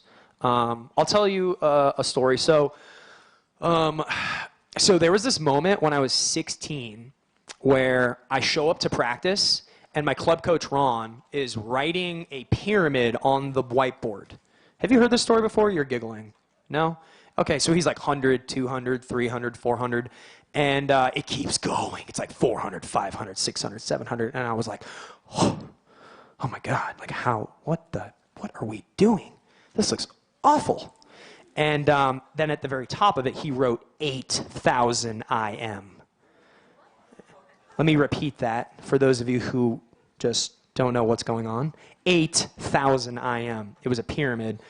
And I remember looking at that and I was like, oh my God. Like my brain came to a screeching halt and I was like, I can't do this. There's no way I'm going to be able to do it. Like this just, it's not possible, coach. I don't know how I'm going to do it. It's not possible. And, you know, we get in, get warmed up. We start this 8,000 IM pyramid. So I'm doing it. I'm like going in. I'm like, I don't know if I'm able to do this, but I'm doing it. And about 300 yards into this 8,000 IM, I get a really bad Charlie horse in my right leg. And you know what it's like when you have just a total muscle lockup, like a cramp that just, like it's like you feel it tensing up, like you know it's coming, and it's like, and it's just kind of, and I was like, oh, and I like, you know, throw myself onto the lane line. I'm like shaking my leg, like trying to keep it from locking up, but it just like locked up like a ball. And I look over, and my coach is just looking at me, and I go, Ron, I can't swim, man. I can't do this. My leg, it doesn't work. I got a cramp. I had a real cramp. Not one of those fake cramps when you just want to get out of stuff. No, this was real. You know. And my coach, and I'll never forget this because moments like this helped me later on in a way that I never expected. My coach looks at me and he said, I don't care. Figure it out. Figure it out. Keep going. And I was like, buh, buh, like my brain was broken. I was like, I can't. Like, he's like, put your head down, move your arms, drag your leg, figure it out. So I put my head down and I dragged my leg and I spun my arms to the wall. I sat on the wall for a couple minutes, tried to shake out my leg, nothing. Just start swimming, just start pulling my leg, just start pulling. Y'all know what it's like to just not kick and just kind of use one leg, just kind of one leg in it. And like, you know, about 300-400 yards later, my calf completely loosened up, just loosened up, and I was fine. And then I completed the 8,000 IM. And I went through this way range of emotion where I went from, I'm terrified of this set, I don't think I can do it. This is going to be probably one of the hardest things I've ever done, to, oh my God, I can't move my leg, I'm broken, I definitely can't do this, to, coach, please help me. Sorry, that didn't come. Total desperation, and then it worked itself out. And it worked itself out because I was forced into a situation where I was ridiculously uncomfortable and very uncertain of myself. And there have been moments in my life in training where coaches put me in difficult situations, where coaches challenged me, right? Like, there have been a number of times where I've looked at a set and I'm like, I don't know if I can do that. Like, I don't know if I'm going to make this interval. Even to this day. Like, there's days where you show up and you're like, is this possible? Like, are we going to be able to do this? Like, coach is like, we're going to find out. Like, oh, okay. And so, like, to answer the question, like, what made me the swimmer I am today, it was a whole lot of that. It was a whole lot of, like, you know, for lack of a better word, adversity. And I think that that's one of the beautiful things about our sport, where you're constantly challenged. Like, swimming is tough. It's a lot of fun. It can be a lot of fun. And it's extremely gratifying and rewarding accomplishing something that you might not think you're capable of, right? Or finishing a set that you might not think you can finish. Or going a time that you might think is impossible. I mean, I remember sitting down in goal meetings with my coach, and my coach is like, hey, you're going to go this time. And I was like, does anybody go that time? Like, is that even possible? But, you know, when you're told you can do something, sometimes that facilitates that level of success, right? Right in the back. What up? What's my favorite color? Probably red. I wear a lot of red shirts. When I was little, I used to say pink just to be a rebel, you know? I was like, I like pink. I'm a guy that likes pink, you know, but whatever. Who has a favorite color? That's a silly question. Okay, I told you I would ask another one. Go ahead. What caused some of my injuries? Well, it was definitely all self-inflicted. I've fallen off skateboards before and kind of hurt myself, and then my coach would take my skateboards away from me. So that was dumb, but I did that. Been there. I frayed a couple rotator cuffs because There were periods of time when I was younger where I was off, like I was out for school break, and I was supposed to be training and I wasn't training. And then when my coach asked me, hey, have you been training? I was like, yeah, dude, totally. But I took like a week off. You know, I'd go home from college and just not do anything because I was like, yay, freedom. Like, I'm gonna go eat ice cream and sit on the couch and play video games and enjoy. I'm gonna enjoy myself. And then I got back and the expectations were stay in decent shape, and I didn't. And then I jumped into conditioning and I overdid it and I hurt myself. And those things were just totally my fault because had I done what I was instructed to, I wouldn't have messed up my shoulder. You know what I mean? Like, we did 10,000 yards day one back, which is a lot, but if I was in decent shape, it wouldn't have been that big a deal. And then ultimately, I hurt my shoulder, and I ignored it because I was like, oh, I'm fine. Like, it'll be okay. And it just got worse. And I've kind of messed up my knee, so I understand. Do you have a question? We got a parent. Let's go. Yeah.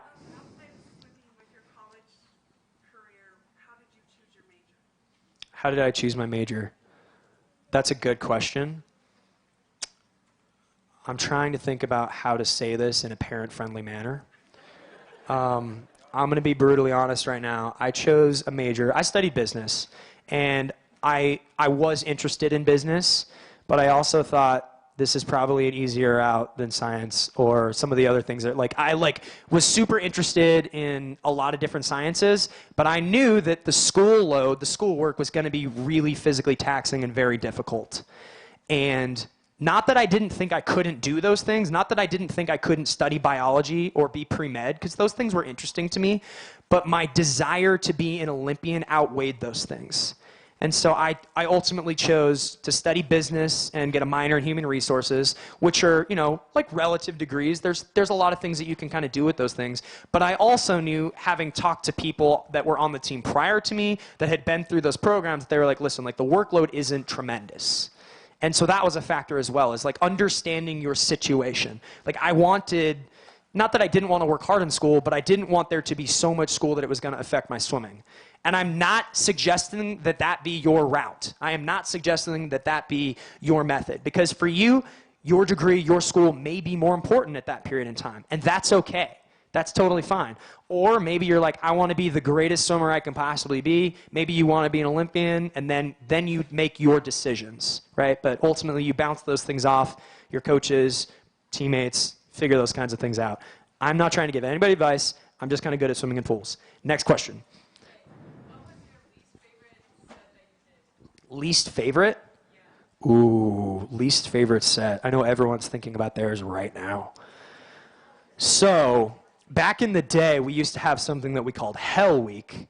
And each day we would do a horrible practice, which I love doing because I like doing awful stuff. I like that now. Back then I didn't like it, but now I get like a weird satisfaction out of doing things that are really hard. But like we used to do like 100 100s every year, sets like that. We did 2400 IMs. I did that, sets like that 8,000 IM. Like there's a lot of like really big sets that when you see on paper or when you hear announced like are very scary and daunting. But quite honestly, some of the hardest stuff I've ever done are sets that are just 50s and 25s with short amounts of rest. Like just really killer stuff. Ray had us do a set a few weeks back we did 20 50s short course on 45. The first 25 was underwater breaststroke. The second 25 was breaststroke 200 pace or 200 stroke count. And if you're like me, you're holding 30 points if you're lucky. And that means you're getting 15 seconds rest. And you're able to do that for like 5 or 6, and then you start going 33s and 34s and 35s, and now you're getting less than 10 seconds rest. And y'all know what it's like to get on the wall and look at the clock and see that clock count down, and that 10 seconds has never gone faster in your life. And you're like, I love that stuff. It's good. Okay, right in the middle and back, right there. Yeah. My favorite song? Ooh. There's a lot of songs that come to mind.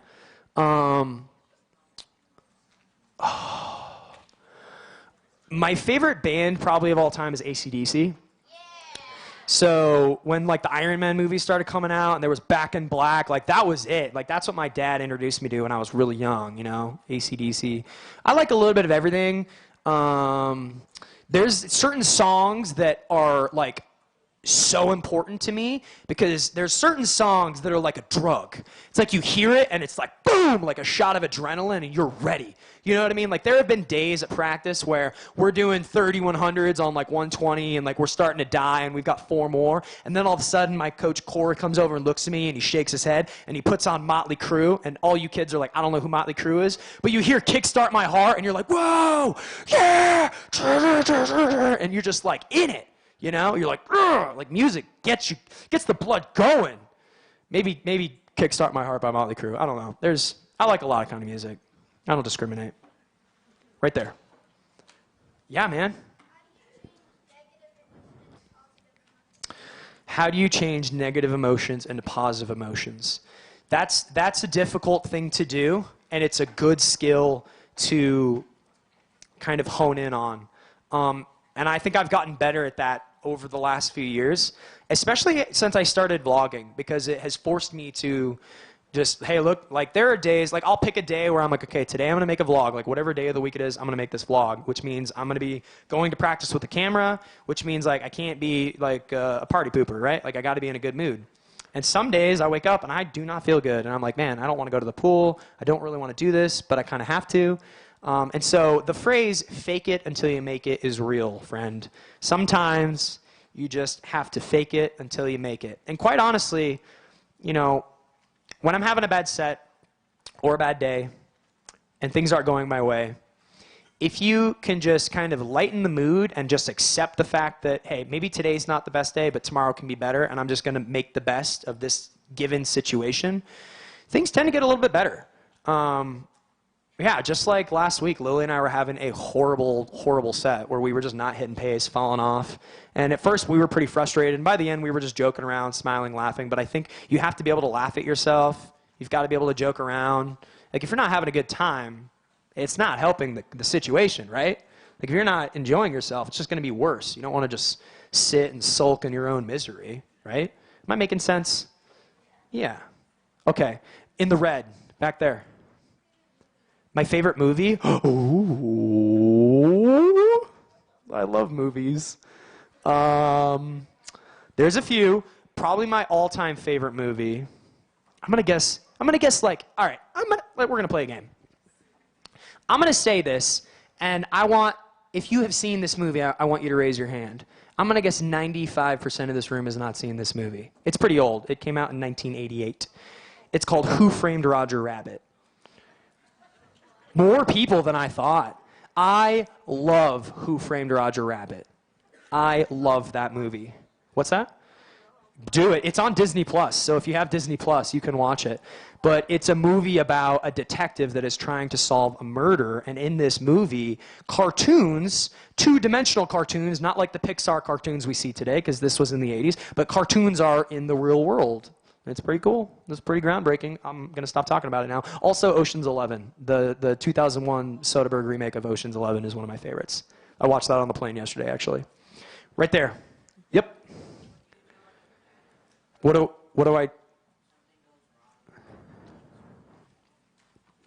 I do when I panic? Well, the good news is I don't really panic all that much now. But kind of like what I said before, I think if you have tendencies to like overreact and get really, really worked up about something, and I'm not talking about something like crazy, like a serious panic attack, but you know, like a little bit of panickiness. The first step in like, I think overcoming something like that is recognizing that like a lot of people have similar situations, and you just kind of have to learn to accept that fear and anxiety and nerves are a part of the game. Like being scared before a race, that means that you care, and that is a part of the game. And if you think that the greatest athletes in the world don't have those same feelings, I promise you that they do. Because I am friends with Caleb Dressel, and I know you guys see him as the greatest swimmer on the planet, which he is. And he's a 5-time Olympic gold medalist from just a few months ago. But I have had conversations with him about how he was feeling moments before races and during sessions in between prelims and finals at the Olympics. And there was panic. But you have to combat those nerves, right? So, yeah. I hope that helps. Okay. I don't know how much more time I have. One more question. Ooh, one more question. It's got to be a good one. Okay, right there, right there. Yep, yep. Yeah, good question. So what college did I go to? I went to Indiana University. And if you asked me when I was like 16 if I was ever going to leave the West Coast, I would have said no. I would have been like, absolutely not. Because having grown up in Vegas, never really wanted to leave the West Coast. And living in the Midwest, living in like Indiana or one of those states was not something that was really in the cards for me. But then I took a recruiting trip to IU, and I fell in love with the campus, our facilities, and I believed in the coaches, and the team was kind of on an upswing. I was offered full scholarships to a lot of programs, but I took no scholarship my freshman year at Indiana because I wanted to be on a team that I believed could put me on the Olympic team. So I turned down multiple full ride scholarships to other programs to swim at Indiana. And so when I finished college, I had, I don't know, my freshman year at Indiana was probably in the neighborhood of $45,000 in student debt. After that, like my sophomore year moving on, I was on a full scholarship. But that freshman year, the school, I was good enough to be a full scholarship athlete, fortunately, at that university, but they just didn't have the money that year. And my coach Ray was like, listen, like we'll take you, we can give you a full scholarship these other years, but like your freshman year, like we can't, it's just not there. And there were a lot of other offers on the table, but I ultimately chose Indiana because I wanted to be an Olympian. And I thought, well, $45,000 in student debt, that's a lot, but I'm going to find a way to make it work. And I'll tell you, dude, the moment I paid off my student loans was like one of the greatest moments of my life. Like it was so rewarding that I was able to go from just scraping the barrel of having next to no money in my bank account right out of college to becoming a really good swimmer and then getting sponsors and then being able to pay off that debt and then be able to like, you know, help my mom with a house. Like all that stuff was like the greatest thing ever. So, I don't know, man. I've got a few. I'm lucky. I've got a YouTube channel that does okay. So I'm very, very lucky. Okay. One more quick, oh, that's it? All right, that's it. Sorry, guys. Everyone, you were the great ones today, not me. You guys were. I hope you had fun. Thank you for doing this. Yeah, appreciate it. Okay. A big round of applause for Cody.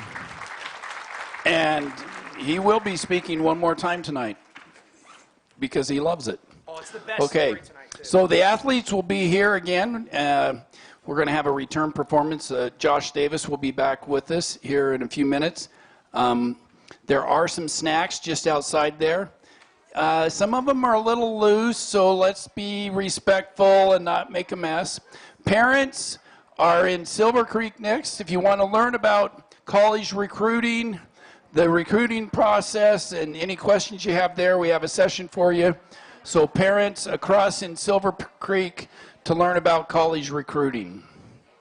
And we'll be going, the athletes back here, and Josh Davis will be back.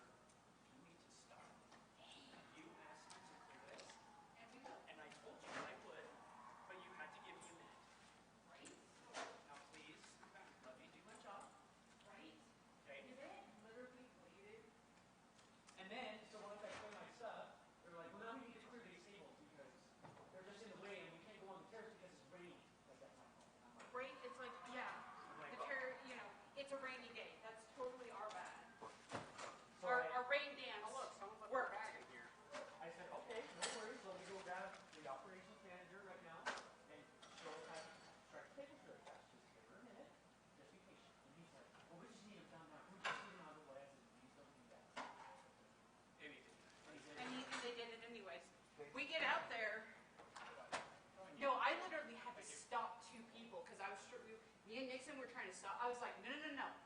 We got this. Let us do our job. And they, yeah, it was slightly ridiculous. Just on the credenza.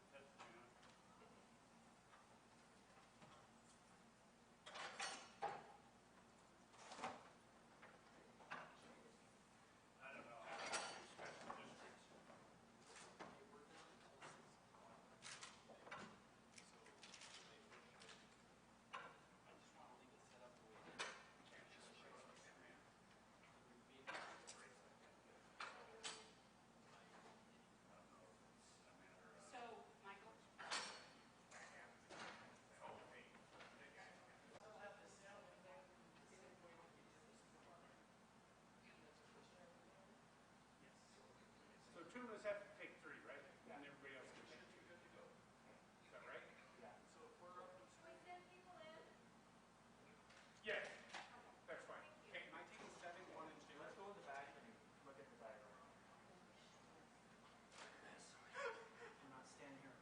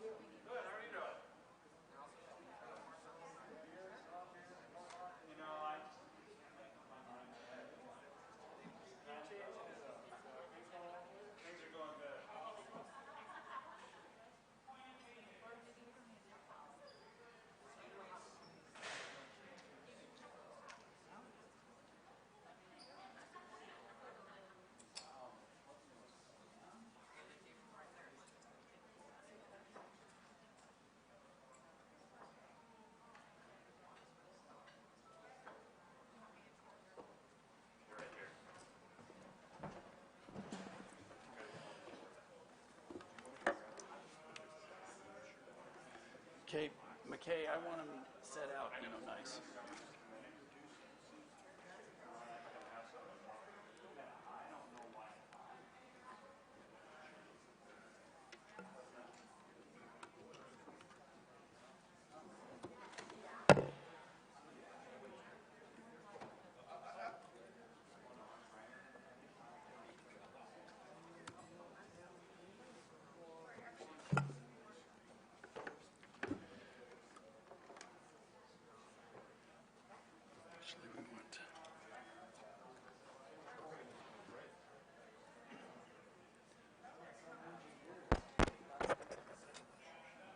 Test 1, 2, 3.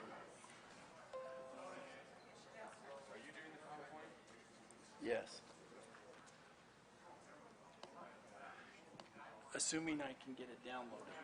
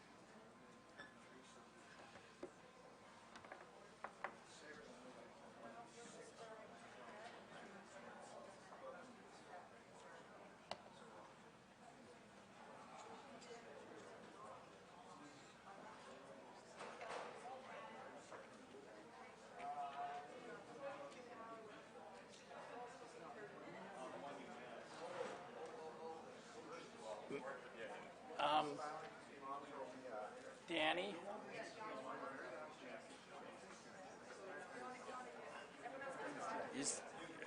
What is this in? Is this a Google Doc or what? It's Google Slides. So where do we just do slideshow? Just go to present. Okay, that's what I was looking for. Yes.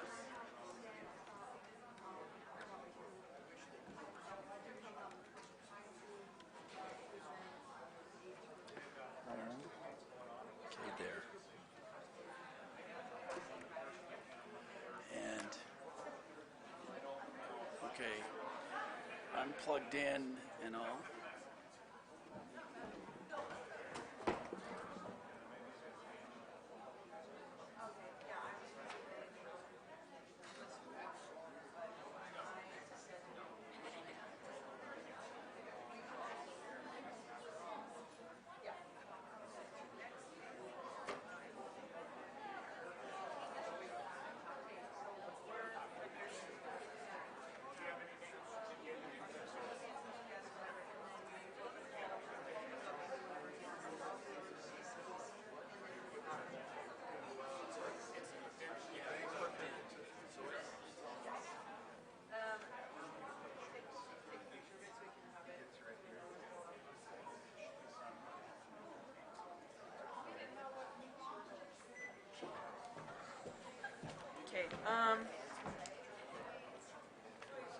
introduce ourselves first? Ooh, yeah. Just be like junior, senior, rep, and then recognize the Olympians. Large reps. Mhm. Okay. Do you guys want to come up too? I don't know. Well, because they're going to be presenting some stuff. Yeah, so perfect. We'll introduce them. Okay, we'll just keep that there. Do we need anything else? No. Jan, have you seen this paper? Yeah, I have a picture of it. Okay. For like presenting everyone else, just as soon as the last person's finished, like talking, whatever, just come up and walk up. Yeah, right? That's Yeah. what we're going to do. Yeah. Just, and then you can walk right down to your seat. We're all sitting on that table, right? Yeah, we're all. Jan and Hannah aren't. Oh, okay. I believe Jan and Hannah are at one of these front tables. So. Okay. Sounds good. All right. So let's just start 8 minutes.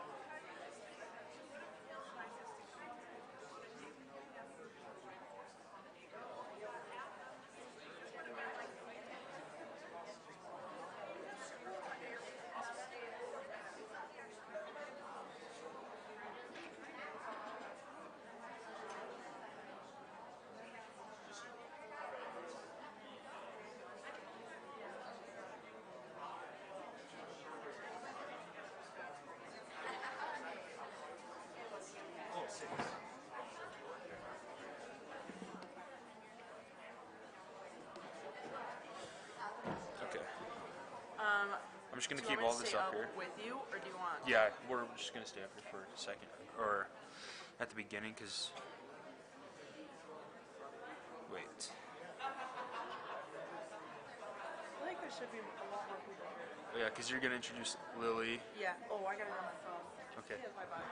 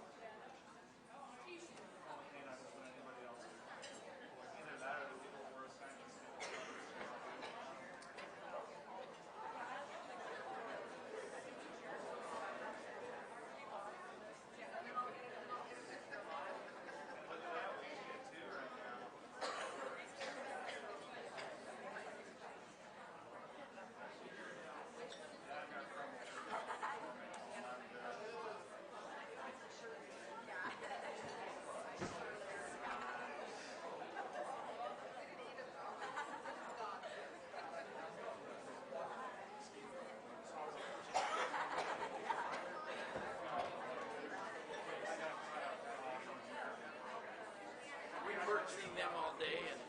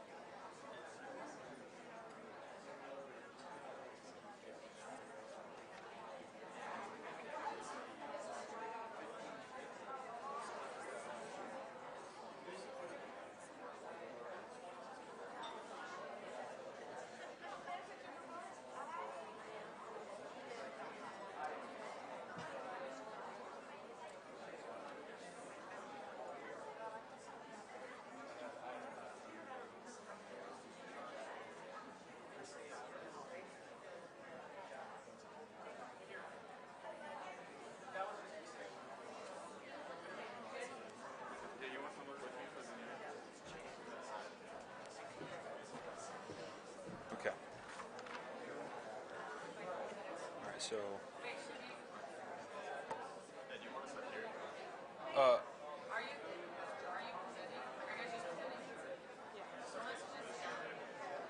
Yeah. Yeah. Okay, so. Sorry, I'm just really nervous for something. No, you got it. You're gonna do great. So I recognize. Should I do Olympians or us first? Just say, "You're Danny, I'm Ellie," and I'll say that, and then we'll just be like, "We welcome everyone here tonight, especially our And we'd special like to guests." recognize our special guests. Yeah, for all Ready they to did go? today for us. Is this microphone on? it's on. Oh, great. If you want the handheld instead, Yeah. Okay. Do you want me to hold one of those? Yeah. Okay. Okay. All right, if we could get everybody's attention, please. Thank you. Thank you, everyone, for coming. We really appreciate all of you being here tonight for our annual Utah Swimming Awards banquet. And we'd like to especially recognize our special guests, Cody Miller, Lily King, Josh Davis, and Haley Flickinger. Can we get a round of applause for them?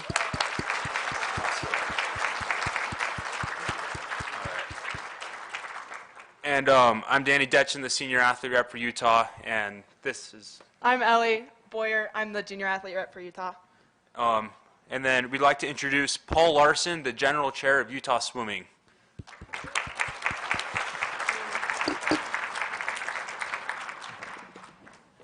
It's my pleasure to welcome you also. It's been a great day. Those who know me well, I do say this is probably my favorite day of the year because it brings everybody together in Utah swimming, and we enjoy having Olympians here, and we enjoy to be able to honor some of the athletes. And what I like most about it is because it has been planned by athletes and will be presented by athletes. So thank you all for coming, and we are going to continue on with our program. And so the program that you have there, yes, there are two sides, but we will move through. We hope that you have an enjoyable evening, and so we will go ahead and continue. Thank you. Athletes.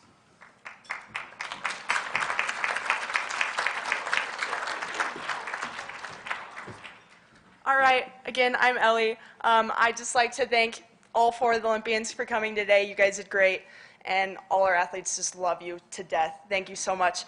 So I get the honor to announce our first Olympian that is speaking tonight, which is Lily King.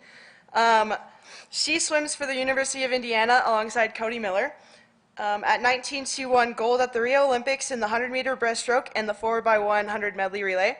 She broke and still remains to be the world record holder in the 100-meter breaststroke, so way to go. That's awesome. In Tokyo, Lily earned another 3 medals representing the USA. She represents the Cali Condors on the International Swim League. And so without further ado, let's give it up for Lily King.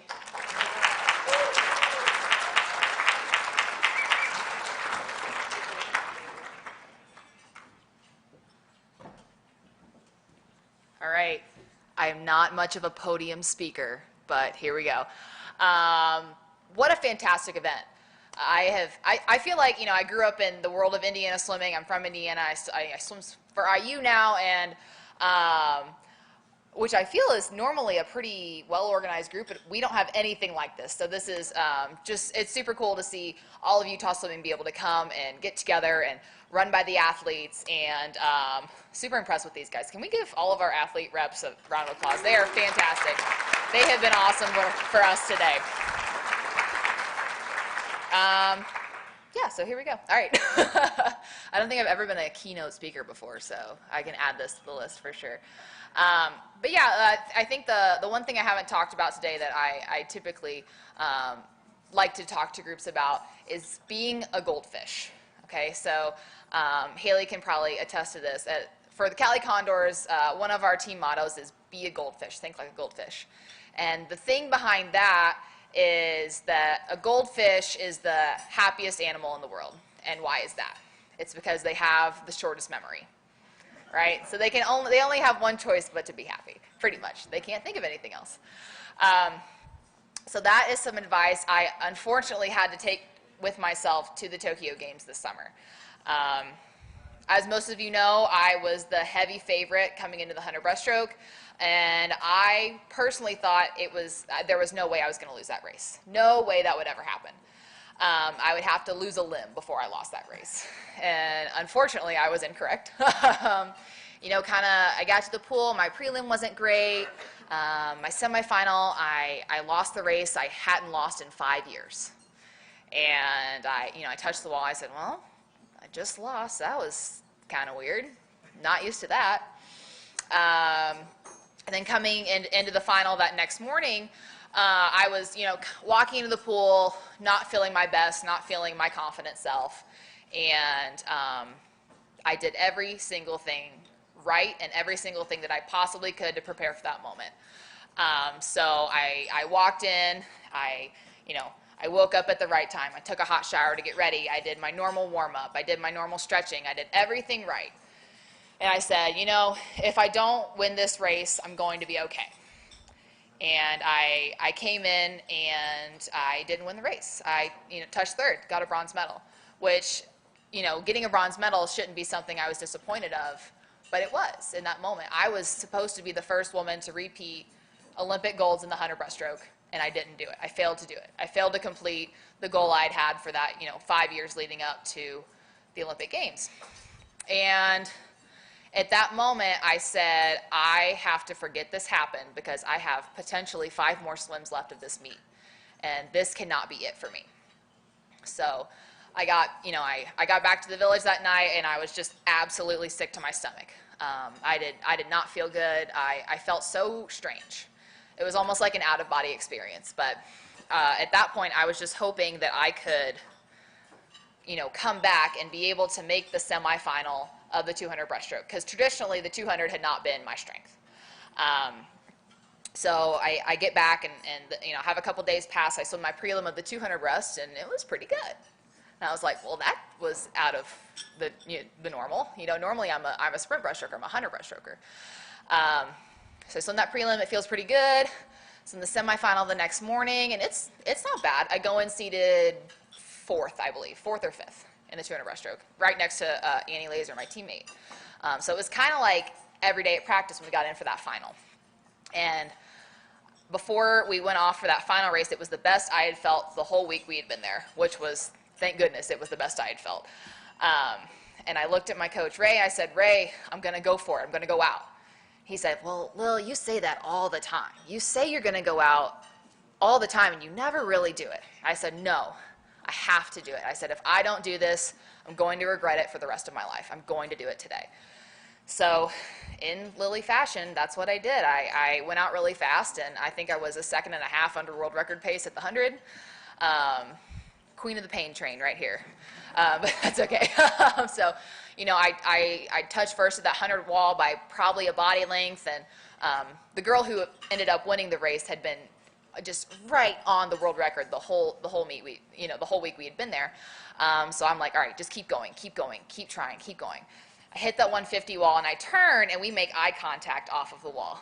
And it was like such a surreal, like little movie moment. Like we're staring at each other like, all right, time to go for this Olympic gold here, And at that point I was starting to die a little bit, but it was okay because I come into the wall and I touch and looked over, saw Tatiana, the girl who won, realized she had won and broken the world record. And then normally when I would be so upset with second place, I turn and look and it was second place and I had broken 220. I think I was the 6th or 7th woman to ever break 220 in the 200 breaststroke. And, Cody says 5th, thank you. Thanks, thank you. But that was something I've wanted to do my whole career, is break 220, and I knew I had it in me. And for 4 years, it was 221, 221, 221. I've still never been 220 in the 200 breaststroke. But that was the day I went 219. And I was just so excited for that silver and for that time, and so proud of myself of how I was able to handle it, because I had come back from the worst possible thing that could have happened to me, not winning, not being able to repeat that gold in the 100 breaststroke, and it being one of the worst swims of my career, to being able to have, in 3 days' time, one of the greatest races I've ever had in my life. So I completely attribute that to thinking like a goldfish and having a short memory. And my advice to you all is, your meet is never over. Your career's never over. And even when you're maybe like in the darkest pits of whatever's going on, you can turn it around. You can turn your life around. You can turn your meet around. You can turn your races around. You just have to be able to drop it and change that mindset, and then that can really change your outcome on whatever you're doing, whether it be in a swim meet or in life. So thank you guys. I've had a lot of fun today, and enjoy the rest of the show.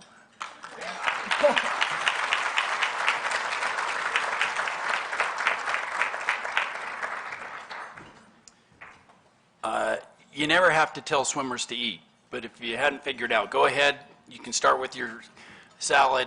On many of the swimmer tables, I'm sure the rolls are already gone. But we're doing the first page, and at the end of the first page is when dinner comes.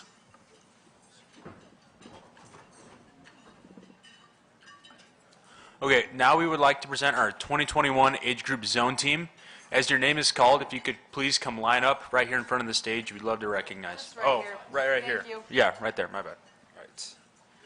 All right, for the female team, Ava Glissmeyer, Malin Howe, June Johnson, Gretchen Lane, Aliyah Leone, Elaine Liu, Lorraine Moran, Reagan Patterson, Coco Riding, Rory Sorensen, Emma Staskis, Cameron Tanton, Zoe Tastian, Sydney Weeks, Brinley Waite, Sophie Rona, and Shayla Zulkich.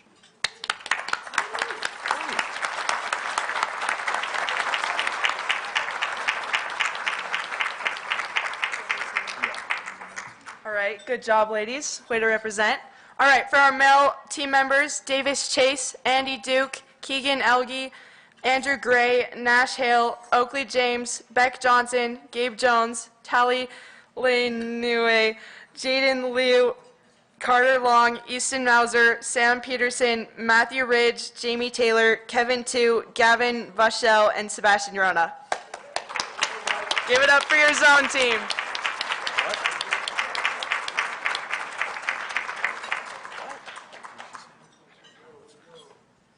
All right. Great job, guys. Yeah, well, pictures.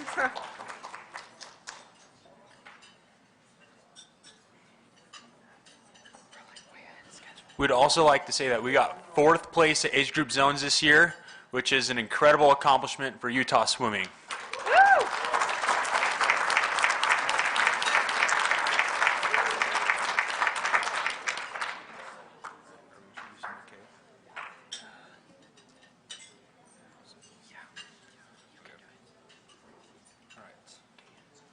All right, now we would like to have McKay Larson come up, and then you guys can sit down if you'd like. Yeah, awesome. Okay.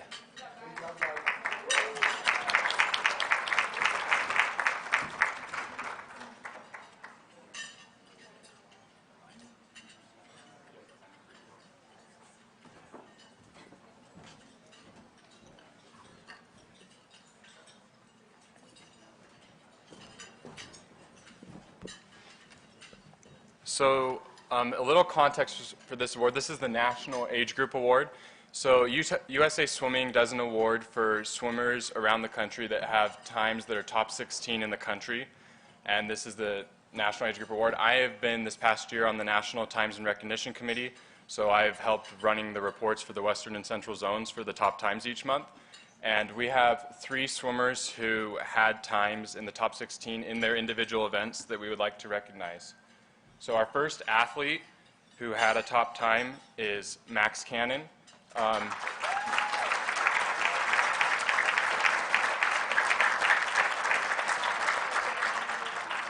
Max swam a 2:19 in the 200 long course breaststroke at 17 years of age.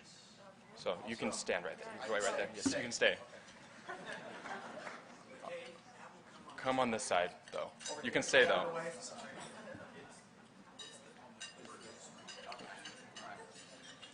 The next swimmer is Jade Garstang. Jade has 3 times that were top in the country. Her first swim was when she was 13 in the 100-yard butterfly. Her next swim was when she was 14 in the 100-yard butterfly. And her last swim was when she was 14 in the 100-yard backstroke. And I would add that that 13-year-old 100-yard butterfly was the 3rd fastest time this year in the country. So nice job, Jade.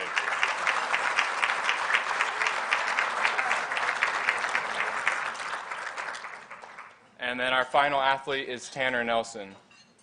Tanner was top in the country in the 18-year-old long course mile with a time of 15:48, and also in the long course 400 individual medley with an Olympic trial qualifying time of 4:25.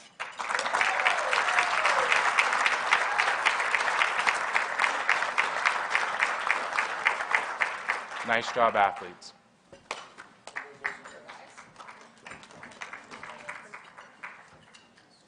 All right, we now have a couple minutes for a dinner break, so enjoy good food.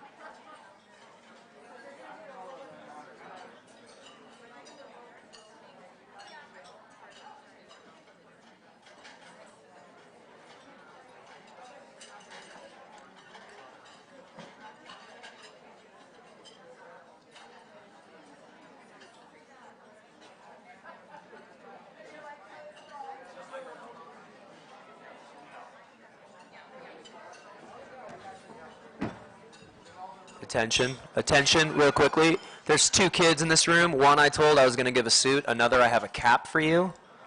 Come find me. Resume your dinner.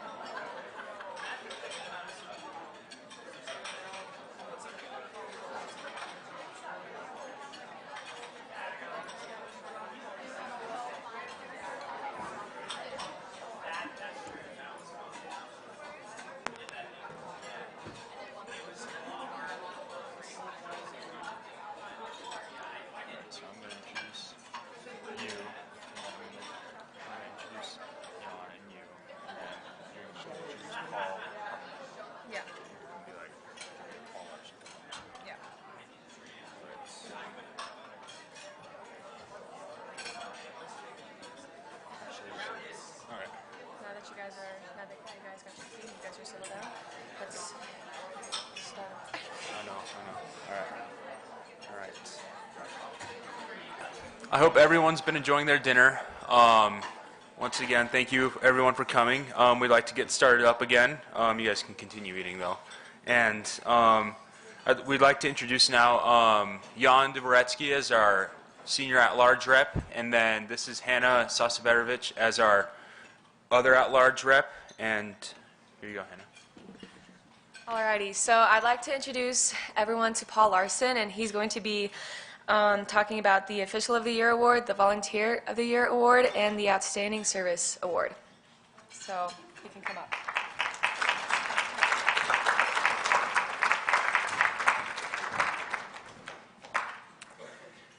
As all of you are aware, we can't run swim meets without officials. And each year we honor an official, and this year it's our pleasure as Utah Swimming to honor Richard Jorgensen.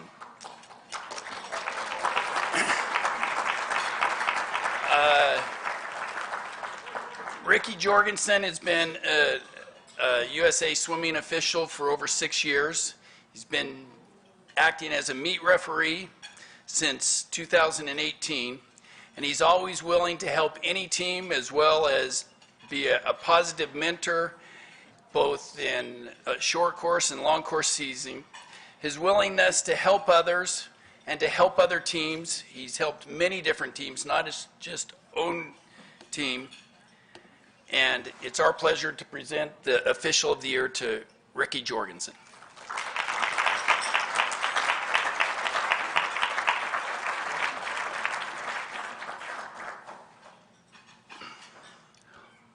Also, as I think everyone is aware, swim meets don't run without volunteers. And, you know, especially in Utah, we have a lot of fabulous volunteers. This year, as our Volunteer of the Year, we would like to honor Stephanie Glissmeyer.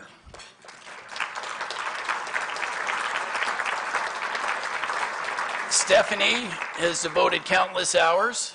She has been part of the, she has worked as the administrative official on working at our championship meets, and she's always been willing to step out and help others. She helps her team, but she has also been helping all of Utah Swimming for her work with our championship meets, as well as training others. In addition, she has been a strong proponent of safe sport in Utah. She's a huge contributor to our very active safe sport committee. And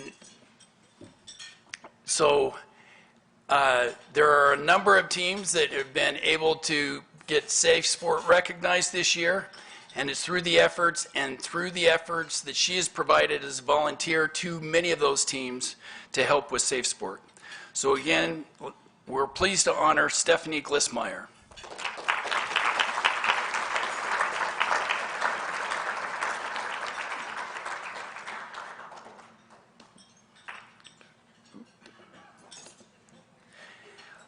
USA Swimming each year allows each LSC to honor one person for outstanding service.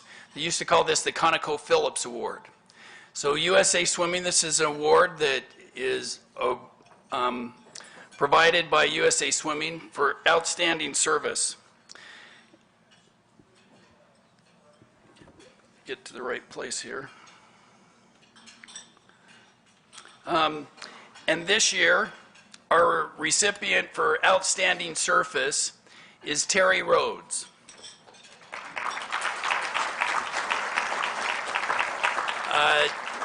Terry was with us this morning, but had to return to her 2 new babies. They're actually calves that were just born up in Logan. But she did come down, was with us for part of the day, and earlier today I was able to award her with the award for outstanding service. Terry has been made a big impact for the last couple of years in Utah Swimming. She has served as the vice chair to the Utah Swimming Board, and in that role has done a number of things, including getting us set for all of our independent contractors, renegotiating those contracts so that we have those in place. And so Utah swimming is on much better sound footing than we ever have been, because we can say that we have contracts in place for all of the operations that we do, and we feel good about that. The other thing that, of course, you know Terry from is she's been very active and as the meet referee for our age group state. And not that the other state meets aren't difficult too, but age group, it's just with age group, people are more passionate about age group. They just are. But we appreciate Terry and her efforts that she has done for many years, not only in Cache Valley, but she is seen throughout Cache Valley, where she has been a staple at the meet there, but also along the Wasatch Front and beyond. And so our USA Swimming Outstanding Service Award goes to Terry Rhodes. Thank you.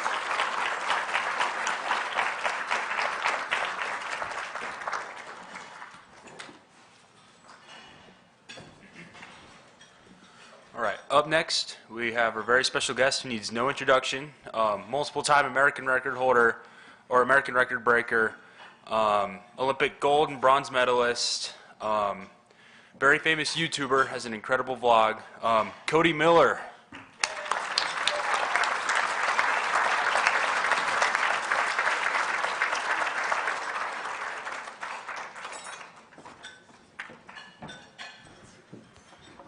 Does it work? Oh, what up, Lil? It works. Sorry. Figured it out. Thanks for having me, guys. This was really, really cool. This was really, really fun. I know I've already said this, but I'm going to say it again. A really, really long time ago, a little Cody Miller had a swim clinic with a guy named Josh Davis. And I got to hold my very first Olympic gold medal, and it was Josh's. And it is crazy that I'm like sitting at the same table as an equal with Josh, being able to share a lot of fun stories and a little bit of insight about our awesome sport. So I want to give Josh a big round of applause for bringing us out here. Thank you. That was awesome. And I hope you enjoy the story, because this is by far the most embarrassing thing that has ever happened to me. Let me set the scene. United States Olympic Trials is the Super Bowl of swimming. Ladies and gentlemen, 17,000 people in an arena on 4th of July-ish weekend. American flags in the air. Fireworks. There's fire alongside the pool. Let me say, there is fire alongside the pool. It's crazy. I mean, it is like the event to go to. So if you are fortunate enough to qualify or to get to go as a spectator, do yourself the service, because it's awesome. 2012, my Olympic trials experience did not go the way one would have hoped. I had 2 bad swims. 100 breaststroke didn't go well. 200 breaststroke went a whole lot worse. Here's why. I walk out for the semifinal of the men's 200-meter breaststroke. Squeaked into the semifinal after having a not-so-good prelim swim. I am sandwiched between not one, but 2 former Olympic swimmers, both former American record holders, 1 Olympic gold medalist. I'm very nervous, because at this point in my career, I am not the Cody Miller you see before you. I was a very scared person. And I'm behind the block, and I'm doing my thing, trying to stay in my zone, trying to look down the pool, not think about the Olympian to my left, not think about the Olympian to my right, focus on my race and my race alone, let alone my face on the Jumbotron as I approach the block and the screaming crowd of 17,000 people. Guys, it's really cool. It was really cool, okay? So I'm there. I'm doing my pre-race stuff, doing my squats. I'm ready. I'm ready to get breaststroke going. And then, right before the starter blows the final whistle to step up onto the blocks, I do one final squat. Which is the worst squat I've ever done in my life. And I go down. And as I go down, All of this is out. All of this is for the world to see. My suit didn't just rip a little bit. My suit exploded. And amidst the 17,000 people in the crowd, the people that are fortunate enough to sit behind the blocks are the press and photographers with the telescope lens that can see the moon. And there's an official to my left who I'm sure is a lovely woman. And despite the noise of the crowd, I hear this woman, oh. And in my mind, I'm like, this is not good. So I look to this woman, and she looks at me. And we both think, well, this isn't good. And she says, young man, go get a fresh suit. We will hold up this meet. The meet marshal comes over to me. He says, sir, go get yourself a fresh suit. We will hit commercial break. So they pause a live televised Olympic trials event so young Cody Miller, just a dumb kid, can go put on a fresh suit. And I sprint up into the athlete section of the stands, throw a towel around my waist, which is not legal, but hey, you got to do what you got to do. And Lily's boyfriend hands me his suit. Says, Cody, put this on. Let's go. They're waiting. I say, okay. Whoosh. And I take off. There's a problem with that. Technical suits, as you all know, they're pretty tight. Usually they take, several minutes to put on if you're lucky.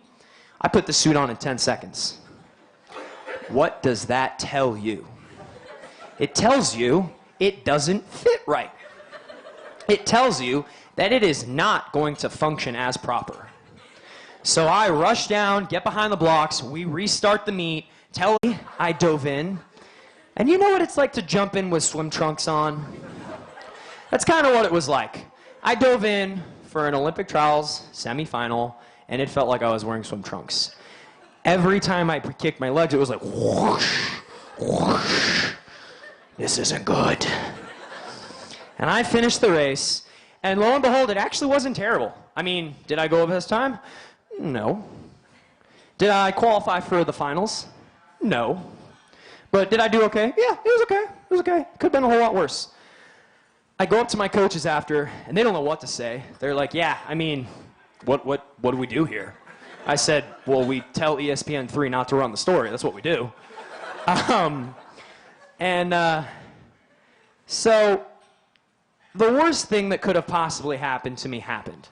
And although it's a really fun story for me to share with you guys now, it's actually like I enjoy this story. I save it for banquets. But it was really, really embarrassing at the time, and it really threw off my meet because I was having a really bad meet, because I was expecting to do well, and I didn't. And I had one more event. I had the 200 IM, which was typically just like my third event that I just kind of did. And I ended up going a lifetime best time after the fact. And so I'm going to circle back to what Lily said in her speech about having that goldfish mentality. Because sometimes in life, in swimming, in general, things are not going to go your way. And ladies and gentlemen, you've got to roll with the punches. And you've got to figure out how to have the mindset of a dumb goldfish, move on, move forward, on to the next race. Thank you all for having me. This was really wonderful. I appreciate everything. This Utah swimming, you guys are killing it. You're doing great. Big round of applause for yourselves. Thank you again. I'm not sure who's next, but something's next.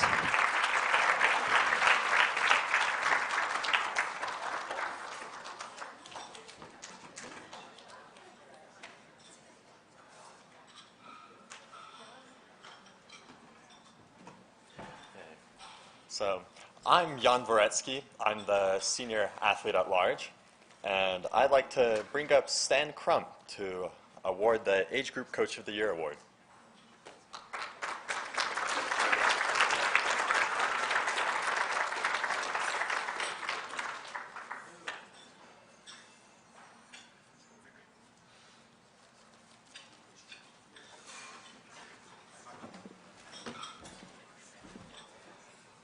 Thank you. It's fun to be here tonight. 9 years ago, when I walked on the deck of Haste for the first time, I'd been coaching for quite a while, and I thought I knew a little bit about swimming. Turns out I didn't know very much at all about age group swimming. And then fortunately, I met Janet Oles, who at the time was our head age group coach. And after a few meetings with her and in talking with her, trying to figure something out to do, I felt a little bit better. The age group, the Utah Age Group Coach of the Year, is named after Janet Oles, who was a wonderful coach. She loved every swimmer she came in touch with, and knew more about teaching swimmers, age group swimmers, how to swim than I will ever know. Tonight, I want to invite Susie Shepherdson up. She is the Utah Age Group Janet Oles Coach of the Year.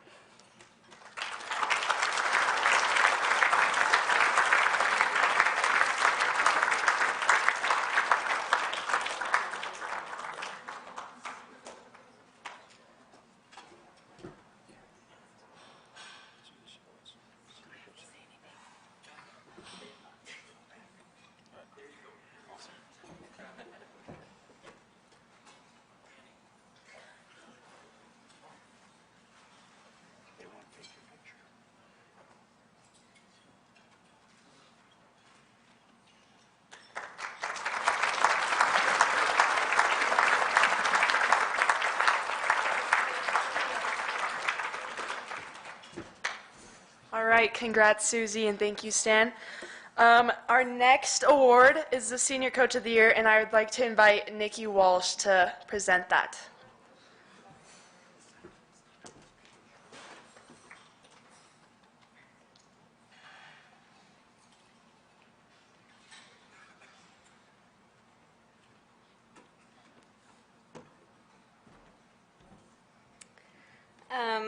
I have a few things that I wrote down, so bear with me. This sport would be nothing without our phenomenal athletes and especially coaches. There are many amazing coaches in Utah, and Coach Tom Thorham is one of them. Here are just a few of his accolades. He has 3 certified NCIS CA All-Americans, 2 2020-2021 USA Swimming Scholastic All-Americans, 3 Summer Junior National Qualifiers, 1 US Open Qualifier with 8 qualified swims, multiple senior relay state records set by Olympus Aquatics in 2021, multiple individual state records set by Olympus Aquatics senior swimmers, and Tom is currently coaching 6 2021 Winter Junior National Qualifiers. I just wanted to read a small excerpt from a nomination sent in about Tom. Tom doesn't measure his success by simply the number of state qualifiers, points scored, team rankings, or records broken. He measures success by the number of swimmers who are smiling, by the amount of fun they are having, and by how many are cheering for their teammates. They learn by example as they constantly witness Tom engaged in the sport, walking up and down the pool deck, both during practice and at every meet, cheering them on, encouraging them, and motivating them. This year's Senior Coach of the Year is Tom Thorham from Olympus Aquatics.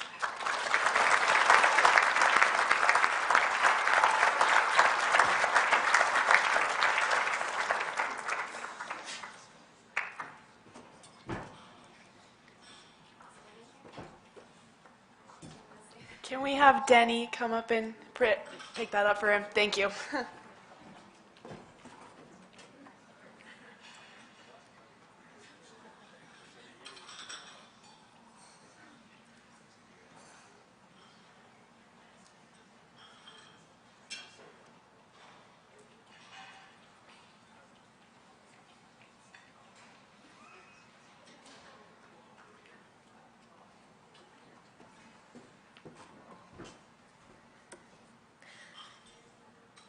That's not me.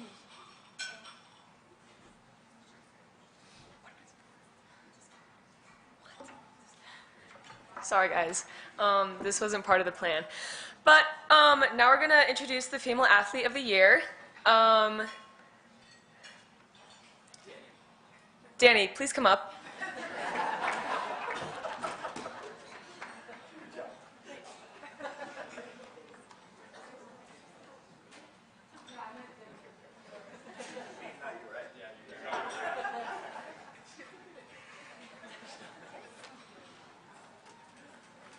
You know, I kind of want Jade to come up here right now.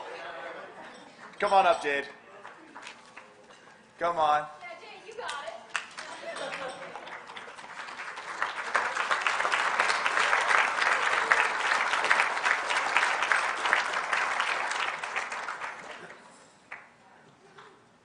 So as some of you know, I come from Mission Viejo, Matadors out in Southern California. Usually a pretty tough team. There are very few teams out there that kind of give us pause. One of them is Woodlands. 4 years ago, I heard this family was coming out to Olympus from Woodlands, and that kind of made my heart jump a little bit. Then I saw them swim. And that kind of just started this long journey that has been watching Jade over these past 4 years. In the first month or two, started breaking a few team records. A few months later, she's inching closer to a few state records. Now, 4 years down the road, we're looking at 17 individual state records, 7 relays. I can't even count the number of team records that she's broken at this point, as well as 1 overall national top time in the 50-yard butterfly, which was very, very impressive to watch when that happened. I just want to say that I am grateful to have been her coach and looking forward to just working with her throughout her high school career now. Jade.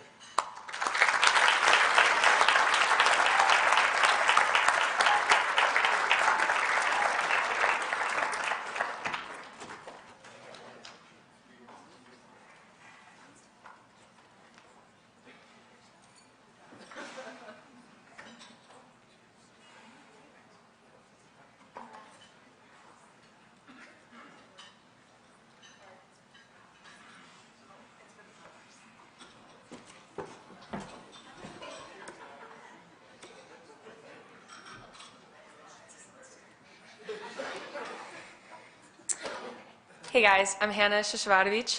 I'm the Utah at-large representative. I'm sorry for the confusion. But next, I would like to introduce this wonderful swimmer. This swimmer, she grew up in Pennsylvania, and she graduated from Spring Grove Area High School as a 3-time Scholastic All-American. Professionally, she has made incredible achievements. Her first Olympic Games were in 2016 in Rio de Janeiro, where she placed 7th in the 200 fly. Then, during the 2017 World Aquatics Championships, she helped the USA win gold in the 4x200 medal free relay. At the 2018 National Championships, she broke the 37-year-old U.S. Open record in the 200 fly, going a 2:05.87 during prelims. This swimmer has won 8 international medals, including 2 bronze at the 2020 Tokyo Olympics for the 200 fly and the 4 IM. This swimmer is Haley Flickener.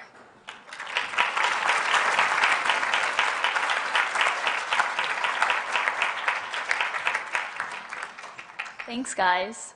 As I told Lily, I'm sorry I am going after Cody. You won't be seeing any squats from me. My jeans are a little tighter than they used to be, so not today. But my story will kind of wrap into what Lily and Cody both said about the goldfish brain. And my story is pretty recent. I was at trials this summer, and as Cody said, the Olympic trials, let me tell you, I've never been to a Super Bowl, but it is the Super Bowl of our sport, even over the Olympic Games, arguably. The crowd. This year was a little different, but let's just say big crowd. The pressure to perform to make the U.S. Olympic team. We are the fastest swim team in the whole world. So keep that in mind. Second thing, I am the world's best napper and sleeper that you will ever meet, and I promise you that, and Lily can attest to that. If you do not know where I am in my room underneath my 3 covers. That is where I will be. So keep that also in mind. The very first day of Olympic trials this year was the 400 IM. Prelims and finals for the 400 IM are on the same day because anything 400 and up is a single day, so you knock it out in one. We go to sleep, and we're having such a good night, and all of a sudden at 3 in the morning, the alarms start going off in our hotel. We have to evacuate. We have to walk outside. We're outside for about a half hour. It's a whole like hour, well, maybe more than an hour worth of just what is going on. Meanwhile, I am freaking out. I have a 400 IM tomorrow, 2 of them, hopefully, and I am not sleeping. And what do I always do? I sleep, and I'm not doing that. My brain is just all over the place, not knowing what's going to happen here. And I know my competitors, the ones that I know are going to be right up there, they are not at this hotel. They are sleeping, sound asleep. And I am hearing these sirens go. Eventually, we find out someone decided to have a rave, and their smoke machine made the fire alarm go off. Anyway, we go upstairs. I can't fall back asleep because I'm so, adrenaline is just going. I'm nervous for my race and what just happened. I can't believe like what is going on. But in that moment, I was freaking out, but I was able to get myself together and realize that I have a decision here. I have the decision to allow this to affect me, and it could allow me to go into my race being like, I can't perform because of this, this, this, and this. Or I can think to myself, it's okay. I'm in control of this situation. I'm controlling how I feel, how I respond to a situation, and I think that goes way beyond our sport of swimming. Anything in life. You have to forget, just like the goldfish brain. You got to move forward. No matter what life throws at you, you got to roll with the punches. And that's exactly what I did. I went in seated first for finals, ended up getting touched out for second, but best time in the 400 IM, an event that I had no idea that I was going to make the team in. And that's because of the way I responded to a situation that I did not ever see myself in the night before. One of the biggest races that I would ever have in my career. So I think that's something for everyone to take away. No matter what life throws at you, it's your decision on how you react to it. And not everything's going to be perfect, but you can make it whatever you want it to be. So thank you for having me, and y'all are awesome, and this is such a great event, and I'm so glad that I'm able to be here to share with you tonight. Thank you.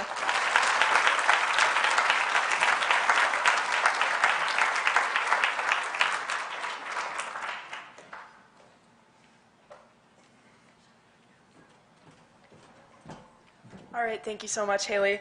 For our next award, we are going to have Sherry Scavlin come up for our Male Athlete of the Year. Sorry, you guys just got that sneak peek right there.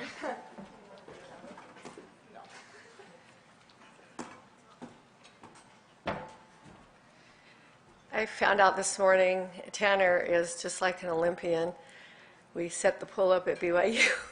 So we had our big cold pool ready for the Olympians to come and swim today. They chose the warm pool.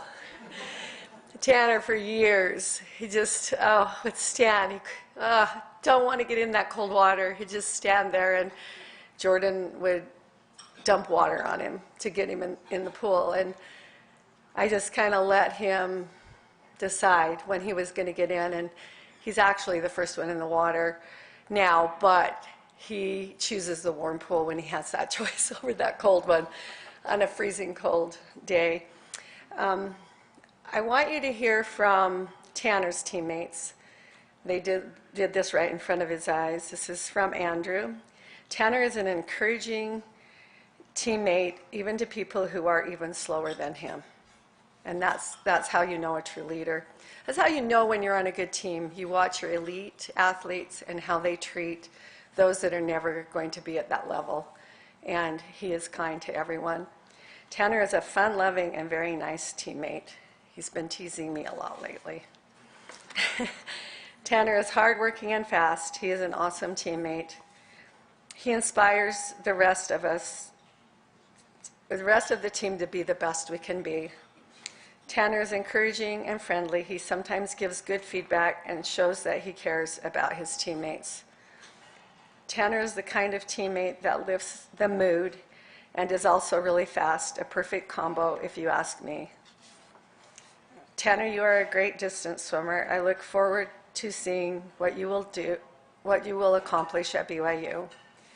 Tanner always makes me feel good about my swims and has always been a good friend of mine. He always makes sure to hype me up and encourage me. Tanner is a thoughtful and motivating teammate. I love swimming in a lane with him because he motivates me to swim faster and keeps me thinking positive. Tanner is one of the best teammates, one of my best friends, and by far the worst kicker I've ever seen. He had the nickname the one kick wonder.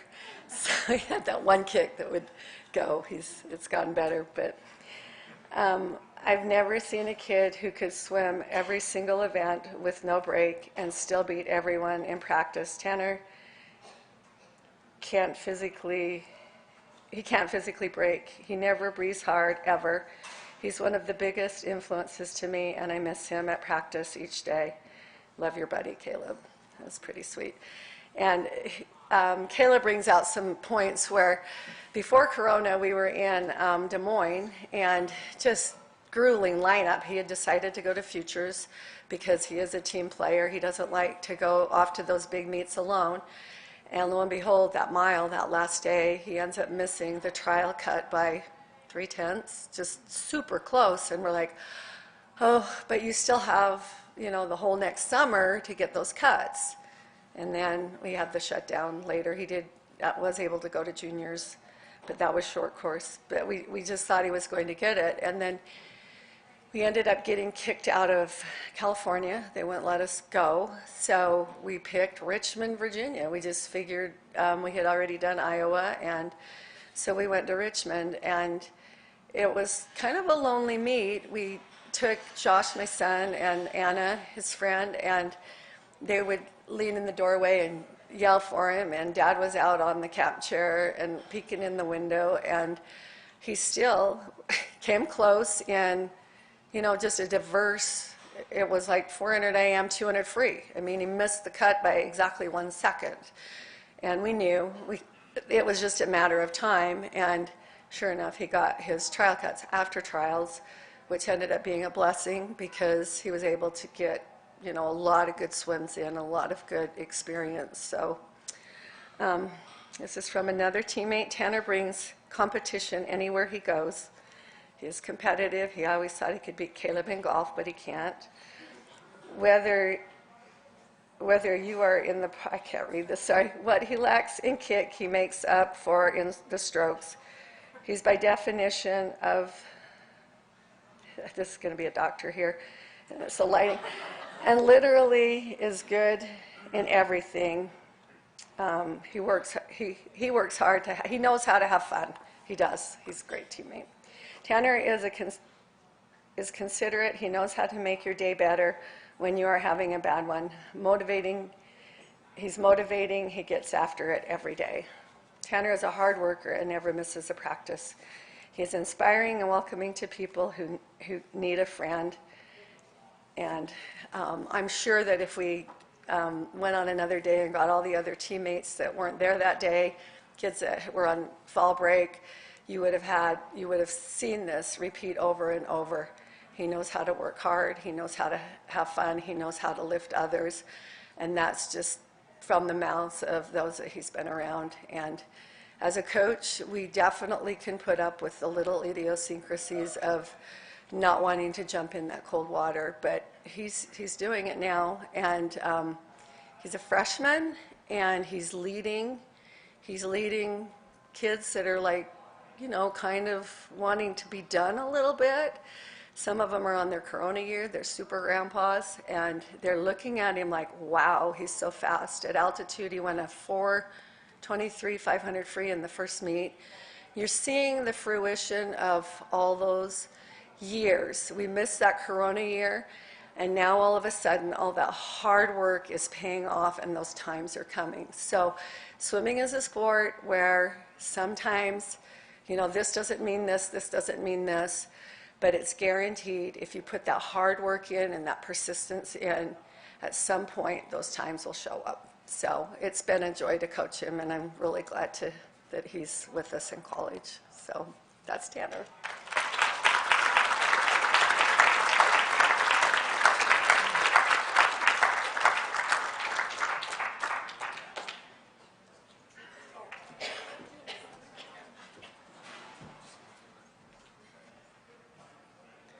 All right, congrats, Tanner, on a great seasons. 2 seasons, more than 2 seasons. Our next 2 awards, I'd like to invite up Kathy Vaughn. Yeah, is she here? There she is.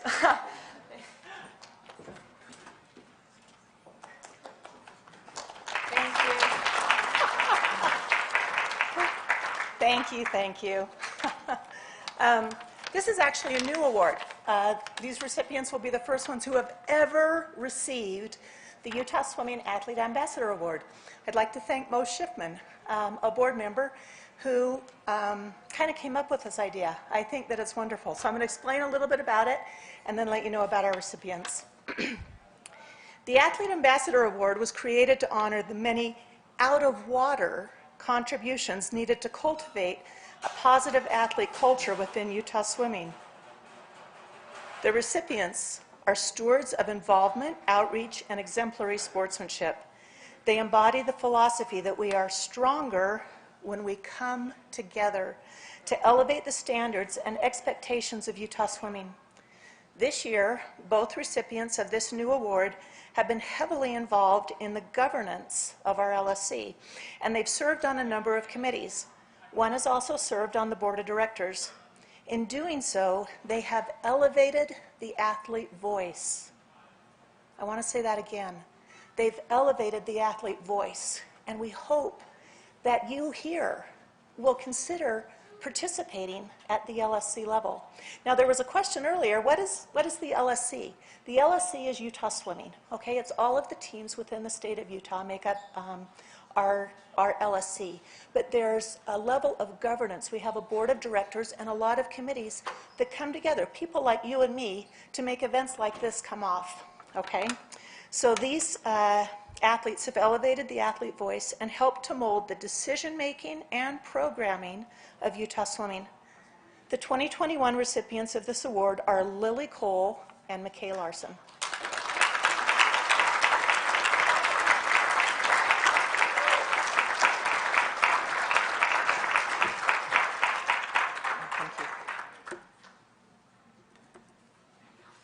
All right. Lily is a senior swimmer on Wasatch Front. You got to stay up here. I'm still talking. On Wasatch Front Fish Market. Lily is a positive competitor and very encouraging to others. She has made it her business to learn how the LSC gets things done, and she's become a valued member of the LSC leadership team. Listen to this. Lily serves on the Diversity, Equity, and Inclusion Committee, as well as the Officials Committee. Yes, athletes are on that one. And the Athletes Committee. Her contributions have advanced the work of not only these committees, but also the LSC as a whole. Thank you, Lily. McKay Larson swims for Utah Valley Aquatics. He served as the 2020 Junior Athlete Representative on the Board of Directors and the 2021 Senior Athlete Representative to the board as well.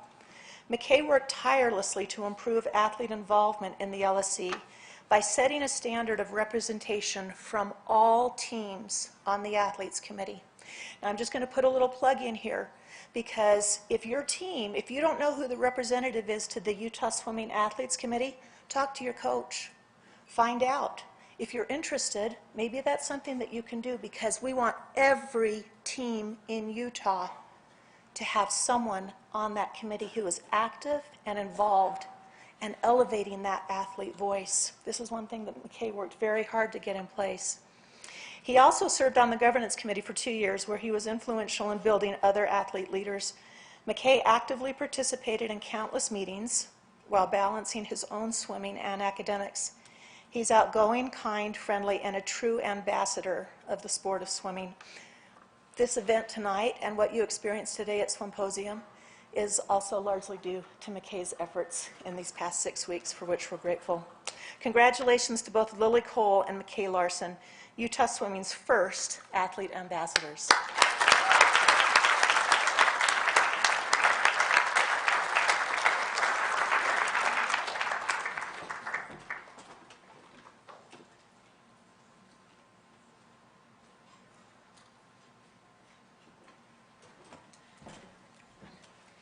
Yeah, so congratulations to McKay and Lily. They're really great people. And so I'd like to introduce our final Olympian of the night. I'm sure we already know and love him. It's Josh Davis. In 1996, Josh went to the Atlanta Olympic Games, where he was the only man from any country in any sport to win 3 gold medals. He went again in 2000 to Sydney, where he was captain of the USA men's team. There, he broke the American record in the 200-meter freestyle and won 2 silver medals. While his last Olympics meet was a while ago, he remains competitive today, winning races and setting records as an age group.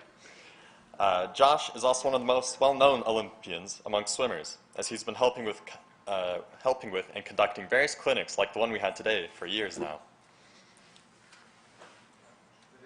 Yep.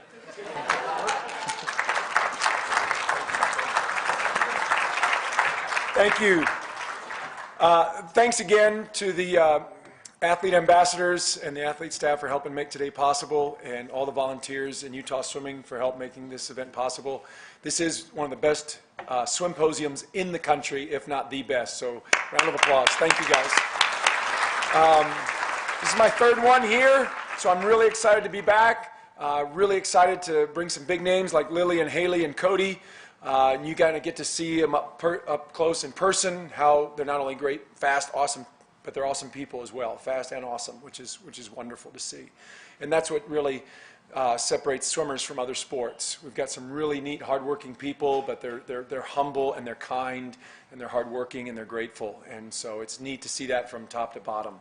So I love that. I love being around my fellow swimmers. We have a special bond as swimmers, not just because we smell like chlorine, but we're tougher than the other sports, we're smarter than the other sports, and we're much better looking than the other sports, and we're cleaner than the other sports. So it's great to be a swimmer.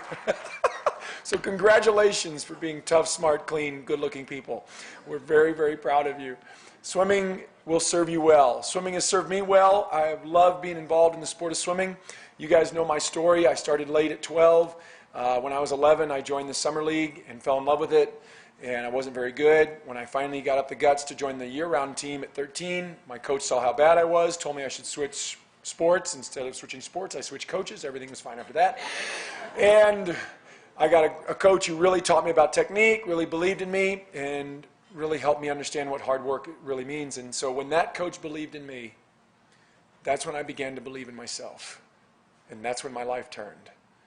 And I want to say thank you to all the coaches out there who believe in your swimmers, for cheering them, believing in them, creating an environment where they can excel and get pushed and challenged and do great things. So one more round of applause for our coaches across the state. So thank you for what you do day in and day out. What I told the coaches at the coaches panel this morning, you guys are the feeder of the pyramid. We need these awesome age group coaches to get them tough and get the right technique, so then they can go to college and then maybe go to the USA team and then maybe go to the Olympics. But we couldn't do it without the age group coaches who create that foundation to feed us up to the top of the pyramid. So thank you so, so much for what you do to be a critical part of Team USA's success. And I'm so grateful for the opportunities I had to swim in college and then for 10 years with the USA team. And now, the last 20 years, getting to help lead Olympians and clinics and make new friends and help create events like today with Haley and Lily and Cody. So it's really, really a joy of my life to help you guys get exposed to new ideas, new things, new friends, so that you can take your swimming career to the next level, because swimming will do you well. I want to close with my favorite swimming Olympic moment. I really loved my 3 gold medals in Atlanta and the home crowd. By the way, we're just 3 years from Paris, 24, which is a great Olympics. Who doesn't want to go to Paris, right? And then we're 7 years away from 24, LA. LA 24 in 7 years. Someone in this room could be just in their prime at those Olympics. And with maybe some people like Haley or Lily or some of the others who might want to stick around to race in the home Olympics, which would be really cool. Someone in this room, I think, could be at those trials and maybe be at that meet in LA 28 and race in front of the home crowd like I did in Atlanta. It would be very cool. It's very fun. And then I made another Olympics in Sydney 2000, and I went to Australia. I loved Australia. It was a great place to race, and I was doing very well. I raced, I got 4th in my individual, which was, I wasn't super excited about. I was actually pretty upset for a few minutes, and then I got over it, and then I had the goldfish. That was good. And I was captain of the team. I had to kind of get back into it, and the next day was the 4x200 free relay. And by the way, in that first event, the first day, the 200 free, when I got 4th, I broke the American record by a half a second for the 3rd time in a month. And that was the fastest I ever swam. At 28 years old, I did my lifetime best time at 28 years old. And I'm really proud of that. And the next day, I split an even faster on the 4x200 free relay where we got the silver. I had to race Ian Thorpe, the greatest Aussie swimmer of all time. The Torpedo was his nickname because he had size 17 feet. You shouldn't have to race a guy with flippers. That's cheating. But I raced him, and he made us all better. And even though we got better, the Aussies got better, and we got the silver. So I got my 1 silver medal. The next couple days later was the sprint relay, the 4x1, very exciting. We'd never lost that relay. And the guys did very, very well, but the Aussies did a little bit better. And we got the silver medal. And that was hard because we never lost, but you know, we swam well. But it was hard. So I had my 2 silver medals, and I was captain. It was really, really a good Olympics. It was actually the 2nd greatest Olympic count after Rio. Rio was our top, and we were pretty good in 2000 Sydney. And then the 8th and final day of the meet, there's just a few events. There's the men's mile, there's the 50 freeze, the medley relay, just a few key events. And I wanted to swim in the Olympic pool one more time in Sydney, Australia. It's a beautiful facility. And I was done with my racing, but I just wanted to swim one more time. And I jumped in the big Olympic pool to warm up one last time. Because, see, I had to fly home the next day. Because, see, my wife had just had our newborn. I left my wife for a month to go to race in Sydney with a 2-year-old, a 1-year-old, and a 2-day-old. Don't ever do that, guys. Don't ever do that. That's the reason I swam so fast, because I needed to make some prize money to make up for being gone for a month. So I left her at home with a 2-year-old, a 1-year-old, and a month-old. And I knew I was going to have to fly back home the next day and not do all the fun stuff in the village. So, but I wanted to swim one more time, and I jump in the lane. And in the lane was one of our distance guys getting ready for the mile. His name's Chris Thompson from Michigan. He's a great miler. And he was doing his paces with John Urbanchek. Everybody loves John Urbanchek, the great distance coach. And he's doing his paces, and he's very upset, very upset. He's not feeling good, and he's using very colorful language in his paces. You know, he comes to the block, and he's like, blah, blah, blah, blah. He's very mad. Chris is very mad, and John's like, hey, you know, it'll be okay. But I watch this as Chris is doing his hundreds. He's going back and forth, doing his hundreds, and he's not feeling good. He's not talking right. I could tell he's not thinking right. And then I'm watching this as I'm kind of warming up too, and I kind of look at John, and he kind of gives me the look, like, should I say something? He's like, yeah, you should say something. I said, okay, I'll say something. You know, there's so many junctures in our life where we have these moments. Should I say something? Should I get out of my comfort zone and try and help this situation or help this person? And sometimes we ignore it, and sometimes we think about it, and then sometimes we respond to it, and we listen to those whispers in our heart. Should I do something? And so I decided to do something. I paused him. I stopped him after his next 100. I said, Chris, you got to stop. I need to tell you something. I said, I know you're not feeling good right now, but you have just swam tens of thousands of miles these last years of your life. You have trained your whole life for the mile that's going to happen in about 30 minutes.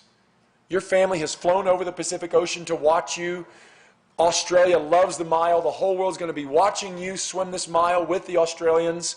You were born for this moment, and it doesn't matter what you feel like. You've done the training. Just go stick to your race plan. You're going to be great. You're going to be fine. And I'm giving him this little speech, and I could see his face, his visage change, and he kind of started nodding, saying, yeah, okay, I think I can do this. And so he got back into his paces, and he felt much better and was thinking better. And sure enough, not 25 minutes later, he dives in the pool for the men's mile. And the two Aussies go out for it. And it's Chris, the American, and a Russian guy. And they are stroke for stroke for almost 15 minutes, for 1,500 meters. And they both reached for the wall. Finally, the last lap, they both reached for the wall at the same time. You can't tell what happens on the touch. You have to look to the clock, and everybody looks to the clock. And there's a 3 next to Chris's name, because the two Aussies were way far ahead. But the 3 next to Chris's name, he had touched out the Russian by a few hundredths of a second. He broke the American record. And he immediately jumps out of the pool, and John Urbanchik and I are standing in the corner. And he comes running up to us and gives us a big hug and said, thank you so much for helping me get that bronze medal. I couldn't have done it without you. And when Chris said that, that was my greatest Olympic moment, was when I took the time to just help him. And Chris was my roommate that week too. And he had to wait all 8 days for the final race. And that made me feel so good. That actually felt better than my own medals, was to see Chris get his. And so you never know when your greatest Olympic moment, or your greatest swimming moment, or even your greatest life moment might not be all about you. It might be how you helped someone else. I love my gold medals. I highly recommend you get some. You get a lot of free food. It's a really good deal. But I found something that feels better than winning a gold medal. That's when you use your talents and your experiences and your gifts to help make someone else's life a little bit better, and you move them a little bit further down the road. That feels better than winning a gold medal, and all of us get to do that every day. On behalf of Team USA, I want to say thank you to the officials, thank you to the coaches, and thank you to the volunteers, and thank you parents. Give a round of applause to the parents for everything. Definitely couldn't do it without them. So, McKay, you rock. Paul, thank you so much. And this is one of our favorite days of the year. I agree with you, Paul. This is one of our favorite events of the year. So thanks for letting us be a part of it. And congrats again to the Olympians who competed in Tokyo for our country. We love watching you guys. We love it. We love, you got to know we were screaming at our TVs. We couldn't be there in person. Parents couldn't be there. No one could be there. But we were screaming through our TVs for you guys. So we wish you, and y'all are still training. They're still training.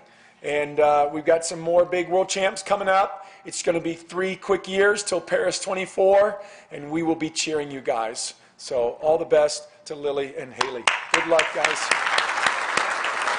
And good luck to Swim Utah. Love you guys. Have a great year.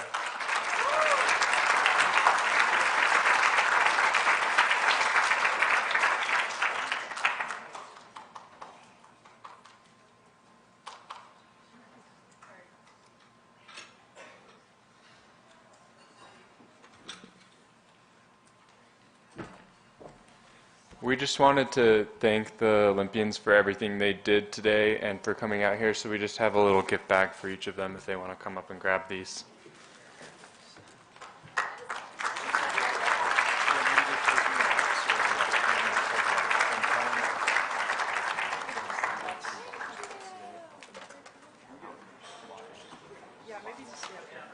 Okay, we're staying here for a couple minutes. Yeah. Josh is.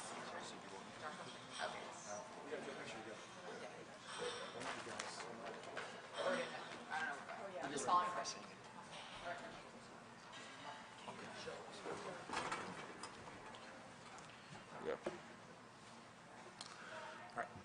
once again,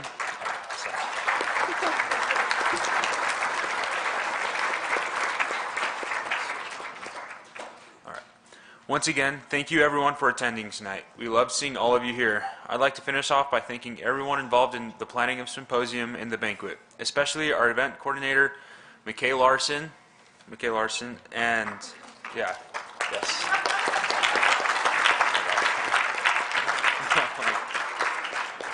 Along with Jordan Tiffany and Eliza Smith for helping us out with our amazing guests all day.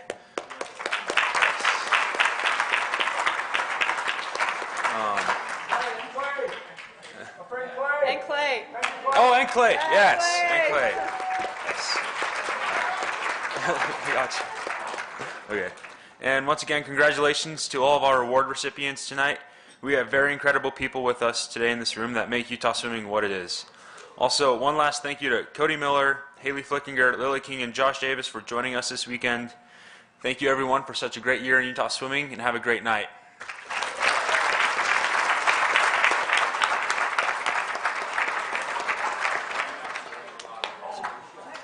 If there's any swimmers that I got to talk to today, I left all my notes from all my talks today on the table in the lobby. So if anybody wants the notes of all my little speeches today, it's all in the lobby. Thank you, guys.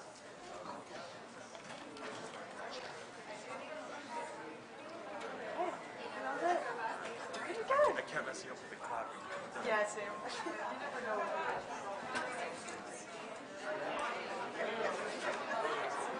You know how it is.